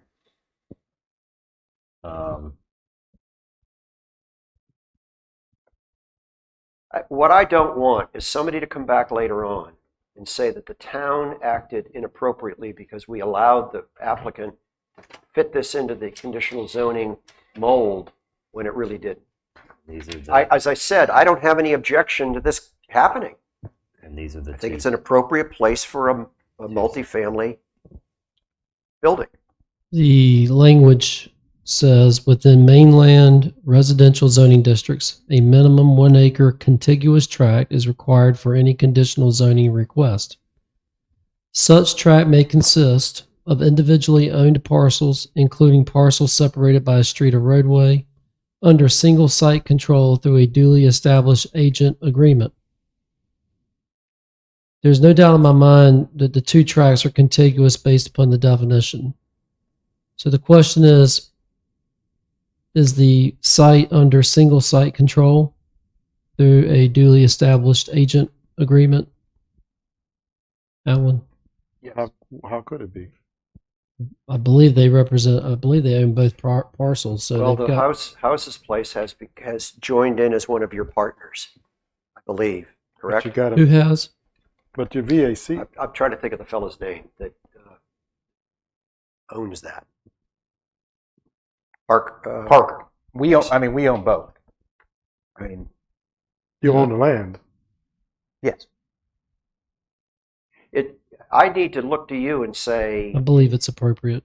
okay, that's all I need. I just don't want to, something that's obvious to me might not have been obvious to council. I get it. Well, All right. I think it's important that we make sure that we don't set a precedent here. I mean, if the legal advice is that based on the conditional zoning language has been adopted, that this qualifies as a 1 acre plot, then I don't think anybody. Well, can- let's face it, if Riptide comes to us next year Mhm. with a half an acre site that happens to be across from the convention center, across the street, I think we would behoove to have to say they qualified for conditional zoning. If they meet the rest of the definition, Yes. if it's a single site under control through a duly established agent agreement, if they're the owner of both parcels, you don't have to be an agent of your own parcels, right? So Todd is saying that they own both parcels, so that satisfies the definition. All right, I'd like to make a motion that the planning board recommends approval of the proposed conditional zoning request for site number 12A with the, One condition, right? there's no, we're Or going the to, 40 foot's in, the height been taken care of, right? right. The condition Yeah, was but- the existing. Excuse me, before we go on to this, is this language in terms of how we constitute 1 acre? And I want to get the sentiment board. Is this something we need to go back and take a look at? No, Because no. that This is looks the- like a loophole that you could This is drive a the, truck through. this is the only, well, you'd have to own property that was more than an acre on both sides of a road. Yeah. So and town council's already etched that in stone. So, It could be a loophole, but also it's meant to, you want harmony of developments. You don't want little islands of land not being used because they don't meet a technical, arbitrary square footage requirement. I mean, who cares if something's 40,000 square feet or 36,000 square feet? It's just an arbitrary number that applies usually to mass tracts of land. Here you've got an orphan that happens to be contiguous, separated only by a street. So the law likes to promote the use of land and not land going stagnant or in an unused condition. No, Okay, that's fair. I'll And continue to and be I'll- honest, I'm the one that we can Took it maybe down make to through 1 another one. I'll Go ahead. continue by saying the proposal is reasonable and in the public interest. Can I have a second? I second. And sorry, the condition that is added to this, the existing 25-foot buffer adjoining lot 120 shall be preserved, and the preserved area is to be I halved. forgot about that. Thank you. Is that correct? Yeah, that's fine. We'll hash it. on that And side. we have a second from Richard. Any more discussion? I vote affirmative on it. I vote affirmative. Yes, for me. Yes. Okay, 4 yeses on 12. We come to site number 13. Are we out of Mr. time? Chairman, Are if we I out of time? may, Mr. Chairman, if I may, I do know that we are looking at a 2:30 potentially stop time because of Grady having to leave. I'll let him address that. Listen, I think you know enough at this point. I know there's a couple of more disputed parcels here that y'all have yet to deal with. And We've hit most of the high points. okay, most of the more contentious ones. I'm going to be in the car until 4:00. I'm happy to field a phone call, put me on speaker, but I think you've kind of gotten some pretty good guide rails from me today as to what I think is within the scope and not within the scope. So I hate to be the one to stop progress. We're going to go. Good. We're And gonna call me if you need me. Okay. All right. Am I excused though? go. Yes. All right. Thank you. Thank you for joining us. Thank you, Grady. Will the record note that Mr. Richardson had to leave at 2:26 p.m. The next item is subject number 13, which is the expansion. I'll call it so people know what we're talking about: the future hotel, driving range, and the expansion of what has been come to be called the Champions Condos.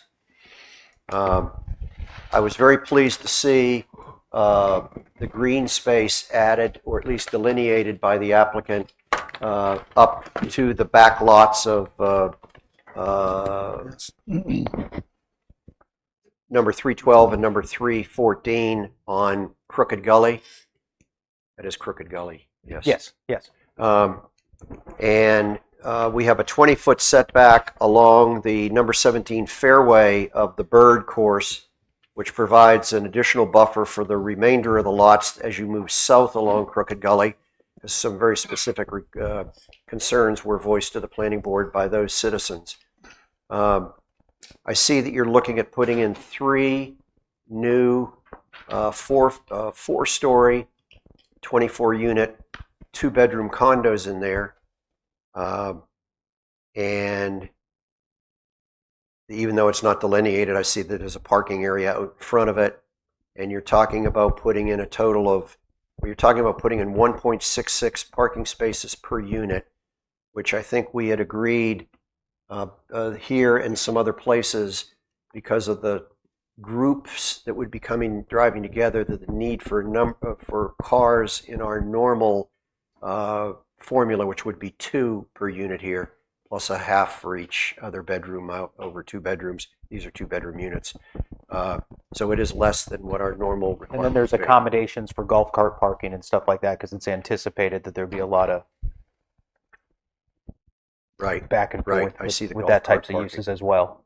Yeah, and I think it's important to note here that the concept really, because it ties into parking, the different types that we're trying to accommodate and all that sort of thing. The concept, for the record, is an elegant and modern driving range, but one that utilizes technology that caters to our more avid golfers, but also still accommodates novice golfers and their families. And so when we're talking about some of the things that we're going to go through, like parking, golf cart parking, car parking, all of that sort of thing, it's all under the umbrella of that kind of master concept. Mr. Chair, if I may pose a question to Wes. The consideration that you take for this site is that as of right now, our UDO does not allow it allows for golf cart parking, but it does not allow for golf cart parking to substitute as regular parking.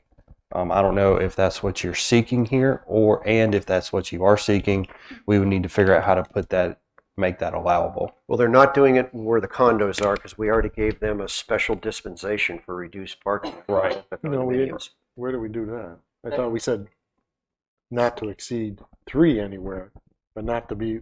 That was not on this particular site. And I also believe this is one of the sites that there is some additional clarification or questions about the conditions. Is that correct on subject 13? Yes. So, you guys, Mr. Chair, do you? Oh, wanna yeah. hear Well, what how you about did? if you Yeah. reflect those to start with? Yeah. There's no sense in us. Yeah. The concerns. The golf cart parking is additional parking. Okay. So All right. That's Thank fine. you. All It's right. just more parking. Cool. Thank you, sir. And were there conditions here that you were not So fully on board with? if it suits, if it pleases the board, I thought I might mention, and I've done this once before, but it's been quite a long time, so I thought I might mention the written conditions from the May 31 report on page 12 and 13 that apply to subject 13 that are acceptable to Riptide. So we can drill Okay. down on the ones that Okay. we take issue with. So condition 1A, B, C, and D, all acceptable. Condition 2. What and about E? I'll all right, come I'm back to sorry. E. Yep. Conditions 2 and 4 also acceptable. Our concerns are with conditions and our concerns, and just to be clear, what we cannot agree to as we sit here right now, the way this is written, but we may be able to reach a consensus on it, are with respect to 1E, which has 2 parts, and also 3. And may I answer or just provide a point about 1E? That this provision was taken from the draft UDO for golf course ranges in particular. And this site, the applicant has actually requested to have a restaurant by right already. So these provisions are conflicting. Mhm. If So the question for the board is, do you guys have an issue with restaurants or retail on this site? So they have restaurants and retail in the hotel part, right? Well, But this is in the little building E we're So- talking about here? if you look at the proposed non-residential uses, that they've got all of these uses, and restaurants and retail commercial establishments have been included. Yes. And that's not something that there was an objection to at the last meeting. But I think really they're pointing out that we need clarity on what's permissible here. Well, it would be my initial knee jerk that a restaurant or retail associated with a hotel are certainly acceptable and needed for a successful hotel. Okay. You're talking about, I guess, another restaurant outside of the hotel. Well, conceivably, this would say that you can't have a principal use restaurant or retail establishment, and I believe that, and E is the 1E. That regulation is in place, as though the golf course driving range was sort of in a vacuum. If someone wanted to put a driving range somewhere else in town, and I don't necessarily, the intent of that regulation was not necessarily for this site in particular, but it can be included if that's of interest to you all. But a question to the applicant, we're discussing now the uses in what they call building E, right? No. The driving range Okay, building. okay, got it. We're talking about 1E and E. Yeah. So it's actually building E and A, and I wanted to talk a little bit about what the vision is here. First of all, the first portion of E says only accessory uses meant to serve patrons of the golf facility are permitted, such as snack shops and pro shops. I had written a golf facility and hotel in my hand notes. We would, and maybe that should have been pulled into here, but what we would say is that serving the general public is part of the idea, because one thing we want to do, and this ties in with the idea of the restaurant and the attached retail, we want to showcase this facility to members of the public as well. We want to pull in folks, who may not just be there to use the golf facility and the driving range, and serve them as well, because we think there's some synergy there. And so that's we would like to serve the general public. Where are you going to put it? Let me turn this down. You've said it twice.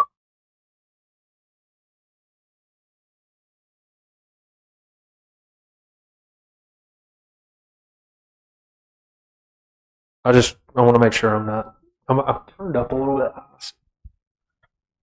Okay, test. Test. Oof. Well, I get. I'm.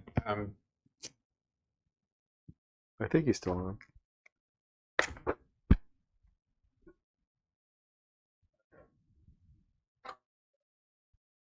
All right, go ahead. That's much better. Better. Yes. Yep. So let me start with some specifics. We're talking a little bit generally. So what we have is E is the driving range facility that would serve food and beverage to like the range goers. Okay. But that's mainly going to shut down after the driving range itself shuts down. The vision on that is for it to be Or excuse me, it's going to serve transition. Yeah, as a transition point once the range shuts down. Excuse me, thank you. And then building G is envisioned as a golf cart rental facility. And so, Golf cart maintenance building is what it says. It's and that's why we included we want that to be a golf cart rental facility. Right. That's the basically it's the cart barn where they would house the carts and for a rental business. You come there, get your hotel room, you rent one of the condos. You're there for the the keep weekend, our- the week, or whatever like that, you get a street legal golf cart where you can now move around the resort and what Drive have around you. the town, Move around the resort legally as allowed but by. not on the golf course. You have to. That's a whole That's a separate different deal. that would be a different- That's a whole Yeah, other it's a whole- issue. whole Yes. separate. So that building G is a rental facility. And a maintenance. storage. I know.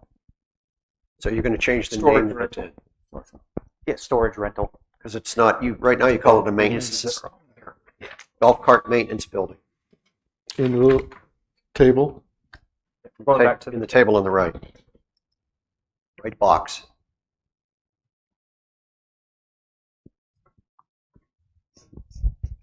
Because I was going to always ask the question. That's going to Yeah, be so very here, inconvenient. this is where it's included, rental of the following It says non-motorized. non-motorized. So we'll have to include motorized and non-motorized. We would like to include that.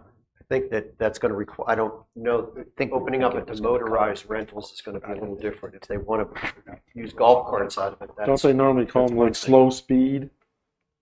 There's like a I mean, I think we can just, or I believe that it would be clear enough to add a condition here that says rental of golf carts shall be permitted if that's the pleasure of the board. So that building specifically, like I said, is basically the cart barn. You know, where you gas them up, charge them, whatever type of carts you have. They get delivered to the person at the hotel or the pickup lane, and then they can utilize them from there.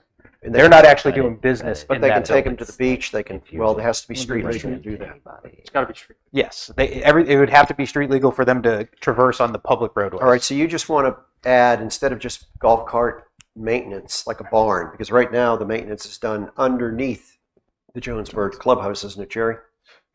Just storage underneath there. It's just storage. If they're all leased vehicles, so if something's wrong with them, they're sent back to Okay. But anyway, that's where they're stored. storage. And These This would be is different. LSV or low speed This would be vehicles, whatever different. you want to call them. okay, this isn't for golf Just carts like that are if- used on the golf course. No, Okay, totally gotcha. Very different. Okay. And I mean, that is one that we would like to add, but we would also like to open up the conditions that are set out in 1E to allow. 1E only applies to the driving range. Well, so yeah. It applied to the golf facility, which I took to mean the whole Uh, site. It would mean the whole. So It says the site. is the board, does the board have issue with there being a by right restaurant or retail establishment here, wherever it may be? On the surface, I do not. Well, there's considerable written objections we've been receiving concerning the nature of this facility. Okay. You want to elaborate? So I have no objections to all those things being certainly in the hotel at all. That's fine. Restaurants, bars, whatever you want to do inside your hotel is fine. I guess I'm a little suspect of, because what I hear is you kind of want that to operate with the driving range and then in addition to the driving range hours. Because the driving range closes 10 o'clock. So do we have to think about the hours of operation here? Lights go off at 10 o'clock. Oh. Yes, but the lights go off, but they want to keep building E open, right? I don't think past 10 o'clock. No. So You can add an Well, hours then of it will operation. not be, and it'll be, people will be there that aren't The necessarily. driving range will be open the entire time. Yeah. It just transitions to be open for I thought, users of the golf course only to, You- if you're not playing golf on the golf course or, as a member, guest, or whatever you want to call it like that, Alan can come in from so Calabash and go hit golf. your balls issue if is he with wants that to, final line of or E. meet friends there. and the first one as well. So it sounds to me like if it's okay with the board, you would strike all of E, and then you would add a clause if hours of operation is an issue. You could add a clause Yes. there similar to other ones that no restaurant shall remain open after 10 p.m. I believe the hours of operation are already sunrise to 10. I think yeah, but that's for the driving range. That was for the driving range. I'm not seeing the. I don't. I'm not seeing that the. Okay. Well, it's what I we mean, do. We're regulating because you could, lighting. I guess, you can turn the lights off and close the driving range. I guess but you could have a eating establishment and bar in building E. within the building. But we're saying that also has to close at 10 o'clock. So I think we just put it in there that the accessory uses in building E there, whatever the right language is, also ceases at 10 o'clock. But Right? the restaurant in the hotel does No, not it doesn't. close at 10 o'clock. Because this section, I think, Fair. is the driving range, right? That's This whole number 1, I thought, applies to the driving range, unless I'm not correct. Because of the first sentence, subject to the following use standards for driving ranges. Can we, I think we're on the same page with regard to really all of 1. I would suggest, unless there's a reason to keep it, that we consider just striking 1E. It doesn't seem that 1E really applies to this type of property anyway, and it seems we're on board with everything else already. I hate to agree to things that I haven't had a chance to digest, but on the surface, it sounds like that's fine. And if that is acceptable to the board, then that would remove one of Riptide's only 3 objections to this entire. But Yep, and let me just add one more point of clarification. If you're still interested in hours of operation limitations, you would just state that with the exception of any eating establishment in the hotel, Right. all restaurants shall close prior to 10 p.m. Is You had that? yes. yes, I think that's the intent too, but Yeah. maybe I'm not. Well, it just hadn't been stated, though, but you're right. Jerry? Last meeting, we talked about it was a 2-story driving range complex. Yes. And it was not mentioned there, but it looks like on this one is going to 3 stories, or is that just a misprint? Where are you looking? This small print here, Yeah, F. The 3 stories, which, Oh, Yeah, it does look like it's. I believe it is 3 stories. Let me. Are we talking about the driving multifamily? range. The driving range. we're talking about a 30 to 35 foot structure. well, the 16 feet, I assume was the height for 2-story. Yeah, it's the ground level and then 2 stories. On top. So actually, it's 3 stories then. 3 stories. You had to be a lot more comfortable with 2. So if we have a so- height, what I require is a height limit, and I don't.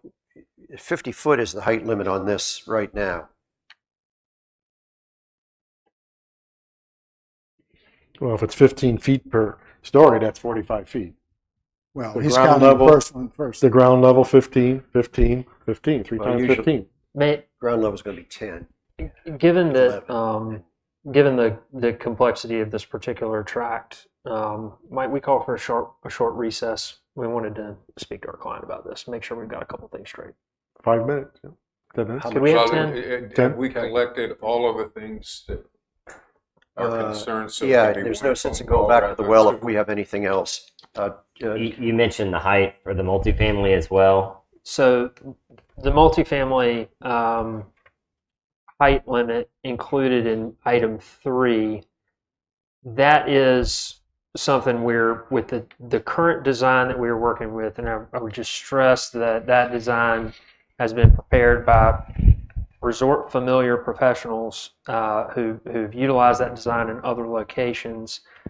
That does require a 50-foot height limit as opposed to 45.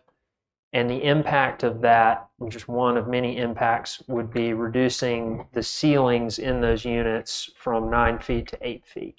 And so we looked at the Champions buildings, which are adjacent. They're 3 stories. Those buildings are at a 50-foot limit as well. And so that's what that sort of I consistency. think they're at 45. Do we know the real height of those? When I They're scaled them, but they're built at a 50-foot ceiling. So there's a 50-foot ceiling applicable to them. And our design is just north of 45. And so, yes, they're built at the actual structure is under that. I'm saying the ceiling on the height limit is at 50 feet. And our structure is just north of 45. And what we need is that 5 feet in order to accommodate that small couple of feet north of 45 feet. I can't read the small print here on this. Can we say no taller than the Champions buildings that are there now? Is that getting your, or am I? No. What he's saying is the existing Champion buildings are allowed up to 50. They didn't use it. Oh, all right. I thought you meant. That's a But better way they of want to saying have it. the I same appreciate that. allowance. Yeah. Though I can't read your small print. What does it say for height in I there? don't know. It's 47 feet and 7 inches. Was it? So 48 They feet. did. That's correct, and the that little extra buffer there is to build in some amount of flexibility. So if you have a vent chimney or something along those lines, you're Right. not getting into a non-conforming situation. And the hotel's been already approved to what height? 50 50? foot, 50. I mean, The hotel height is going to as be, is the convention center. I guess I'm okay at 48 feet for that. It's those all in buildings. that same little circle right there. Okay, so what are you asking for? 50 foot? We're asking for a 50-foot limit. And with the understanding and the representation on the record that the actual design is less than that, it's just we're talking about very hairline thin margins. And so we're asking for a 50-foot ceiling to give us some small amount of inches of Well, an 8-foot flexibility. ceiling would look like a cave. They don't make them anymore. Right. Does anybody on the board have any consternation with what we're doing is we're raising that height from 45 to 50. So your item number 3 that they had not agreed with, you will revise that. Yes, and I'll summarize for everyone where we are now. There's been a provision added that golf cart rental shall be permissible. Height of multifamily residential structure shall not exceed 50 feet. And then with the exception of establishments located within a hotel, no restaurant or eating establishment shall remain open past or shall be open past 10 p.m. can I ask a couple of questions about the hotel? I see it defined in square footage, but in the conversations up to now, we've talked about it in terms of number of units. Yes. What is the proposed number of units that we're being asked to approve here? 150. For the hotel, Yes. It says maximum not to exceed- 150 not to units. exceed 150 foot of the latest 150 permit. units? Yeah, 150 rooms. units. Along that same line, could you go ahead if you're not done? Yeah, I mean, my concern is, and is this going to be a single story? How many stories are it? Five stories? 50 foot. Yeah, whatever. You're looking at a 4-story max, 3-story max, depends on the investment group that comes in that's looking to partner in that endeavor. But the flexibility in there, because you don't know if you're doing a large scale, I say large scale, 150 room hotel, or if you're doing more of someone who wants to come in and do more of a boutique style Okay. hotel. So you just need that, Because I gives the mean, flexibility to go. 150 rooms. When you look at a Hilton Garden Inn or you look at a Marriott Courtyard, typically those run about 130 units. Sure. Right. So 150. That's a pretty big plot. So, but what you're saying is that you just want license to go up to 150 units. Yes, sir. Okay.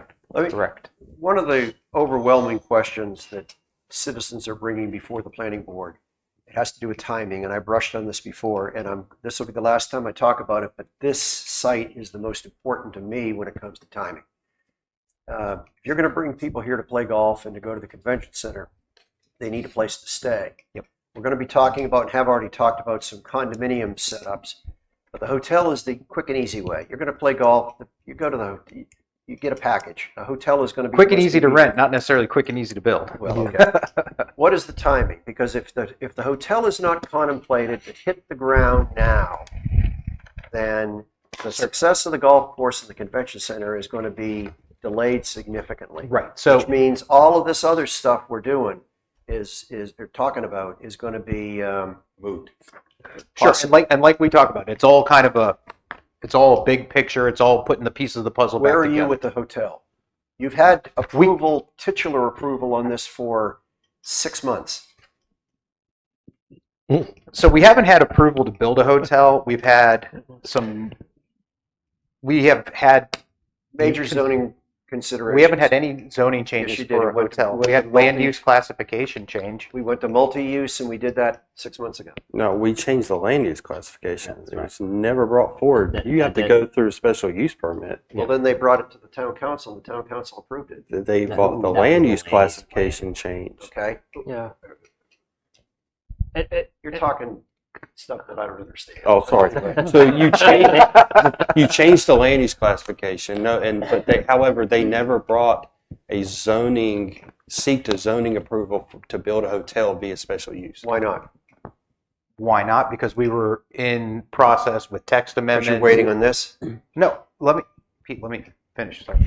We were in process with numerous text amendments with y'all, well, some of y'all, all of y'all. And then we couldn't go down that road. That would have led to us moving forward with a lot of these projects. And we switched over in January So the to the conditional, condition to the condition- availability of conditional zoning. conditional zoning was approved in January. So I would also say we have a little bit of this conditional zoning for a project of this magnitude, and to entice a hotel developer to come in and do this, which Riptide is not a hotel developer, and that's a special niche of the development world. This is a prerequisite. This approval is a prerequisite to figuring out some of the timing on that. I would say, and I'm happy to represent on the record, that given the 2 years that has gone into the overall development, redevelopment in some cases of this area, Riptide is in a position where it must move forward with all deliberate speed on this. We are not in a position to let this drag out for another couple of years. It'll You become see- economically unfeasible. You see our consternation, my consternation I do. is that if all of a sudden something doesn't work, then we have, as a planning board, allowed Riptide to conditional zoning on a whole bunch of parcels that we would never have considered unless it was in the overview of the success of the golf courses. So that is, that's huge. That's huge. I would say if it doesn't work, that would be very bad for Riptide. Well, it would be very Very bad. bad. I mean, Sunset we- Beach. But I think it would be worse for Riptide having invested millions of dollars to this point already. So Pete, We don't you- care about to Riptide. specifically answer your question, where is this in the hierarchy of our projects? Okay. Because I think that's really what you're asking, Okay. right? More or less.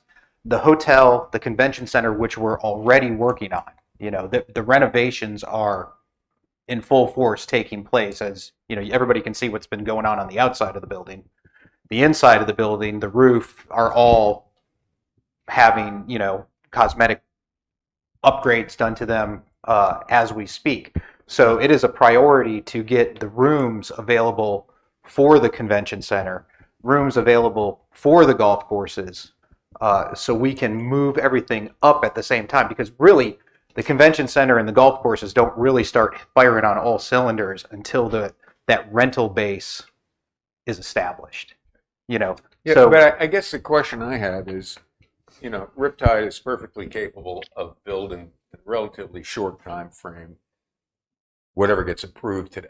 well, Okay, but hold on. It's very different for a hotel, because that hotel Yeah, is but going to so- go through a whole unique approval process because of the nature of people and So what my it has to que- go through, the size of the site through the state, and that just takes. And that's out of our hands. My question Time. is, I would assume that in light of this impending approvals, there would have been some preliminary discussions with parties that you expect to eventually close as the developer of record. I'm sure for the those have hotel. already taken Alright, place. We've Yeah. done We have a everything we can to Yeah. advance that as far as we can. We Yeah, we but need to I- move on. He We need to answered my move on. question about timing because he Yep. was talking about a priority. I'm not going to get into his business when Yep. it comes to. They wanted a So- 10-minute timeout. Yeah, I don't know if do you still need a 5 minutes. timeout here? I believe the other question we have is on the 3 stories of the driving range. But Yeah, Yeah, the I other think item's we, been satisfied. if I understand everyone correctly, I think we've reduced the issues, and I appreciate this very, very much. I think we've narrowed the issues to the 3-story driving range. Yep. and we would like to get some clarity from our client on that Yep. so that we can sort of fully present to you. I think we may have some opportunity to reach consensus on that. But if we could have just several minutes to do All right, that. how about we'll resume at 3 o'clock? It's 6 minutes of 3 right now. Yep. Is that good, everybody? All right, we're going to take a 6 minute.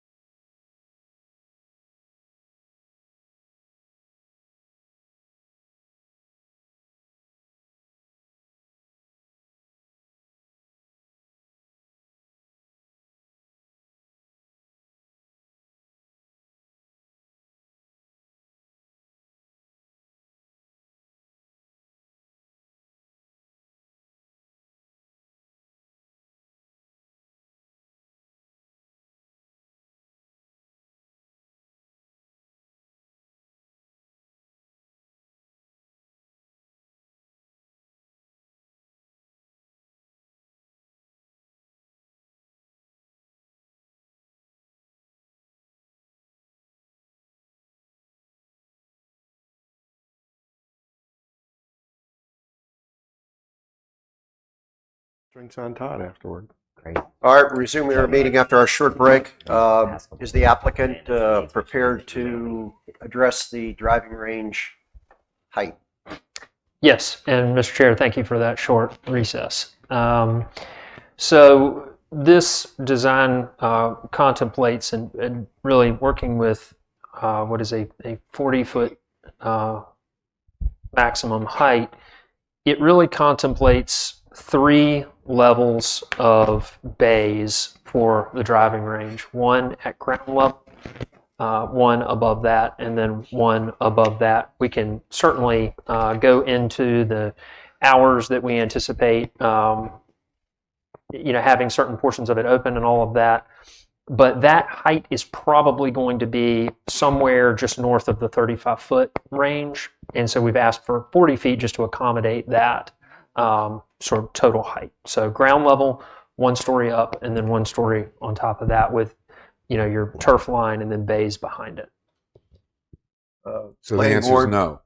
Planning board, what do you think? I'm concerned. I've seen 3-story driving ranges, and I don't think it's appropriate for the site.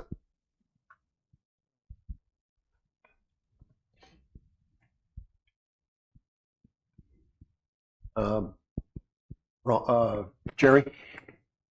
I do have some concerns with that being that high. I do. But with that in mind, I think the last thing we wanted to do was have a Top Golf kind of looking facility there. I'm trying to work with you guys the best I can, but that might be a little too much for me right this second, unless I can be convinced otherwise. Ron?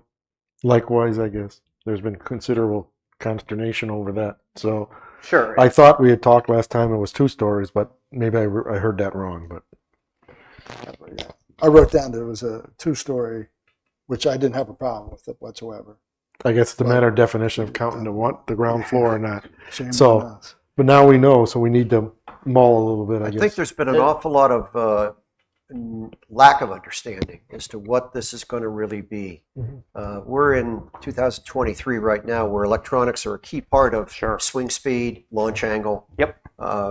And that information isn't necessarily Top Golf oriented, but it's electronic, and so people, I think, are getting confused. If it's something where the main objective is to have you and your buddies see who can hit the ball closest to a circle out there, and then it's electronically scored, that's really not practicing golf. That is entertainment. And so Understood. I think that's where I'm not, 3 stories or 40 foot is not a problem for me, because we've already got the champions, which are 40 foot or more, right there, and they're the closest ones to it. And then our 3 new condos. This would be the shortest of Shortest all building of the in the Okay, facilities. so that height doesn't bother me. The spirit, the format, of what that facility really is going to be. If we're mislabeling it as a driving range, then we need to stop doing that. Well, no, and You need to stop doing that. But if it's entertainment golf, if it is Top Golf, we need to. Well, it can be both, and I think Top Golf is a misnomer when it comes to what's being done here. You can go to St. James Plantation right now, and they're putting in the exact same technology that we're talking about, and many other of the high-end country clubs and golf facilities anywhere you go right now. And the Top Tracer golf technology is utilized much in the same way that you see at Top Golf, but it's also used by professional golfers, by golf schools, college campuses, and things of that nature to facilitate the feedback that's expected these days in golf facilities. That, you know, golfers like myself become mental midgets and need to overanalyze every part of my swing. So they want to see the trajectory of their golf ball, the backspin that's being provided, all that kind of stuff. That is the intention of that facility 90% of the time.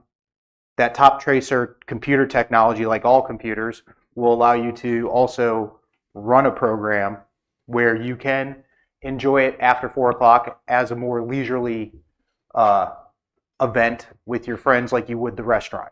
You know, you can go golfing with your buddies and go get a cold drink after your round of golf. You can go to a facility and play games with your friends later in the evening, in the afternoon. And so to qualify it as one or the other is difficult in this day and age too, because it can be both. And really, with the way the golf world is shaping, needs to be both. Is there a facility within of the 6 golf courses or golf properties that are adjacent to us? Do any of these have that technology? Not No. that I- I'm not aware of. I know St. James has it. I played in. I know there's several when you get into Little River in South Carolina that definitely are using it. It's Well, one of those I- things that's being transitioned into golf courses. Yeah. I guess the intent behind that question is, doesn't seem to me to offer a competitive advantage if other courses in the area are not exploiting that technology to attract. And I'm more I mean, I get the technology aspect of it, but I don't know why that is incumbent with it having to be 3 stories. Maybe there is some technological Well, the number of reason. bays is what it's in the money. Well, I think we've made a lot of concessions here based on the idea that we want this complex to succeed. Okay. So I don't think it's out of line that this, again, may be something that we need to moderate. Jerry, Top Tracer Golf, are you familiar with it? Yes, yes. Have you ever done it? No, I have not. Is it an educational tool or is it a game? Is It depends. is it It's entertainment? Todd. It Depends on the- depends. It's just It's the both. thing that on Building E they've eliminated any type of restaurant. No, No, they have not eliminated the it's restaurant. just got to close at 10 with the driving It's range. closed. Yeah. And I think for you all, just to sort of bring us back into the appropriate framework, I understand the concern about a game as an entertainment, but for us, we really need to be thinking about mitigating any potential negative impacts. And so, for you all, what are those specifically? 3 stories. Okay. And I have another question too. One of the things When you that- said 3 stories, you mean you're okay with 3 stories? no, I'm not okay with it. Yes, what the hang up is as to why I would resist approving this. As I had That's what it indicated, is. I think it'll be the smallest thing there anyway. Yeah, Pete, you make a good point. You do. Yeah, I mean, Make a your good point. expertise, I don't know. The only thing would not envision is taking all those beers up to the 3rd floor and having a good old time. Yeah. Plus, You know, I mean, Can we restrict that? gambling, is there? Can we restrict that? Sorry. Can you restrict alcohol? The alcoholic beverages inside the building E, but not in the swing area? Potentially, you could. I mean, yeah, again, I don't want to really walk down that path. that's in Stump check. perhaps a troublesome enforcement procedure. Yeah. Enforcement nightmare. Yeah. So again, I mean, there's law enforcement to deal with issues of someone being overserved or someone being drunk and disorderly, but I'd What's- like to take a vote. Can I ask a question that might help? From a UDO administrator standpoint, I'm going to propose this question to Wes: is when you look at a driving range versus a entertainment and amusement type businesses, would you, Wes, and your expertise, I guess, we don't have any in this region outside of going down to Myrtle Beach. Would a Topgolf facility be considered more in our table uses an entertainment and amusement type it business? would be yes, or a commercial outdoor recreation type of use. And that's probably how it would be classified.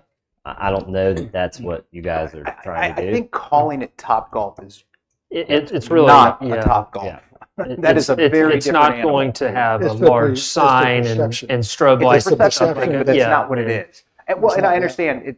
The name recalls certain things, but that's certainly not what we're talking about here. We're just talking about a multi-level practice range, driving range that has a second layer of uses.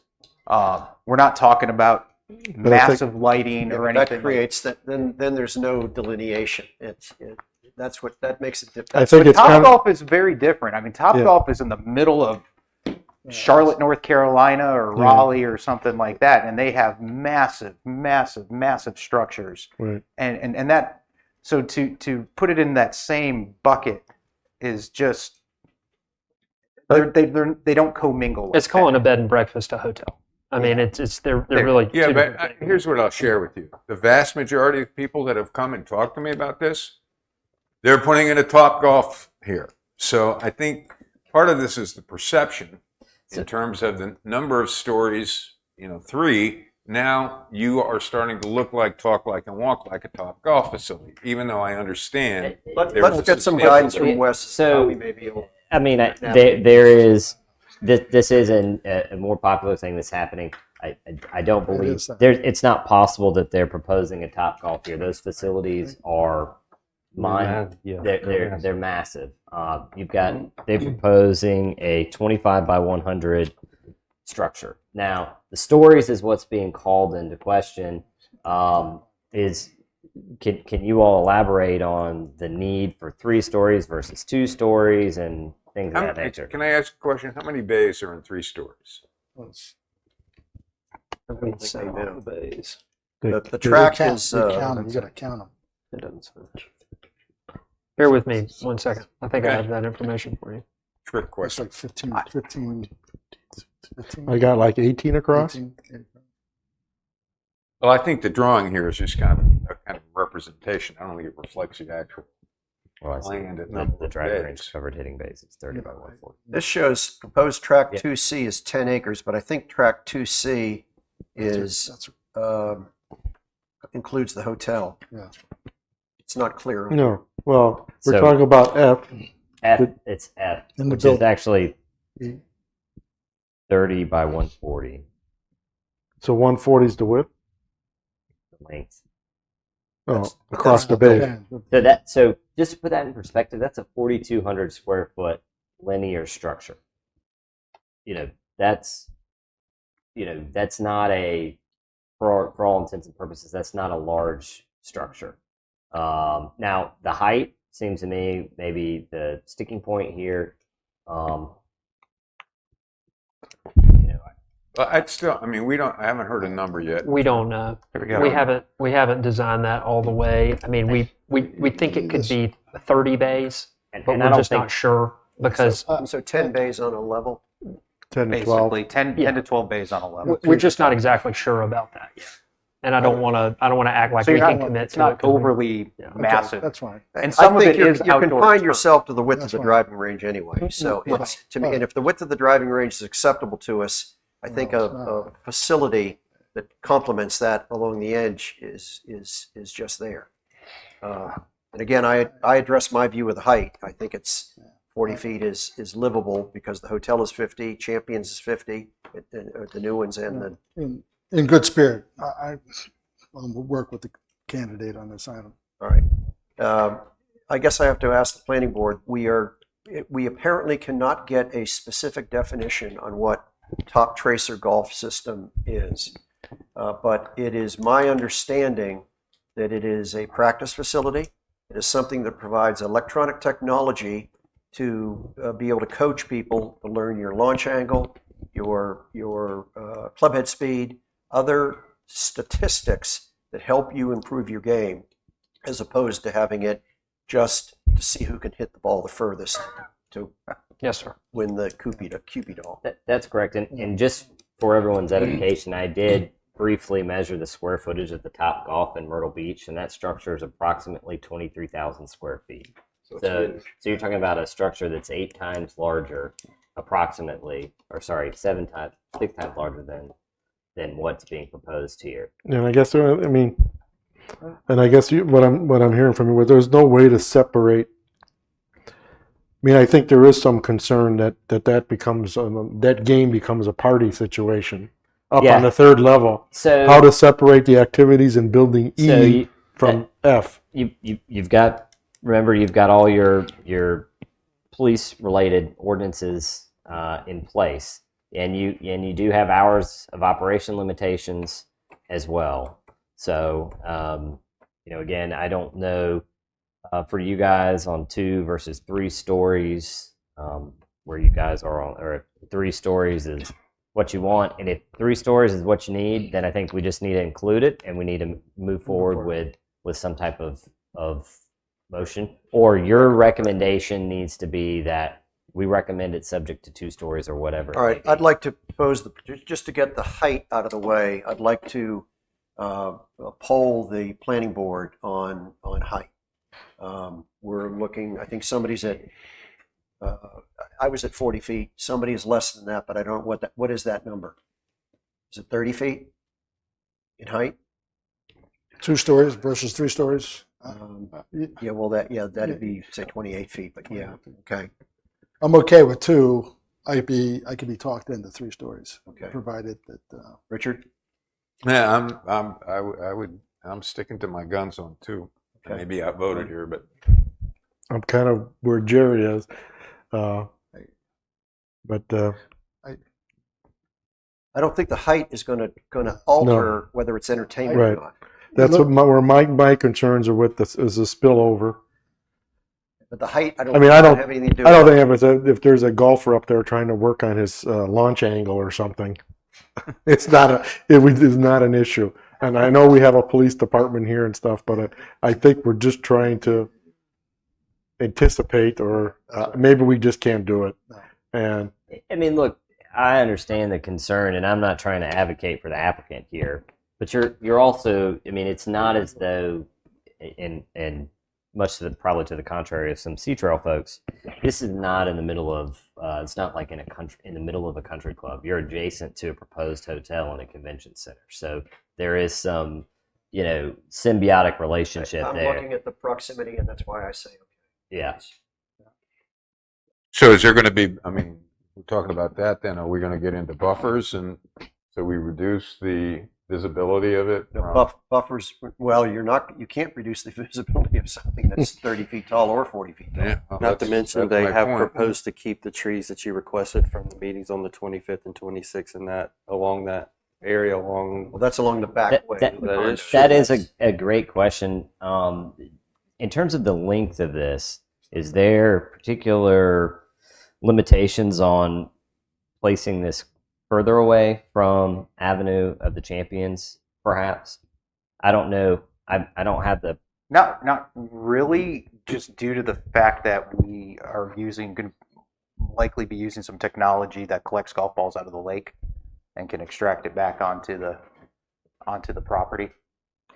So I don't have a dimension here, but I'm not quite sure, if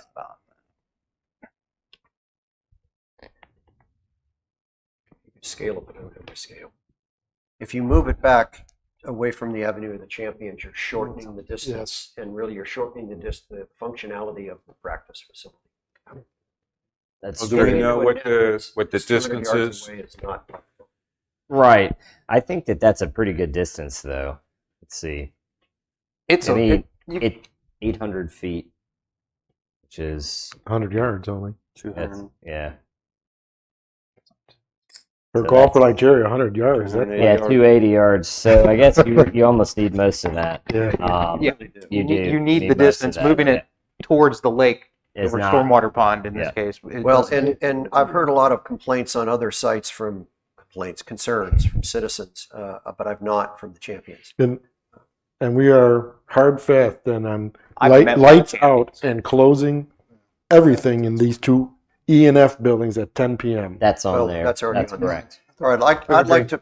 I can ask one more question. I mean, is there some sort of barrier along the, I guess, the Like he's already answered northwest border I'm of the sorry. driving range? I mean, what's to prevent people from knocking balls into the parking lot? That's That'll be up fairway. to them. No, this side you're talking about, right? It Yeah, I'm says, talking it about says right at no here. time shall golf balls be permitted to cross the adjacent property of this- public streets, da da da da da. And I Yep. think they've agreed to that. That's correct. Yeah, but how do you do that? I mean, you're building a That netting. again, that's Them. up to them. Yeah, you know. that's just our burden to that- carry that- with TRC. That's up to and- them. All right, I'd like to have a vote on the height, and I'll start it off by, well, if I start it off, it's going to be starting off with my 40 feet. So if somebody wants to make a motion for 30 feet. How- try to Is get a there an second. objection to 40 feet? And that would be a 3-story building. I might suggest that based on the never mind.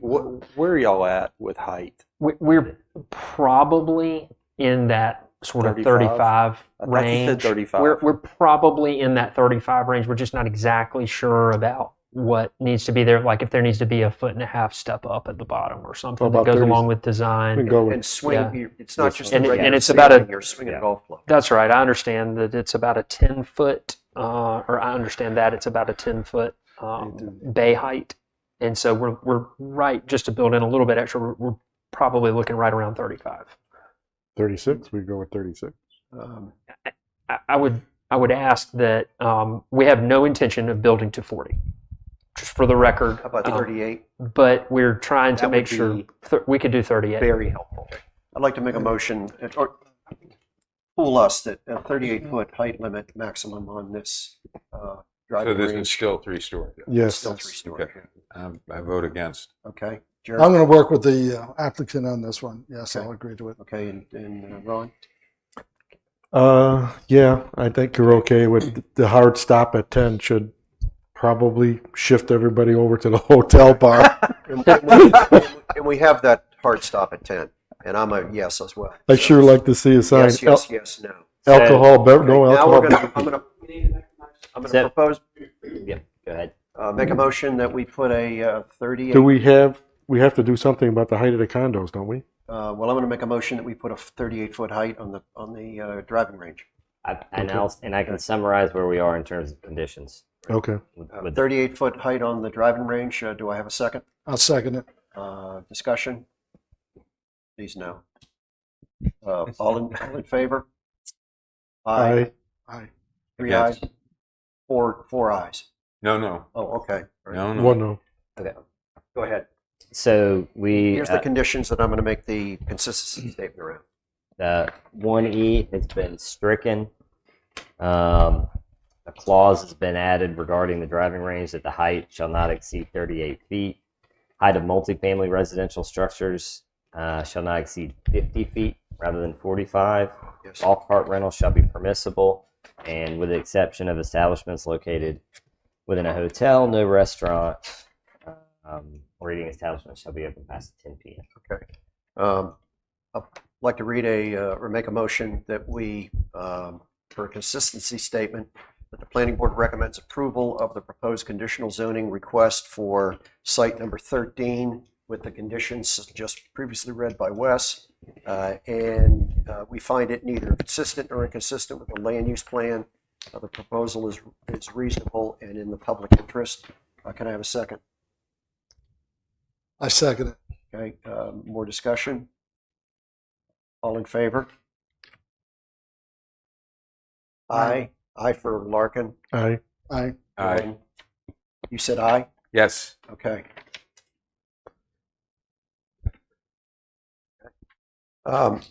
Jerry, you had a comment to make that I thought was particularly important. This was, As we I move guess, into was number when 13, when so- legal counsel was here. That in my past, I've been involved in multi-million car dealership deals, only to see at the very, very end the deal blow up. And my question to legal counsel: where are we if the applicant doesn't buy So the three the- golf courses if If the the- golf courses don't come through. through? Yeah. So they would be the tracks would be conditionally zoned to what you approve. That would be the only thing that can do to that they could do to those. So the burden would come back onto them as like if they can't fund it or at this point the tracks need to go back to something that can be used outside of this, then they need to go back to either seek a conventional rezoning. There's a or- contingency on them buying the courses. That I No. don't think it's we not. can legally do that. We No. can't legally base this conditional zoning on the fact that they purchased the. But the reality is that if they don't purchase the golf courses in November, like it was hopeful, and that falls through, then everything we've done here to allow additional uses that were not previously permitted would still continue. That's correct. That's But right. you know, and I appreciate the question, but this is really a line of dialogue that is not necessarily Sure. appropriate Correct. for our board. But yes, the entitlements run with the land, regardless of who the owner is. And what wasn't there enlighten me again? There was a time period they had to do something, right? But that's contractual obligation. No, I mean I thought just in the Oh, in the zoning it could So- revert back like 10 years or I don't remember the number. they would be vested for a period of 7 years under this. In other words, the town could not proceed with initiating a rezoning to take away these rights 7 from a years. statutory standpoint. That's correct. All right, we're going to move on to, thank you, Wes. We're going to move on to, and thank you for that statement, Jerry, because I think there's an awful lot of people watching that are thinking the same things, but the reality is unless we work with the conditional zoning, then the golf courses don't stand a chance of coming over to Riptide's control. That would be Riptide's position. All right, moving on to subjects 13A and B, which should be pretty straightforward. They're additions to the area on the north side of the area we just looked at. Yeah. Did you have a question? Just updating my notes. I thought you had something. Being a little slow there. I was pleased to see that we had allowed or increased the buffer to 25 foot on the north side, and you've now taken it to 45 foot, which I think is politically very astute because it comes right into the barbecue and the pool for the champions. So to have that additional buffer, I'm sure that they will appreciate it. You want that hashed Yes, sir. Yes, we need that. minus the parking area? Yes. It's a slight encroachment there. Yes, that's fine. Does anybody have any comments on this 13A and B? Ron?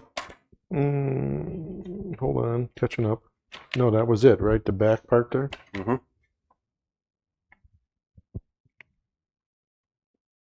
Okay, What's this other line? Is that just the buildable area? that's their setback. They're going to move everything back 45 feet. This is the delineation line between A and B. The two parcels. Yeah, I They're just got it. combining those lots. Yes, or because will there's be two combining those lots there, going to be one, and the dashed blue line is the 40 buffered area or going to Yeah. be the hatched area except for the parking lot. Right. Okay, I got it. Jerry, anything about this one? No problem with this one. Richard? Yeah, I'm fine. Okay, I have nothing. We have the only modifications that Wes had talked about was no structure over 35 foot in height, which it was 40 foot, I believe, initially. We're going to move it down to 35 feet. And the rear setback's now been changed to 45. 45 45. feet, right. I'd like to make a motion that the planning board recommends approval of proposed conditional zoning requests for sites 13A and B, and finds it neither consistent or inconsistent with the land use plan. The proposal is reasonable and in the public interest. May I have a second? Second. Any discussion? No discussion. Can we call a vote? Richard? Yay. Jerry? Yes.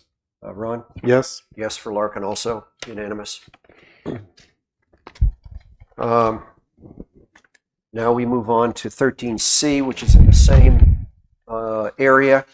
It's a triangular site, medium density. We had talked about the southern portion of it being preserved, and I'd like to see that on the applicant's new sketch outside of the building, the 25-foot building setback lines going down to the point. There's just some mature pine trees in there. A question I have is, we show a 15-foot setback between the 1,500 square foot building and the property line on the north side. What, if you know, is the existing setback from Champions Building number 34 to that common property line? Do we have any way of knowing what that is? I can't tell from your aerial because I don't know where your property line.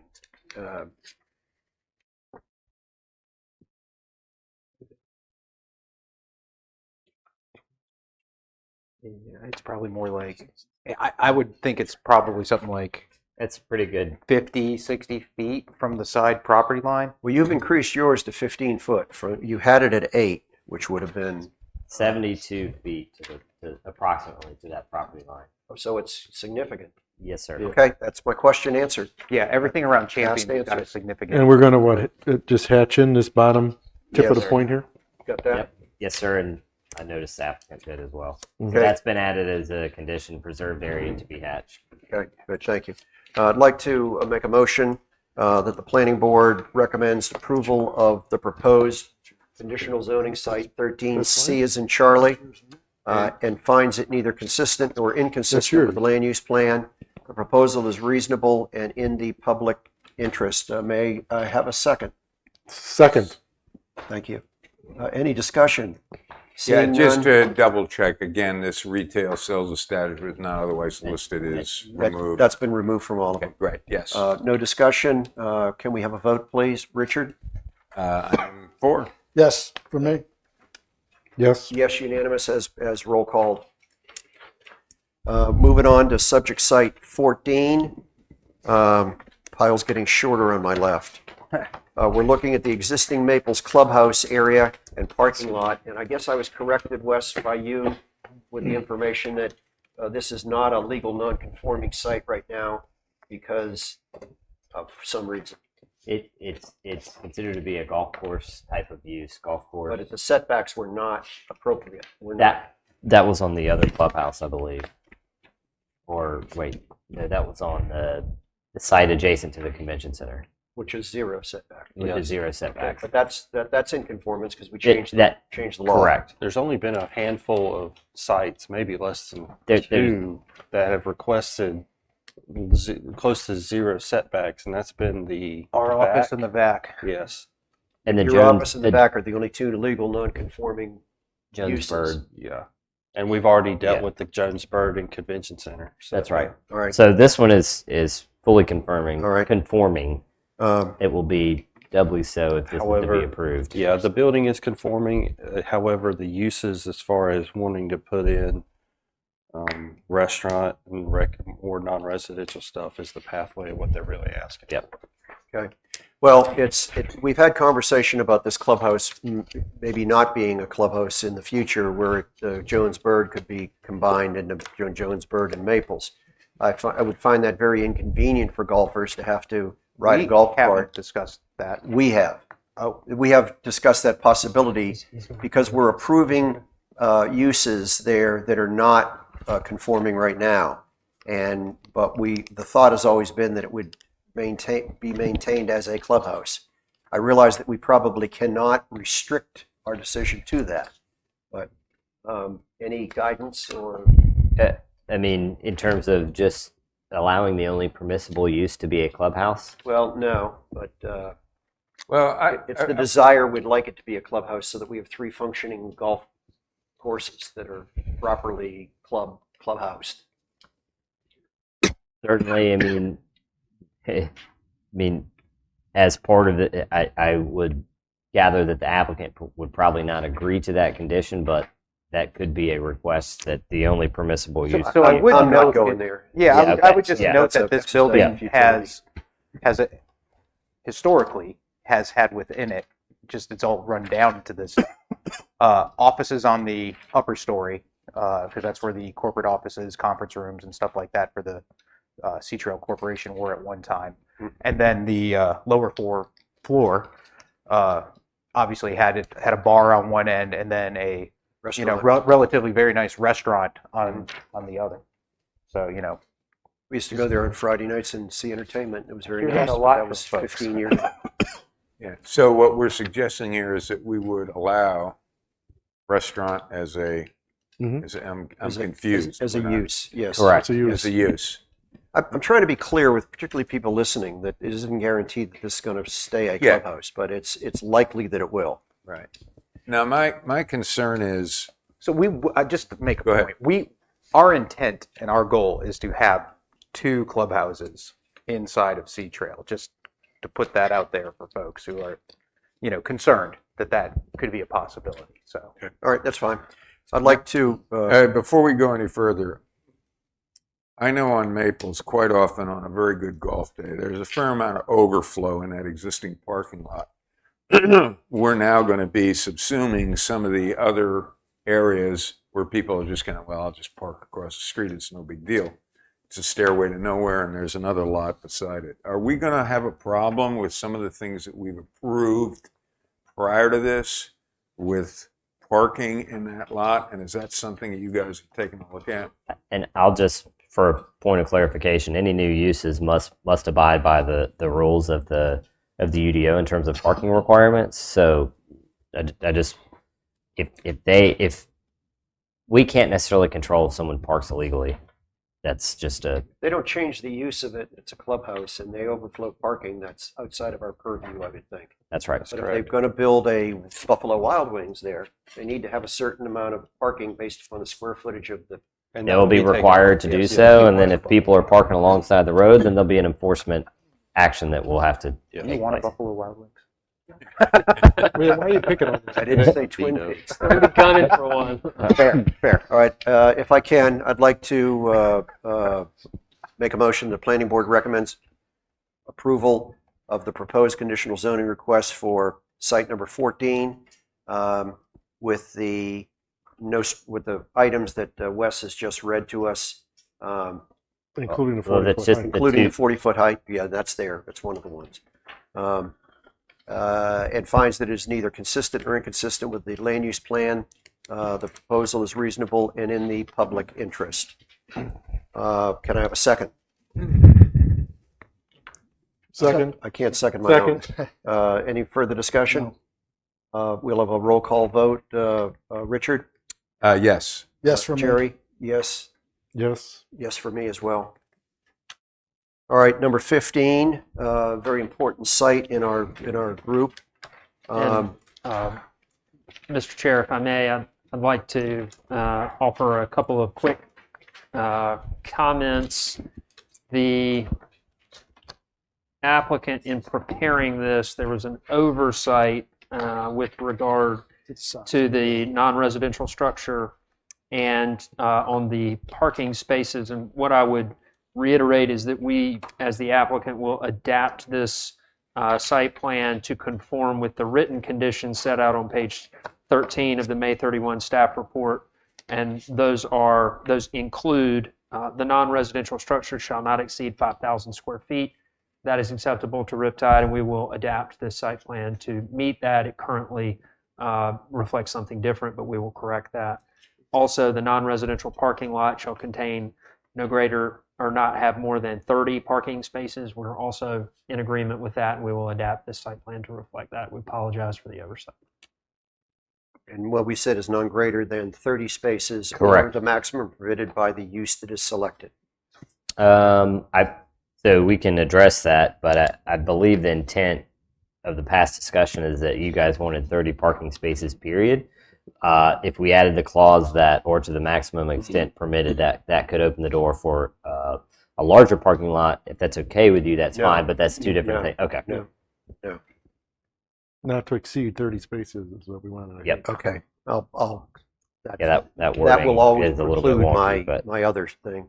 No automobile service station or storage facility would be there. Correct. Yes, that's correct. All of the conditions 1 through 5 are acceptable to Riptide. It's going to be a little difficult. Well, you're going to have to do obviously cross hatchings left or right of the parking for where all the proposed trees and everything are going to be. and we would, and But yes, because the picture is going to change significantly here, I you're going would to need a whole new drawing, right? That's right, and similar to the other requests for the preserved area to be hatched, you've more or less delineated it, but we just would like to have that with a standardized depiction there. Should be no. Yeah, that's No that's problem. right. You did go to a 5,000 square foot building, but your Right. new drawing still shows the 8,200. I missed that. If they need And the parking And- spots and- are all. we can condition that if they need to, or we can just show it on the next site plan. Yeah, we can show that on the next. Okay. Yeah, the condition would be applicable, even though the I- site I- plan was I in was error. very pleased to see you put in a protected area to protect the people that back in from the Jasmine Lane area. I think that's huge. And it also, I think, improves the sight lines coming off of the Maple 16th Green, where you're looking now at the trees and out onto Sunset Boulevard, as opposed to the parking lot. Is the dashed line for the setback between lot 1 and does that need to be specified? I believe that's the area to be preserved, although I'm not entirely sure. because there's a dashed line there, which I'm assuming is like the Actually, that setback. wasn't depicted as. Yeah, you, Actually, it says buffer yard, natural vegetation, landscaping, amenities only. you're talking about the new drawing? We don't. Well, no. This, You mean the dashed blue line? but they have the setback line in the trees there, but no dimension. So is that line going to be removed because this whole area is going to be? You have a Reserve? setback line in the area that you're no longer going to have parking in right behind, that butts onto Jasmine Lane. Right. Oh, where- behind You still Miss have Sensenig's the house? setback lines in there. That's not, We can, I'm sure we can just pull that setback over to the, where the parking is. yeah, shown bring over it behind the parking lot. Parallel with the parking lot. That's, Now, Alan, I think you started talking about the, and I would just note that, if there's any kind of green space amenities, walking trails, things like that, we still want to be able I to. mean, yeah, no vertical structures. I think. we're kind of- Right. Those passive arbor, whatever, things That's of fine. that nature. and Yes. preserving the trees. Yes. Which is the key that we're looking for. You started to say, or maybe said something that went over my head about the parking for the future multi-family tract. Or was that not what you were talking about? I'm sorry, say that again now. No, that's not what I Okay, meant. I'll ask a question then. Where is the parking for the future multifamily 18-unit condominium? It would have to be on that site. They just haven't delineated it. But it's not going to be out in the area that's the triangle to the left of it that would border onto Kingsmill Trail. Oh, you mean this? This weird offshoot that goes right Yeah. up against Club Villas. Yes, That sort of westerly. that's protected Finger area, I there. assume. No, it'll go within the larger box. Everything for the multifamily is planned to go inside this larger box. Or The build- under it, maybe even? or under it potentially, So- depending on the height. I mean, that's a height issue. So that area will be preserved and hatched as well. No. We have several things you've gone through that are stipulations that we've already discussed.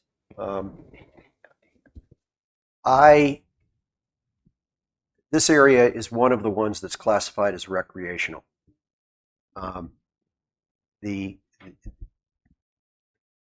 I have a hard time justifying commercial in it. However, the main, particularly where we've delineated it right now, the main, call it blocking of views or disruption of the peace and harmony, is going to be out onto Sunset Boulevard, because that's where the access and egress is. There's nobody coming in the back of the commercial spot that's 5,000 square foot.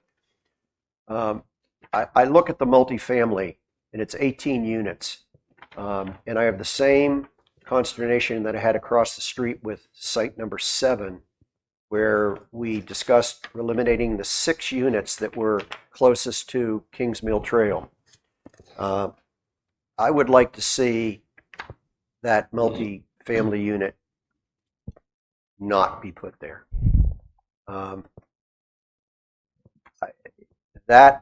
Richard said the most of his contacts have been regarding trees and other things. Right. And the site number 2 out on the east entrance, this one here is the one I get the most pushback back, and not just from a person living at 594. And I know that Todd has reached out and has had community meetings right there. On lot 1. Yes, 594. I've talked to lot 1 on Kings Trail, and I've talked to lot 1 on Jasmine. Okay. Jasmine. And they said, Lot 1 with Jasmine came in to see the site plan, and she was okay with everything that we were planning there. That's Louise Sensenegg. And then I met with a group of homeowners at the Lot 1 home site. I'm aware of that. And yeah, there was an email that went out to everybody from that homeowner. Mixed, some for, some not so sure, some against. It was a little bit of everything in there. There wasn't one direction anybody was headed. Well, the club villas that border on that funny triangular spot, which are the closest multifamily units to lot 594, or address 594 on Kings Mill, they're 2 stories. So they're the smaller of the multifamily units within Sea Trail.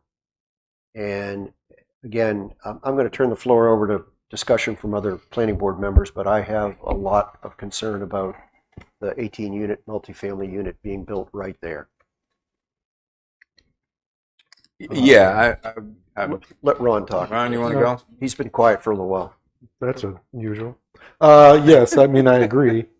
Well, specifically height-wise, because we got a height there. That's a 3-story, so we're going high. We said 40 feet. So They wanted 50 feet. we've got down to 40, but they're not doing 35. And just recall, across the street, you guys arrived on a product that's going to be a 26-foot townhome. But set back considerably from Kingsmill. And this is That's correct. borders on Kingsmill. Kings Trail. Kingsmill. Yeah. Sorry. Yes, I have my concerns, and I equal concerns. I believe, am I mistaken, the other multifamily that's just west on Kings Trail is a 3-story. Yes, it is. Okay. Are you talking about River Oak? Yeah. 2? So I think one thing that was really helpful and that we really appreciate from the discussion about the townhomes on the previous subject track was understanding what specific aspects of the multifamily were concerning. Certainly understand the concerns about lot 1 to the north there. North, yeah. And then the larger lot up at the top. In looking at the aerial and the vegetative buffer that's both on the larger lot 1, not the one on Jasmine, but the larger lot 1 on Kings Trail, and the size of this very large future multifamily tract that we have delineated here, it may be that we have some options for trying to hone down on what the specific points of concern are. And so if height is a specific concern, we can certainly talk about that. As before, there is an envelope issue here where we're trying to get a certain amount through this property, but we have some flexibility in talking about how we do that. currently, with the design that we have, it's a taller design with the corner being almost, we just got the number in, 127 feet away from the unit on the large lot 1. So there'd be a lot of run away from that. If we come down on that, what we would ask is that we explore moving the footprint out. Out to where? Maybe a 15-foot setback instead of the large setback that we've got included here. You have a 40-foot projected boundary right now? Yes, sir. Okay. And I would suggest that 15 on the rear. 15 on the rear, excuse me. I would suggest that this design now, the way that we got here, and Todd can supplement what I'm about to say, is given the existing vegetation that's there in the distance to the northerly lot 1, the impact would have been the lowest that we saw from like a visibility standpoint, and it would be provide as much distance as possible away from that northerly lot 1. But we can try to be open-minded about this piece.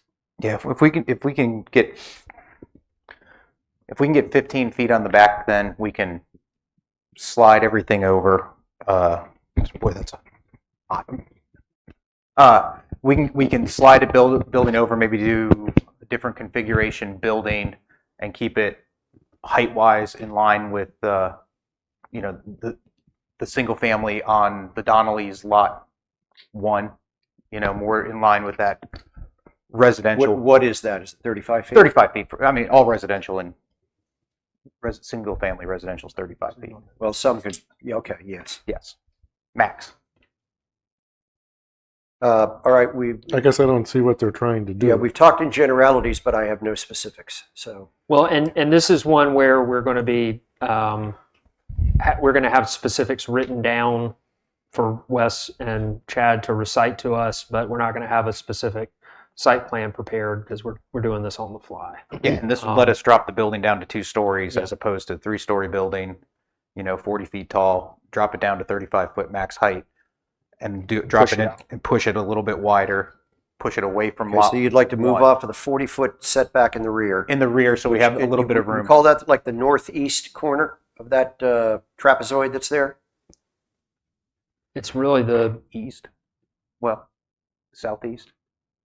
It's the southeast, where it's Southeast. 159 feet. Where the new property line will, or the Parallel to that new, Yeah. the new property. Well, line, you have okay, you have a okay. length of the 159 feet there. That's which will let us get the building away from So you want us to lot move 1 that? Kings Trail.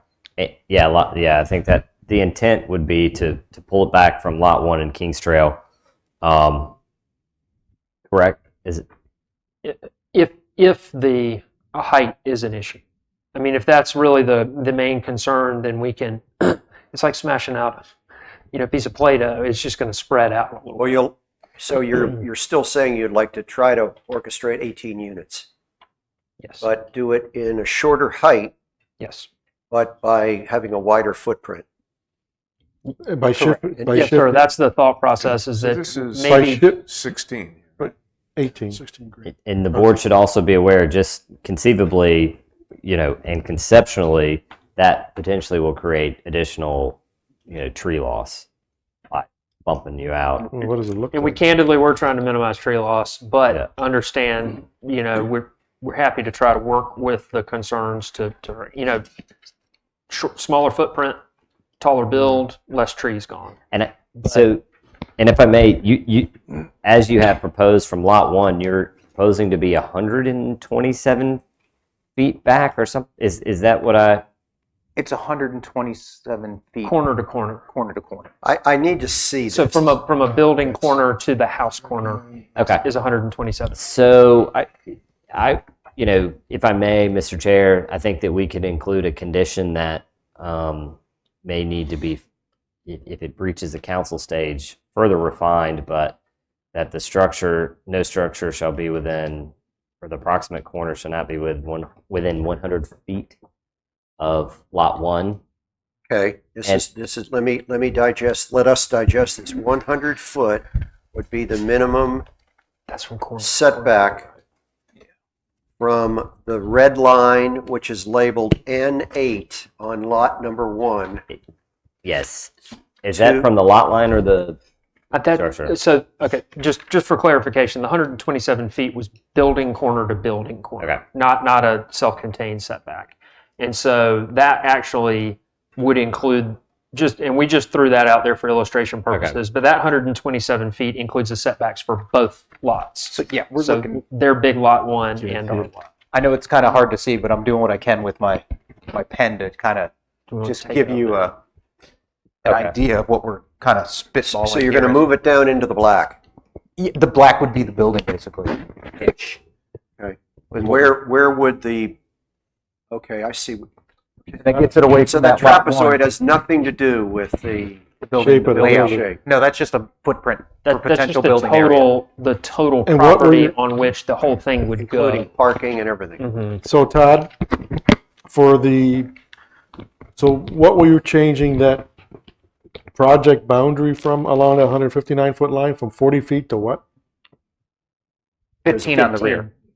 All the way down to 15, 15 on the southern edges of it, southeast edge. southeast and the Southeast and southwest. southwest. And southwest? Is that where it says 20 feet? Right 20 now, would go to 15. This would be the building.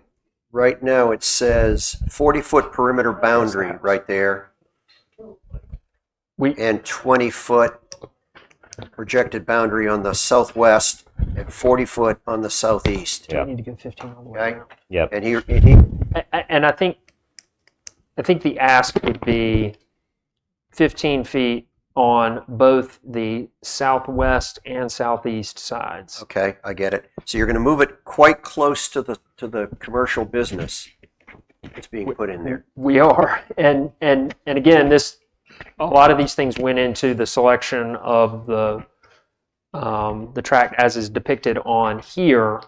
And again, we have some flexibility to move it, but some of the priorities that went into this selection were, minimizing trees, tree loss, the smallest possible footprint for what we need to get in there, and then also distance from the fairway here or the backside of the. You still have to get the cart path in there.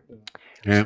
Still got to figure out the cart path, and then also to kind of find a balance between distance on the northerly side of this. Are these 18 parking lot. condos going to be shaped like the letter L?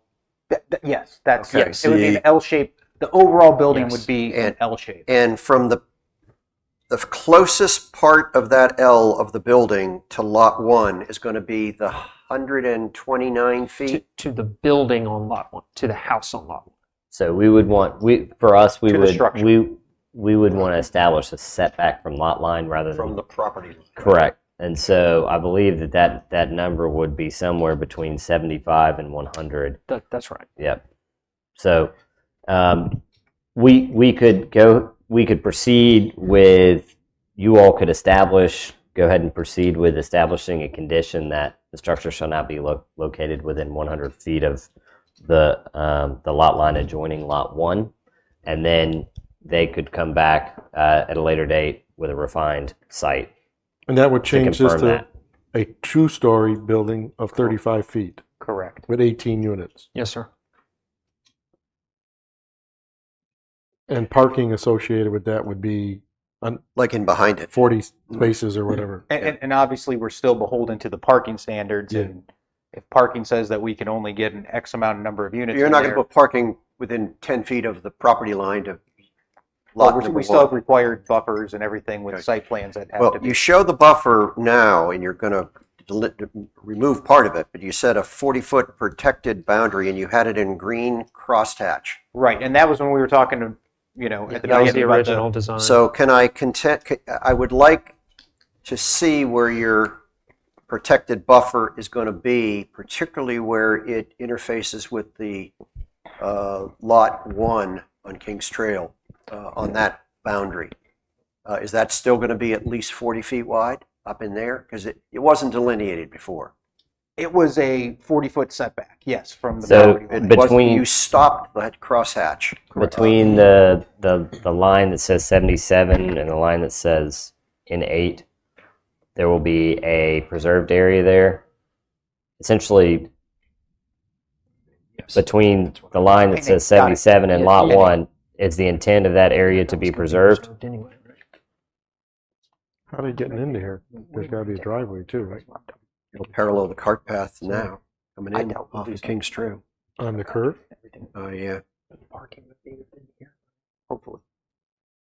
Wish the Yeah, I wish mean- the drawing was right. I realize we're This is trying to wonderful. massage this thing, and I will go on record as saying I just think this is 8 pounds of stuff in a 5-pound bag, and I have no intention of voting for it. Well, And- I need to better understand what they're changing it to. I was absolutely against it. I think I would suggest that the way we do this is just with text about setbacks. Yeah, the 40 foot on that side by lot 1 is So not an so issue. we would Buffer. keep Okay, so that's going to be a 40-foot buffer parallel to line N8. Yeah. There's going to be a 40-foot buffer between the south border property line of Lot 1 and anything that you're going to disturb. I think I may be able to make it even easier. I think the only setback that, in order to accommodate the direction that I understand that we are heading, the only setback that we would propose to change, only 2 setbacks to 15 feet, are the southeast boundary and the southwest boundary. Okay, I got that. Everything else should stay the same. And be a 40-foot protected boundary. I'm particularly interested in hearing it from you because you didn't delineate that on this drawing. You, for some reason, stopped that green hatch mark on your That drawing. it just may be a mistake. Yeah, They just agreed to do we were it. turning around 22 Yeah, site plans in a week. Well, so- but I just want to hear from you that yes, that's going to be a one of Ron's favorite, and he's drawing it in now. That's a protected boundary. Okay. Yeah, this one's changing to 15 feet. And this one's 20 is changing to 15 feet. So the southerly setbacks are both going Southeast to and southwest are is going to 15 be foot.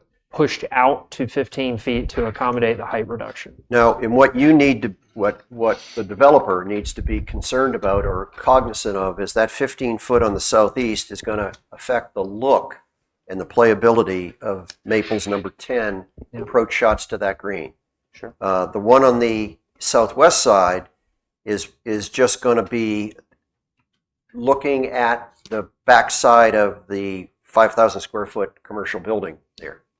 Yes, and I would just recommend that they just try to conceptually figure out how close they have to be to the number 10, and between now and the next time they revise their I plans. guess, are you sure, Todd, you need 15 foot? You can't keep the 20 there on the southwest? We could possibly do 20 feet there. See, they also have to fit a cart path in there too. Yeah, they got to So fit a it's- cart path and The cart path can be moved. Well, and the cart path is encroaching on our property Yeah. currently. I understand moving the Just south- for clarification. the southeast leg from 40 down to 15. I think we agree that's fine. I'm just wondering if you can keep the 20 on the southwest leg and still fit your L in there.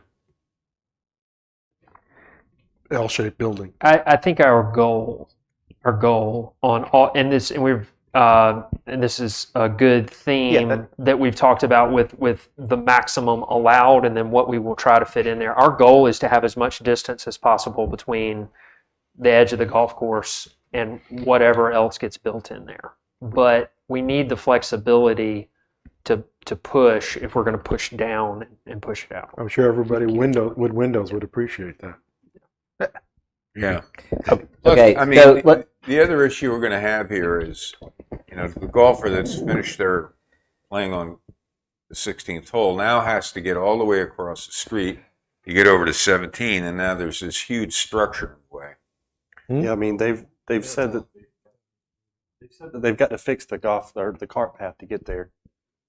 So if I may summarize where we are at present, all of the existing conditions, no change to those. The multifamily structure shall not exceed 35 feet in height and shall not be located within 100 feet of the lot line adjoining lot 1. And the setbacks along the southeast and southwest lot line shall be 15 feet. A buffer of 40 feet shall be retained along the northeast and southeast lot line. And I know that it's sort of a trapezoid shape, but I think we're in agreement in the location of where that 40-foot area needs to go. I think we're proposing, and I apologize if I misheard here. I think where we left it was that the northerly setbacks would all remain the same. Okay. The southerly setbacks, southeast and southwest, would both be changed from 40 and 20 respectively to 15 each. Okay, so the 100-foot provision is not going to be included. I don't think we need to include it because it's already kind of baked in. I Well, would suggest to the board it's already maybe baked in. maybe it's baked in, but I think it's important to know whatever that number is, what the offset is from the property line of 594 Kings Trail Drive to where the building is. The protected area of 40 feet is sure nice, but if you can provide 100 foot in there to the building, I think that's important. I don't know that we're prepared to do that because I don't believe we have a design. I think at this point we're just operating on a setback area. You all said that you met with that individual.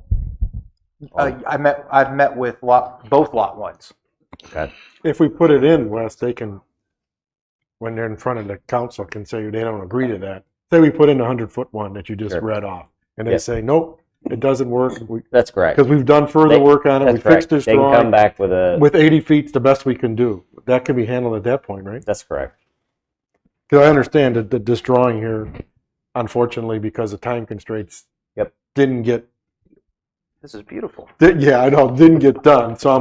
But if we put it in, but Peter's saying to have that, some number there, but if we put in a number of 100 and they say, Would you? Okay. we've Would done you the feel more design. comfortable moving it to Because 85 they then? could really move the building right up to the 40-foot line. Correct. If we don't have put something that in. there. Okay.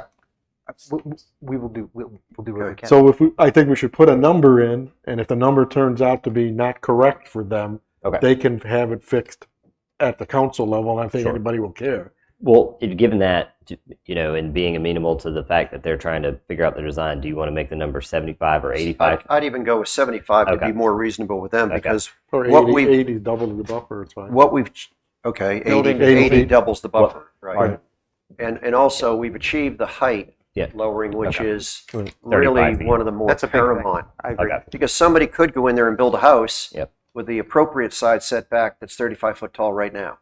So Yes, sir. That's correct. I don't. Right. Okay. Okay. Any other questions from the board? I know, Richard, you've expressed yourself very clearly. Jerry? I think they resolved my issue with the reducing of the 85 or 82 down to 5,000, which will allow saving some more trees in that area. So I'm good with that. Yeah, Thrilled. and all these protect areas will be property crosshatch and stuff on a new drawing. Okay, and this is another gateway overlay, but we don't need to repeat that, even though I just did repeat it.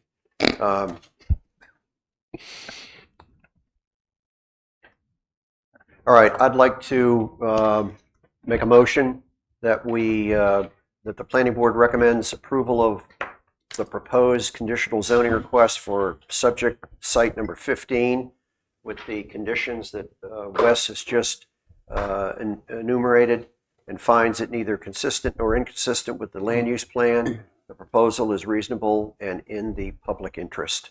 May I have a second? I second it. Any discussion? All in favor? Richard? Nay.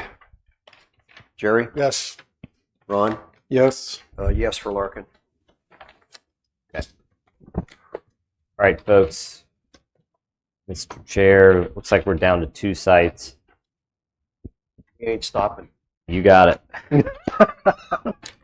And we appreciate that. Unless the planning board wants to overrule. No, let's plow through it and All right. Jerry wants to come back for more sandwiches on Monday. No, no, I'll buy you a sandwich Monday. no, leave, Call me let's up. leave We'll meet somebody- for- All right, subject site number 16. Jerry, do you want to lead the parade on this one to start off? This one I first looked at, it's like, wow. But since they've added the berms all along, looks like it's along hole number 11 all the way down. But it looks like they've added a pull house since we last visited. So far, I don't see any issue. Again, I just looked at this not too long ago, so we got here this morning. I think the berm is key. Did you give a height on the berm? In It didn't. So it would be similar to It's Sanctuary? Sunset Harbor. and I also believe this is Sunset the Lake. Sunset second. Sunset Ridge? Ridge. Sunset Thank you. Ridge. My mind's sorry. Late in This the is day. the second of two sites that they had questions about the conditions. Perhaps we should hear what those are first. okay. And we are, thank you, Wes, and we are down in the short rows, as they say. So subject 16 has two conditions from the May 31 staff report. One is off-street parking ratios per dwelling shall be no more than 3 parking spaces per dwelling unit. Riptide is perfectly fine with that. The other one, number 2, is applicant to increase density on the northern tract and reduce density on the southern portion of the site. As that is written, this is a particular design that we have less flexibility with. So in order to attempt to mitigate some of those concerns, which were valid concerns, we have included things like the raised landscaping berm, and emphasized all of those sorts of buffers on that southerly portion to try to make this as much of a ring of buffers as we can. There's sort of two portions of that buffer, if I'm saying this correctly, and Todd, correct me if I'm wrong. That landscaping berm, and then there's also going to be a small loop road, I believe, around there as well to serve as an additional buffer. Right. And so the idea here is, while Riptide has done what it feels everything it can possibly do to increase the density on the northern tract and reduce it on the southerly tract. You'll see there's actually one more whole building that's been put in the northerly tract to try to mitigate that even more. We have included this landscaping buffer. And you'll also notice on this track where and it's a little bit difficult to see, but there's now walking paths that are opened up all the way throughout both sites. Pickleball courts added to the site. There's a clubhouse, swimming pool, and just trying to open it up and making it, something for active recreation and something that folks in the community can utilize as well in this area. You're not talking about walking trails all around the lake. You're just saying around the lake, meaning the northern perimeter of that lake. Yeah. They come all the way off of this southerly track and meander all the way around the lake, and then kind of loop back around. And then also on top of that, you'd have your sidewalks on the street and stuff like that. So you have some nature trails that would be worked in amongst the trees, and then you have your standard sidewalks out there on Clubhouse Road. And that berm's going to be about 6 feet tall. Correct. All right, we're talking about a dirt berm that's about 6 feet tall, which would be similar to Sunset Ridge. And then I would like to suggest that you're going to vegetate the top of it. Oh, yeah. Yes. So that we would end up with something that would be at least 10 feet tall at the start. Depending on what you put up there, yeah. I'm not talking about 10 foot of vegetation. I'm talking about the Total height. 10 total height. Yeah. Yes, Is that something? we can agree to that as a condition. Well, I think that the issue was, reading my notes, I guess, was the height of these buildings compared to all the residential places on the other side of the road there. In Birdwatch. Right. And supposedly things that they were told I mean, I've read the emails where they seem to dispute strongly on what they were told. Do we have documentation of what those purchasers were told in writing? We do. And can you like read it to us or tell us or? So, I mean, one, I'm not an attorney, but two, this would be a civil matter between those folks on, if there is some sort of disagreement on Right. what transpired as part of their Well, I'm just trying to figure out if the berm, the little ring road, and pushing it back to the west satisfies the intent and the concerns of the homeowners just east of these properties. That's what I'm trying to determine at the height they're asking for now, which is 40. I don't remember the number. It's 50. 50. Yes, sir. That's right. That's why I was.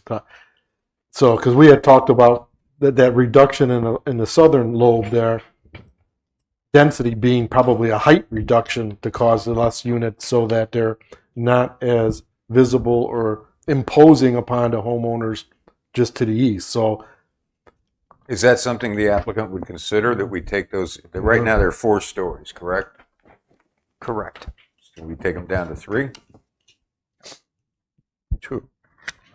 Can't get the units in. They would need to have more buildings, I think, Yeah, or they would ask for I more think buildings. absent, And I'm just talking about the buildings that in that southern leg, not the buildings on the north side. so in order, and I would suggest that this is, and I'm glad we're addressing it now, having come through all of the others. This is a financially mission critical piece here, and absent an extreme solution such as taking units from this and adding them to subject 17 in another building, which we would prefer not to do for numerous reasons, including the design of subject 17, which we'll come to. The applicant is not in a position to take a story away from these. Well, That we're would only be talking about how many units? 16? 24. 24 units. That's a major, and we understand that this is a major ask, but that's also a major concession that we're just unfortunately not able to make.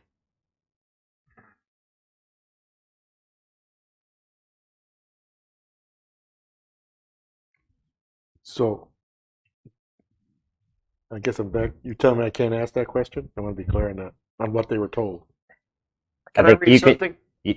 Sure. Read something into the record. This is that was given to me that has to do with I guess I need to ask the applicant if they mind. This is a document that's an addendum to the contract. It's called a disclosure letter. And it says it's for somebody that was buying on Lunar Drive. Name has been redacted. And the seller is Riptide Builders LLC. If I could read it. The following provisions shall apply to the attached offer to purchase and contract for the above referenced property. Buyers are aware that Sea Trail shall have future development as outlined in the Sea Trail Master Declaration.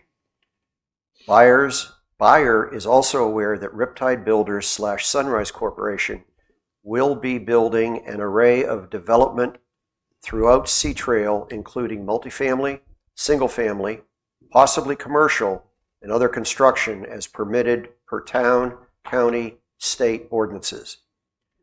Buyers agree not to oppose future development within Sea Trail, as they are aware of future development and the overall scope of the development of Sea Trail and Sunrise Properties Incorporated.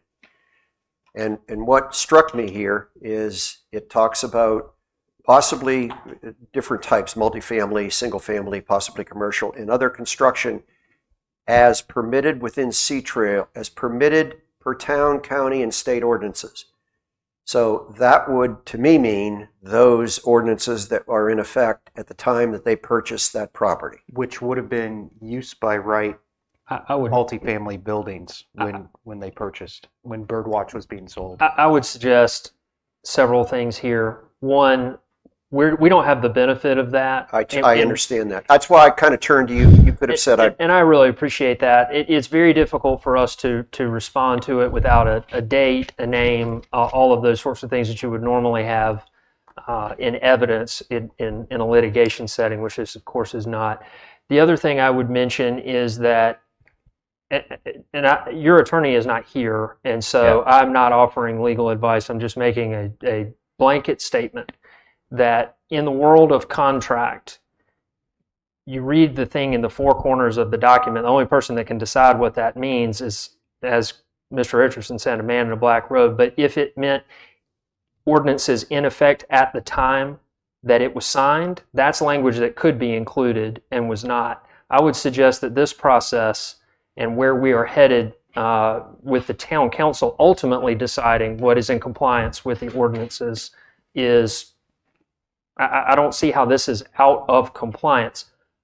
I would also suggest that Riptide has not sought to enforce its side of that contract, which is that the individuals will not oppose that. There have been several individuals that we've heard from that have different aspects of opposition here, and Riptide's not sought to shut down any of those conversations. And so I do appreciate you bringing it up, and also appreciate the grace on our response. It's just it's an awkward. I read that for the edification of people on YouTube as well, because there's that to me meant buyer beware, and we've all signed contracts. I don't know that anybody has read their HOA restrictions until they want to put a dog run in their backyard and they realize they can't. Sure. But I think we'll just leave it there. Ultimately, it's civil matter. We'll move on, and town's legal counsel isn't here. The purpose for you guys is determining, regardless of what documentation has been provided to who bought property, the appropriateness of this use. And we're prepared to do that, I'm sure. Well, but so our conditions are changing on this one, or being removed, right? So, look, if I may, you all stated you had an objection to the conditions, or It's not so much an objection to the condition. The condition that was concerning to us is condition number 2 there, that says applicant to increase density on the northern tract, reduce density on the southern portion of the site. What we wanted to make sure that we were being clear with and upfront with the board about is that we have put as much density as we can on that northerly tract, and we've reduced the density as much as we can on the southerly tract, as reflected in this particular site plan.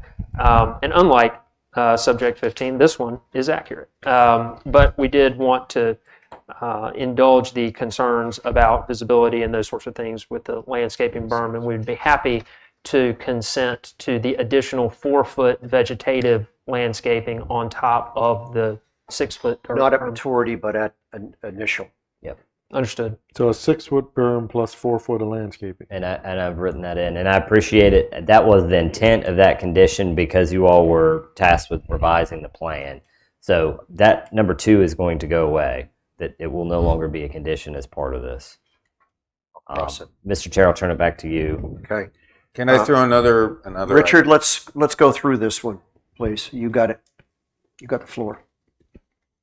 Oh, You got sorry. the floor. I mean, in the building that is perpendicular to Clubhouse Road, it's going to be fairly blocked. Are you in the southern tract of it? In the southern tract, yeah. Can we find a way to compromise on the 3 buildings that face the residential units and take those down to 3 stories? So now you're losing 18 units as opposed to 24. I certainly appreciate the effort to continue to find consensus here. I would suggest that from an aesthetic standpoint, that would be inconsistent, and we want to make sure that everything looks the same in that in that space. These are the same buildings that you're contemplating for the Champions area and Site 17. They're all the Yes, same. and, Yes, and sir. these renditions here, Two bedroom, 4-story. And are these going to be primarily weekly golf rentals? I mean, they're not going to be restricted in terms of rental period. that's correct. Yes, that's You correct. don't know if they're privately owned or if there'll be a corporation, for the club. No, We these will can't be get available into for that. people to Can't. purchase, and the hope is They that would be many private. of them will keep it on the So, on a what- rental program. What I see here, we have two choices. Just take it as they're showing it, or we can apply a condition to reduce these 4 buildings in height and let the council deal with it. If they're You got agreeable it. to it. Right. Yeah. So Because I'm leaning at the moment to taking those 4 buildings down. And they will, of course, not agree to it, and then the council can decide if they want to allow 4 stories or 3 stories. Yeah. It's a simple choice for them then. Sure. Yeah, one last point too. We're creating an area where we're going to have residential property owners facing destination rental customers. But still, And I don't residential. think that's a great mix. Yeah. And unfortunately, with the picture here and the sight lines, I can't tell where these Luna people are exactly, whether But that is the current mix right now. I mean, all these, most of these buildings in Sea Trail were constructed for a rental program that was in Sea Trail and have just transitioned over time due to market factors, due to People folks retiring. just retiring and aging into their units. Yeah, You but know- Royal Point is set back. Osprey Ridge is kind of on its own in a little peninsula. So they're not facing each other in terms of major destination rental customers, happy to have them, and residential clients who permanently live in these homes. They're going to be, they're looking right across the street from each other. We don't, to my knowledge, and you're probably more, can point out some exceptions. I don't think that's a condition that exists right now within Sea Trail. so. All right, I think I'd like to cut to the chase on Yep. this because I think we can beat this up all day long. I think Yep. we, And I agree with Ron's process here. I'm going to suggest we accept 4 stories at the north end, north side, 50-foot tall buildings, and maximum 50-foot tall, with the adjusted parking that we had already agreed to. And in fact, I think there's a difference there because we talk about 3 parking spaces per dwelling, but you're not providing that. You're providing 1.363. you're providing less than that. So Yep. I think we need to adjust that. We just say that off-street parking ratios per dwelling unit shall be no more than 3 parking spaces. So they essentially, No, but don't we have to? But they're required 2 per each of these yeah, units. the requirements. technically, it's basically we're letting the market determine how many parking spaces that they want to put. Could we adjust that and say no less than 1.5 and no more than 3? If you want, I mean, Because it fits their numbers. Yeah. Okay. Well, they're not even down to 1.5, but yes, No less than, and no they're less at they're at 1.69. 1.58 at the top. Oh, okay. I'm looking they at the are, bottom. they're also including golf cart parking, but so shall be no more than 3 nor less than 1.5. for a 2-bedroom unit. Yeah. I'd hate to have them come in and put in 4-bedroom units and make a change, and we've What if they did a 1-bedroom unit and then we stipulated this is, oh yeah, Yeah. so perhaps just leave it as, they can't sell a product that's not going to have parking. It's a reality. right. Wrigley Mm. Field. You can get there with a train. All right. There's no trains here. Well, I think you've come up with some language that's going to satisfy our parking, which is no more than 3. Except no less than 1 per unit. How about that? Yeah, I can't agree because a 2-bedroom unit, you can't just have 1 parking spot. Then just So more the than number of parking units is equal to the number of bedroom units. Well, that's what it is. That's what we're saying normally now, I but would- they don't They're, meet they're that. not, they can't provide that. I would suggest that the way to handle this is to set cap and then let the design allocate them where it needs to be. I mean, this is going to have to be a market-ready design no matter what it is. And so we're not going to be able to sell a unit with one parking place for 2 bedrooms. Okay, all right. No more than 3. We'll keep it the way it And is. we've already agreed to that condition. Okay, all right. Okay. But I'd like to steer us a little bit here and say that in agreement with the 5 units, which is a total of 126 in the northern section, and that in the southern section, I'm going to take Ron's lead here and say that the 4 units, the 4 buildings would be a maximum of 3 stories. And we need to come up with a height that is going to be Yeah, so that would, satisfactory for that instead of the 50-foot. I guess we'd have to say 40-foot height maximum. Because I don't think they could squeeze, they're not going to squeeze yeah. 4 stories into 40 feet. If the top end height is the problem of 50 feet, then we, in understanding that the single family residential already goes to 35 feet. So I don't know that we should judge it against 0. I think we should judge the delta on between 35 and 50, which is 15 feet. And noting that these southerly buildings are almost 300 feet away from the other lots, we're able to come to 48 feet and still make our design work. It would still be, just to be clear, because I don't want to mislead anyone, it would still be 4 stories, but we can get it in at 48 feet. It's really a hairline, but we could do it. That would be, really only a 13-foot difference. So I think one thing I just want to try to emphasize is that I think the way we should view it is the delta from the top of an allowable single-family residential structure and the top of what we initially asked for at 50 feet. And if we reduce that delta to 13 feet, while also adding a 10-foot, brand new 10-foot buffer on the bottom, I do feel like we've tried to minimize that as much as possible. Not asking for y'all to respond to that, just putting that I 2-foot understand your concession logic. on the table. I understand, and really, you're saying you really only need 48 feet. You can make that work. But It's going to be less than 48 feet, but we do need the 48. going to 3 stories, we would be taking away 24 of your units in the southern section. So instead of 216, you'd have 190 something. So 72 units in the southern lobe, right? Yeah, whatever 24 minus what the 96. So, Yeah. yeah, again, that's where our comment is just, we put that condition on them, they can convince the council. What do you guys think? I concur with Ron. I concur with Ron. So I guess it would be up to the applicant. The applicant, are you agreeable to that? No. Yeah, If they're you- not. okay. But in the interest of moving this forward, the I can- condition will Maybe. be no. I'll- I apologize. May I say this?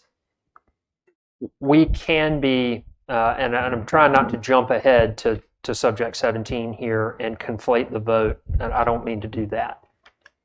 But I intimated earlier that Yes, you did, and we made a point of that. if, and just so I've made it for the record to make sure that it's 24 units happens to be one more building. right, and if we can fit one more building into subject 17, then it's possible that with some authority we can agree to the reduction. Should we, Well, let's can we table. table 16 for Yes, 5 let's for go a to minute? 17. Talk about that, we can come back, because we did all the rest are done, so. Yeah, let's go to And 17. I would suggest it's possible. All right, well, Um, let's go to procedurally, we can move to 17, right? Correct. Okay. Planning board, is that okay with you guys? Perfect. Yeah. Wonderful.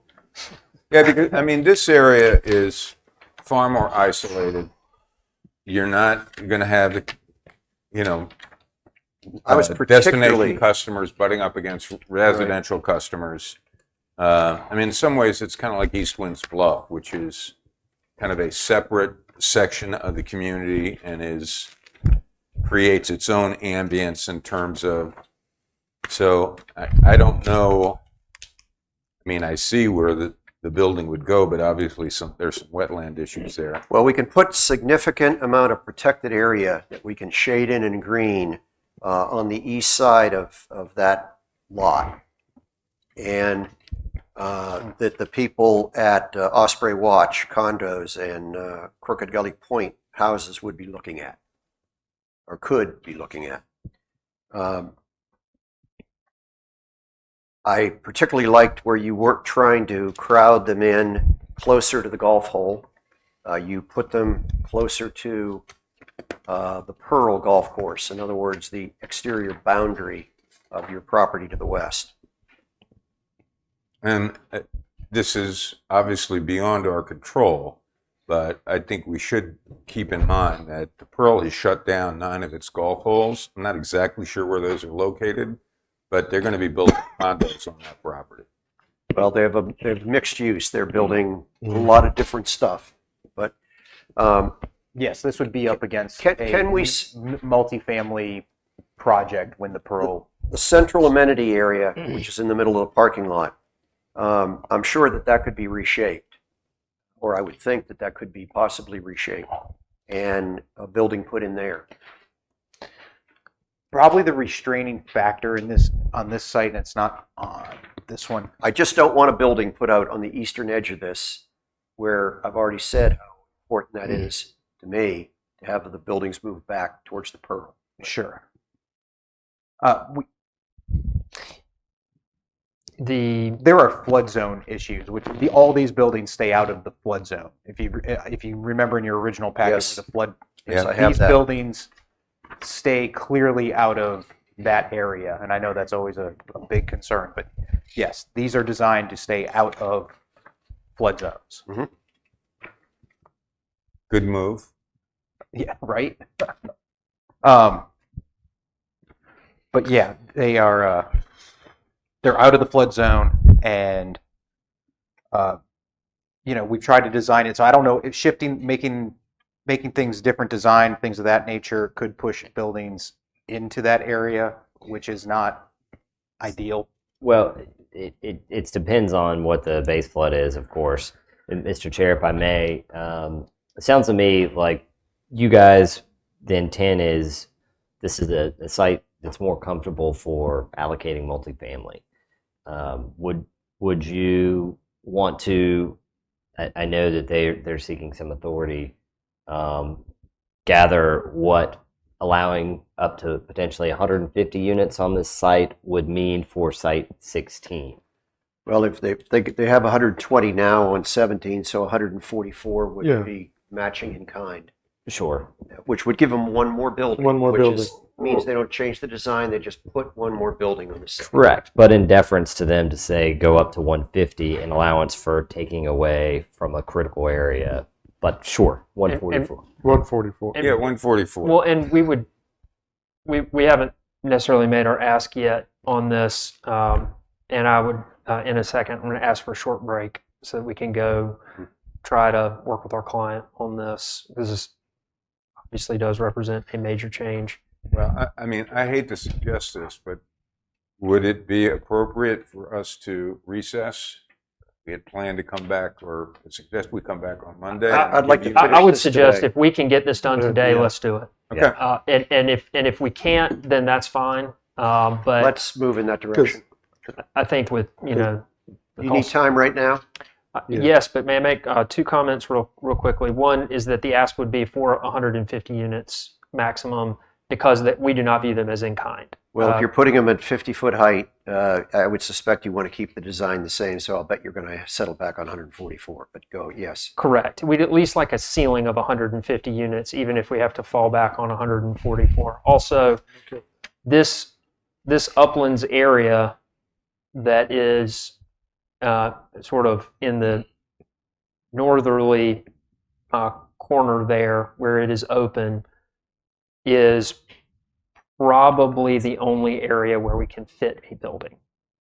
So it would be behind that tree buffer, and we'd need to work out some other things about it, but that's probably where the only place that we can fit one. I'm going to go talk to our client and possibly our designers about this, but that's just so conceptually we're all on the same page. That's what we're looking at. You don't think you can fit one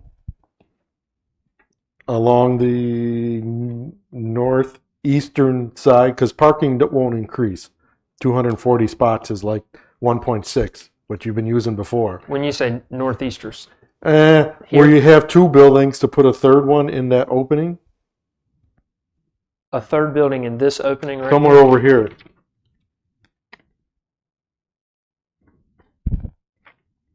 Because like Again, I think they're trying to stay away from the flood zone. yeah, but they don't need any more parking they already have Where are you talking about? here. I see what you're saying. And then obviously this whole little triangle can be kind of scrunched. He's talking about having 6 buildings that are sort of working around the 3 parking by lot. 3, 3 and 1 L, and Oh, I don't I think think I understand what you're saying. And the only other option, if that's not possible, and I think that they may require some additional contemplation on this, is to move location of the road and then move that unit closer. I would be opposed, or I would be concerned about a unit being put out closer to Crooked Gully. right. Yeah. It But if, following Ron's, if we kind of squeeze that central amenity area and make it a somewhat tighter circumference, then you will have some room, and there's probably a way to do that and preserve all of the parking. There would be space along that, whatever, eastern side. Because the 240 spots are still consistent with your other ones, right? If we could go speak to our client, I think that'd be fun. Take a Okay. break. You wanna 5 take- minutes? Yes. 5-minute 5 recess. minutes? I'm going to need 10, please. Okay, all Okay. right. But let's come back as soon as we can. We'll be 100%. here.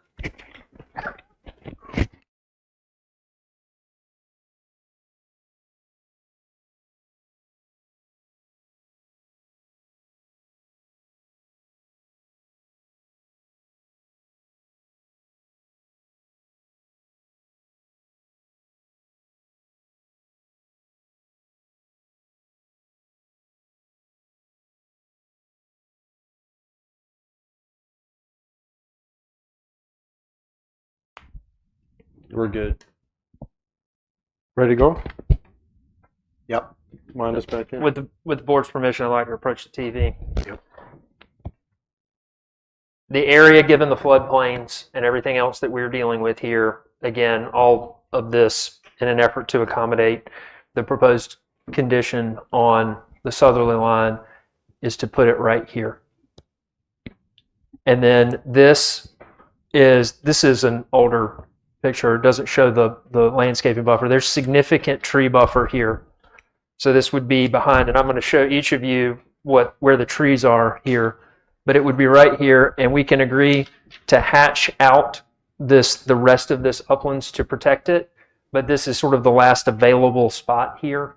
And so what we would suggest is that we have a condition where we increase the maximum units for subject 17 to be 150.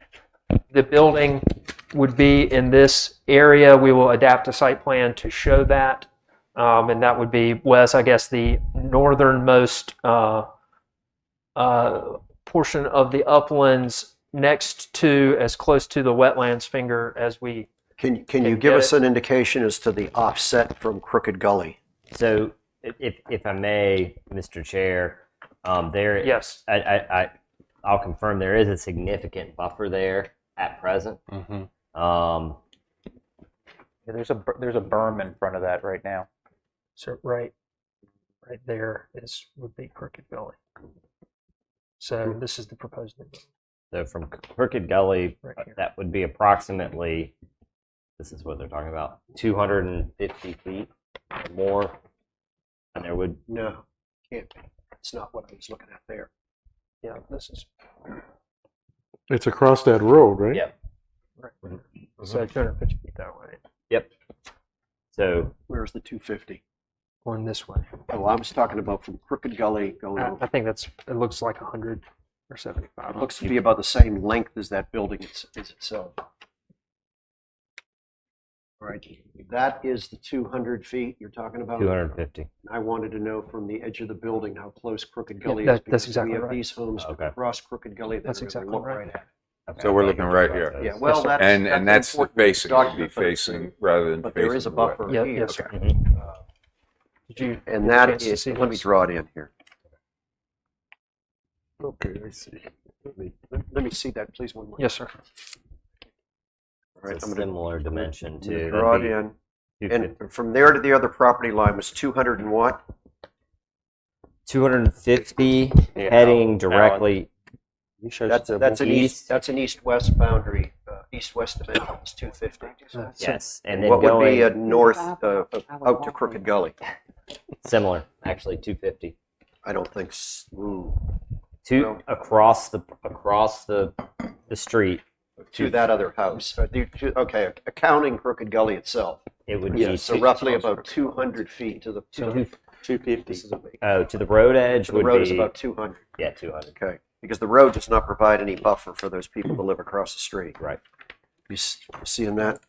He's saying 200 feet to the road at Alan. Crooked Gully, Just for and clarification. 250 feet from the Take building into to consideration the with property this. line I think it's Over here. important. over Going on back that to side, which is 16. um, What would you reduce the which units is to? Crooked Gully Point houses, is what they're, Crooked Gully Point. is what And we're they're gonna have called. all this is gonna be trees, right? Yes, everything in there would have to be So we're protected. gonna have that all as protected in here, And right? if you look here, On the there southerly are side. trees there. Mhm. Yeah.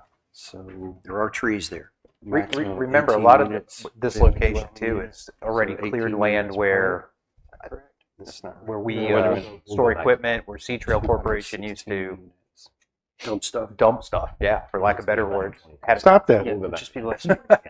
Okay.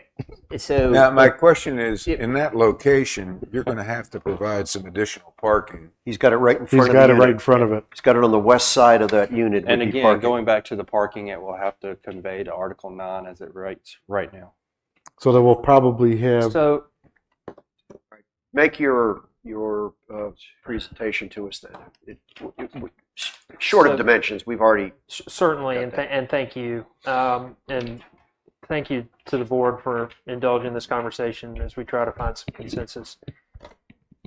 With regard to subject 16, we would agree, and we can work on how we want to write this, but we would agree to a condition that would reduce the height of the southerly buildings such that those are reduced by a total of 24 units.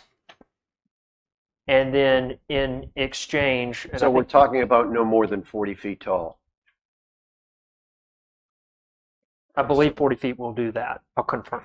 I think 40 feet will do that. think that's right. I get, as you've seen, I get nervous when we're talking about 41 feet versus 40 feet just because of a chimney spike or something. That's correct. You're And correct. so 40 feet should work there. And in exchange, we will we'll agree to a maximum of 150 units for subject 17, with the location of the sixth building to accommodate those units being located on the northerly end of this entire tract, which is currently labeled Uplands, and in design, Riptide will endeavor to have that building located as far south as possible in that upper northern corner. And we're looking at a 200-foot dimension roughly from Crooked Gully to the northern edge of that building, new building. And that's what we understand. Yes, that's what we understand too. and And also approximately 250 foot as an east-west line from the edge of the building to the back lot of the properties at Crooked Gully Crooked Gully. Point. That's also what we understand. and that they have volunteered to maintain approximately 40 or 50 foot of existing vegetation along that property line. And might I add, Mr. Well, it Terry, says 20-foot building setback is what the only thing that's on there right now. on subject 17. But 17. yes, that condition would be added. Mr. Chair, you were concerned about Crooked Gully across the street north. Would the applicant be willing to provide a similar berm just on the northern boundary of Crooked Gully Circle, with the exception of the location of the driveway? Oh, from the driveway eastward towards the corner, right? Yeah. At this late stage, what I would suggest we consider is Riptide can commit to maintaining or improving the northerly visibility there in any feasible way. We will work diligently with town council to work on privacy there. I'm not probably not able right now to get a clean answer on that. 10-4. Okay.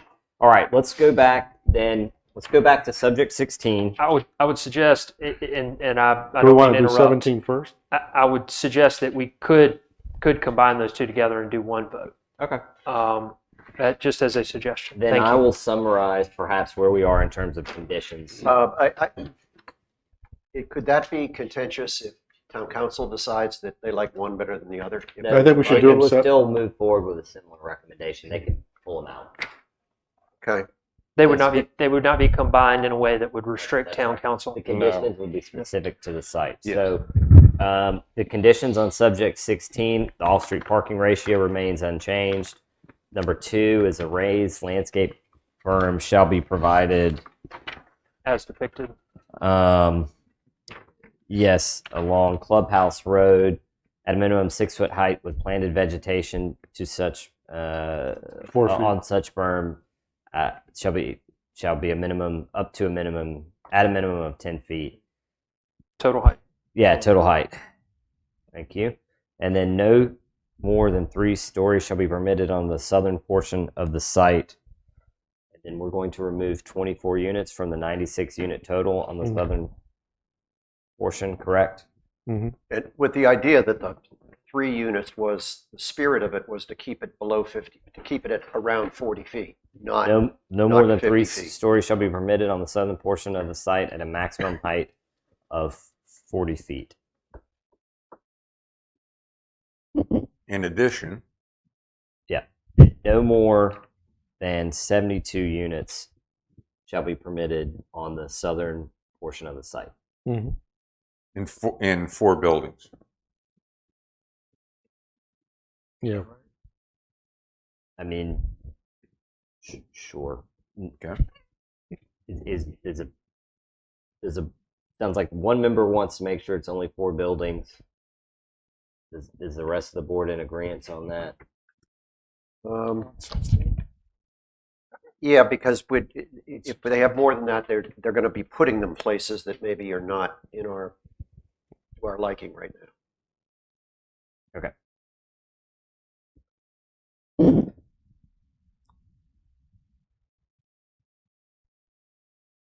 Okay. So those are the 3 conditions for subject 16.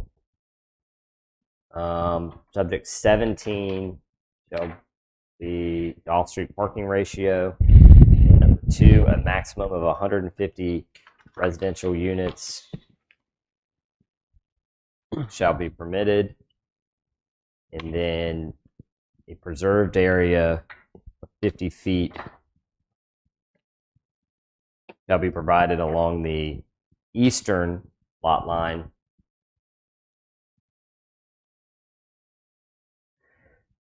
And the northern street lot line shall be provided with a buffer as determined by the applicant. And did you say 200 foot there? The northern structure shall be set back 200 feet from residential. From the property line. I don't believe from the property line. I believe it'll have to get the property line. Property line has to be on Crooked Gully. So is that 150 feet from their, because they're setback 50, no, they're setback 25, excuse me. The houses have to be setback 25. So if we went 200 feet from the structure, To the property line. would be 175 feet. I don't think so. So I think I would suggest that to some extent we're restricted by wetlands on the design, and our commitment on the condition, I think, should be to locate it as far south as the wetlands will allow, which will bake in the maximum available distance to Crooked Gully and those You other could come lots. back with that can only be 100 feet. oh, We don't know what the wetlands hold on, looks like. I'm trying to work through this. So what I was going to stipulate is that by the fact that they're going to include that 50-foot buffer and preserved area, that gets you to 200 feet over to the other easterly lots, and that there can be an inclusion. You want to come down 200 feet From from Crooked Gully. heading north to the south. Yes.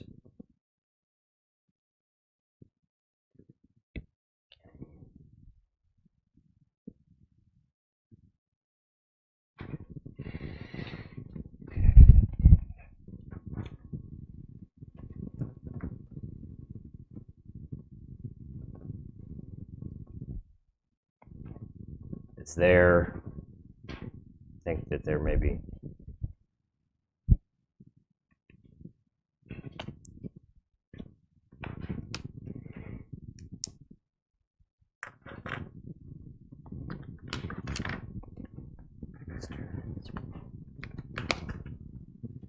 So I believe the last item in question is the northern structure shall be set back 200 feet from the street lot line on Crooked Gully. Crooked Gully Circle. Yes.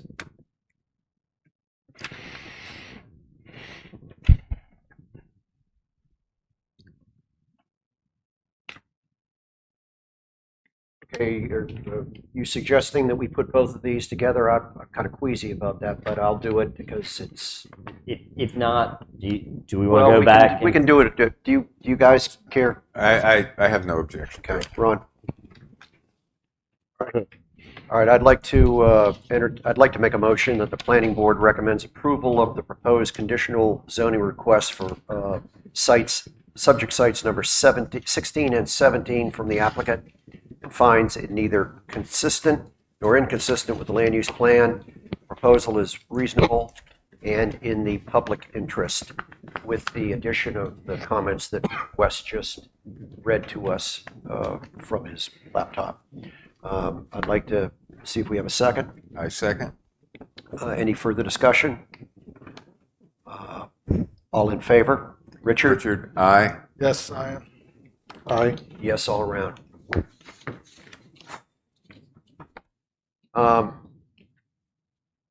That concludes our review of each of the sites 1 through 17, and with decisions on all of them. I think we only sent one. Maybe we didn't send one that was not in agreement. But anyway, I think maybe we agreed. They were all I think agreeable. we've resolved all of Rick's concerns. Find my agenda. Seeing that we've finished with old business 1, staff, do you have any comment? I wanted to say thank you for the work. Thank you for Wes. Thank you for Grady. Thank you to the applicants for being patient. You can officially adjourn this meeting. Staff will work to schedule the public hearing with town council in the near future for public hearing to be set for a time in the future. I will work with the applicant over the next 2 days to talk to them about deadlines when I need site plans and stuff like that. So I'll send an email out to both of you, potentially Clint as well, to jump on a conference call by Friday. That way we can make sure we're all on the same page. I'll see if Wes is available, but if he's not, we'll just. Clint was watching. I would very much like to get a copy of Wes's notes sooner than later, and I know he's always great at getting stuff out quickly, but So I are we- want to regurgitate these. Are we, or this group, we're never going to get like a final revised set of this, right? Yeah, you'll get a final once it's approved by council. It'll be. No, prior. Prior to. I will review. I go back and review and make sure everything is is clear, I just need your Uh, notes. and it should be hopefully by Friday morning, but it may be Monday. That's fine. That's fine. And they'll be provided to everyone. Because what town council is going to want is us, they're going to solicit members of the planning board to sit down and talk with them and give them the skinny on each one of these. And And I'm going to be doing that as well. So I know you are. I know you are. But there will, all the drawings will be revised too? I will work with the applicant on that. So I'll have a game plan moving forward. Got to figure out exactly what that is, but I've got to set parameters and guidelines on when we schedule the public hearing to make sure everything's in line as well. Not to mention I am in a floodplain class for a whole week, and not next week, but the week after. So that crunches All right, things let's a talk lot. about our next planning board meeting. Is it yet to be determined? And it will be July the 6th. July the 6th is the next planning board meeting. I'll be there. And will it be on UDO or will it be on, we'll see the agenda. You'll see the agenda. Okay. Yep. I'd like to entertain a motion that we adjourn this meeting, and I want to thank the planning board for their diligence in all of this. And thank I the would- applicant for the plans late. Well, they weren't as early as I would have liked, but they got the job done. Yes. And before we adjourn, I'd like to thank Alan for getting us through this and the staff for putting it up with us. Can we have free tickets to the concert tonight? Then we need a motion. Second motion, Richard. Yes. All right, all in favor? Aye. Aye. Thank you all.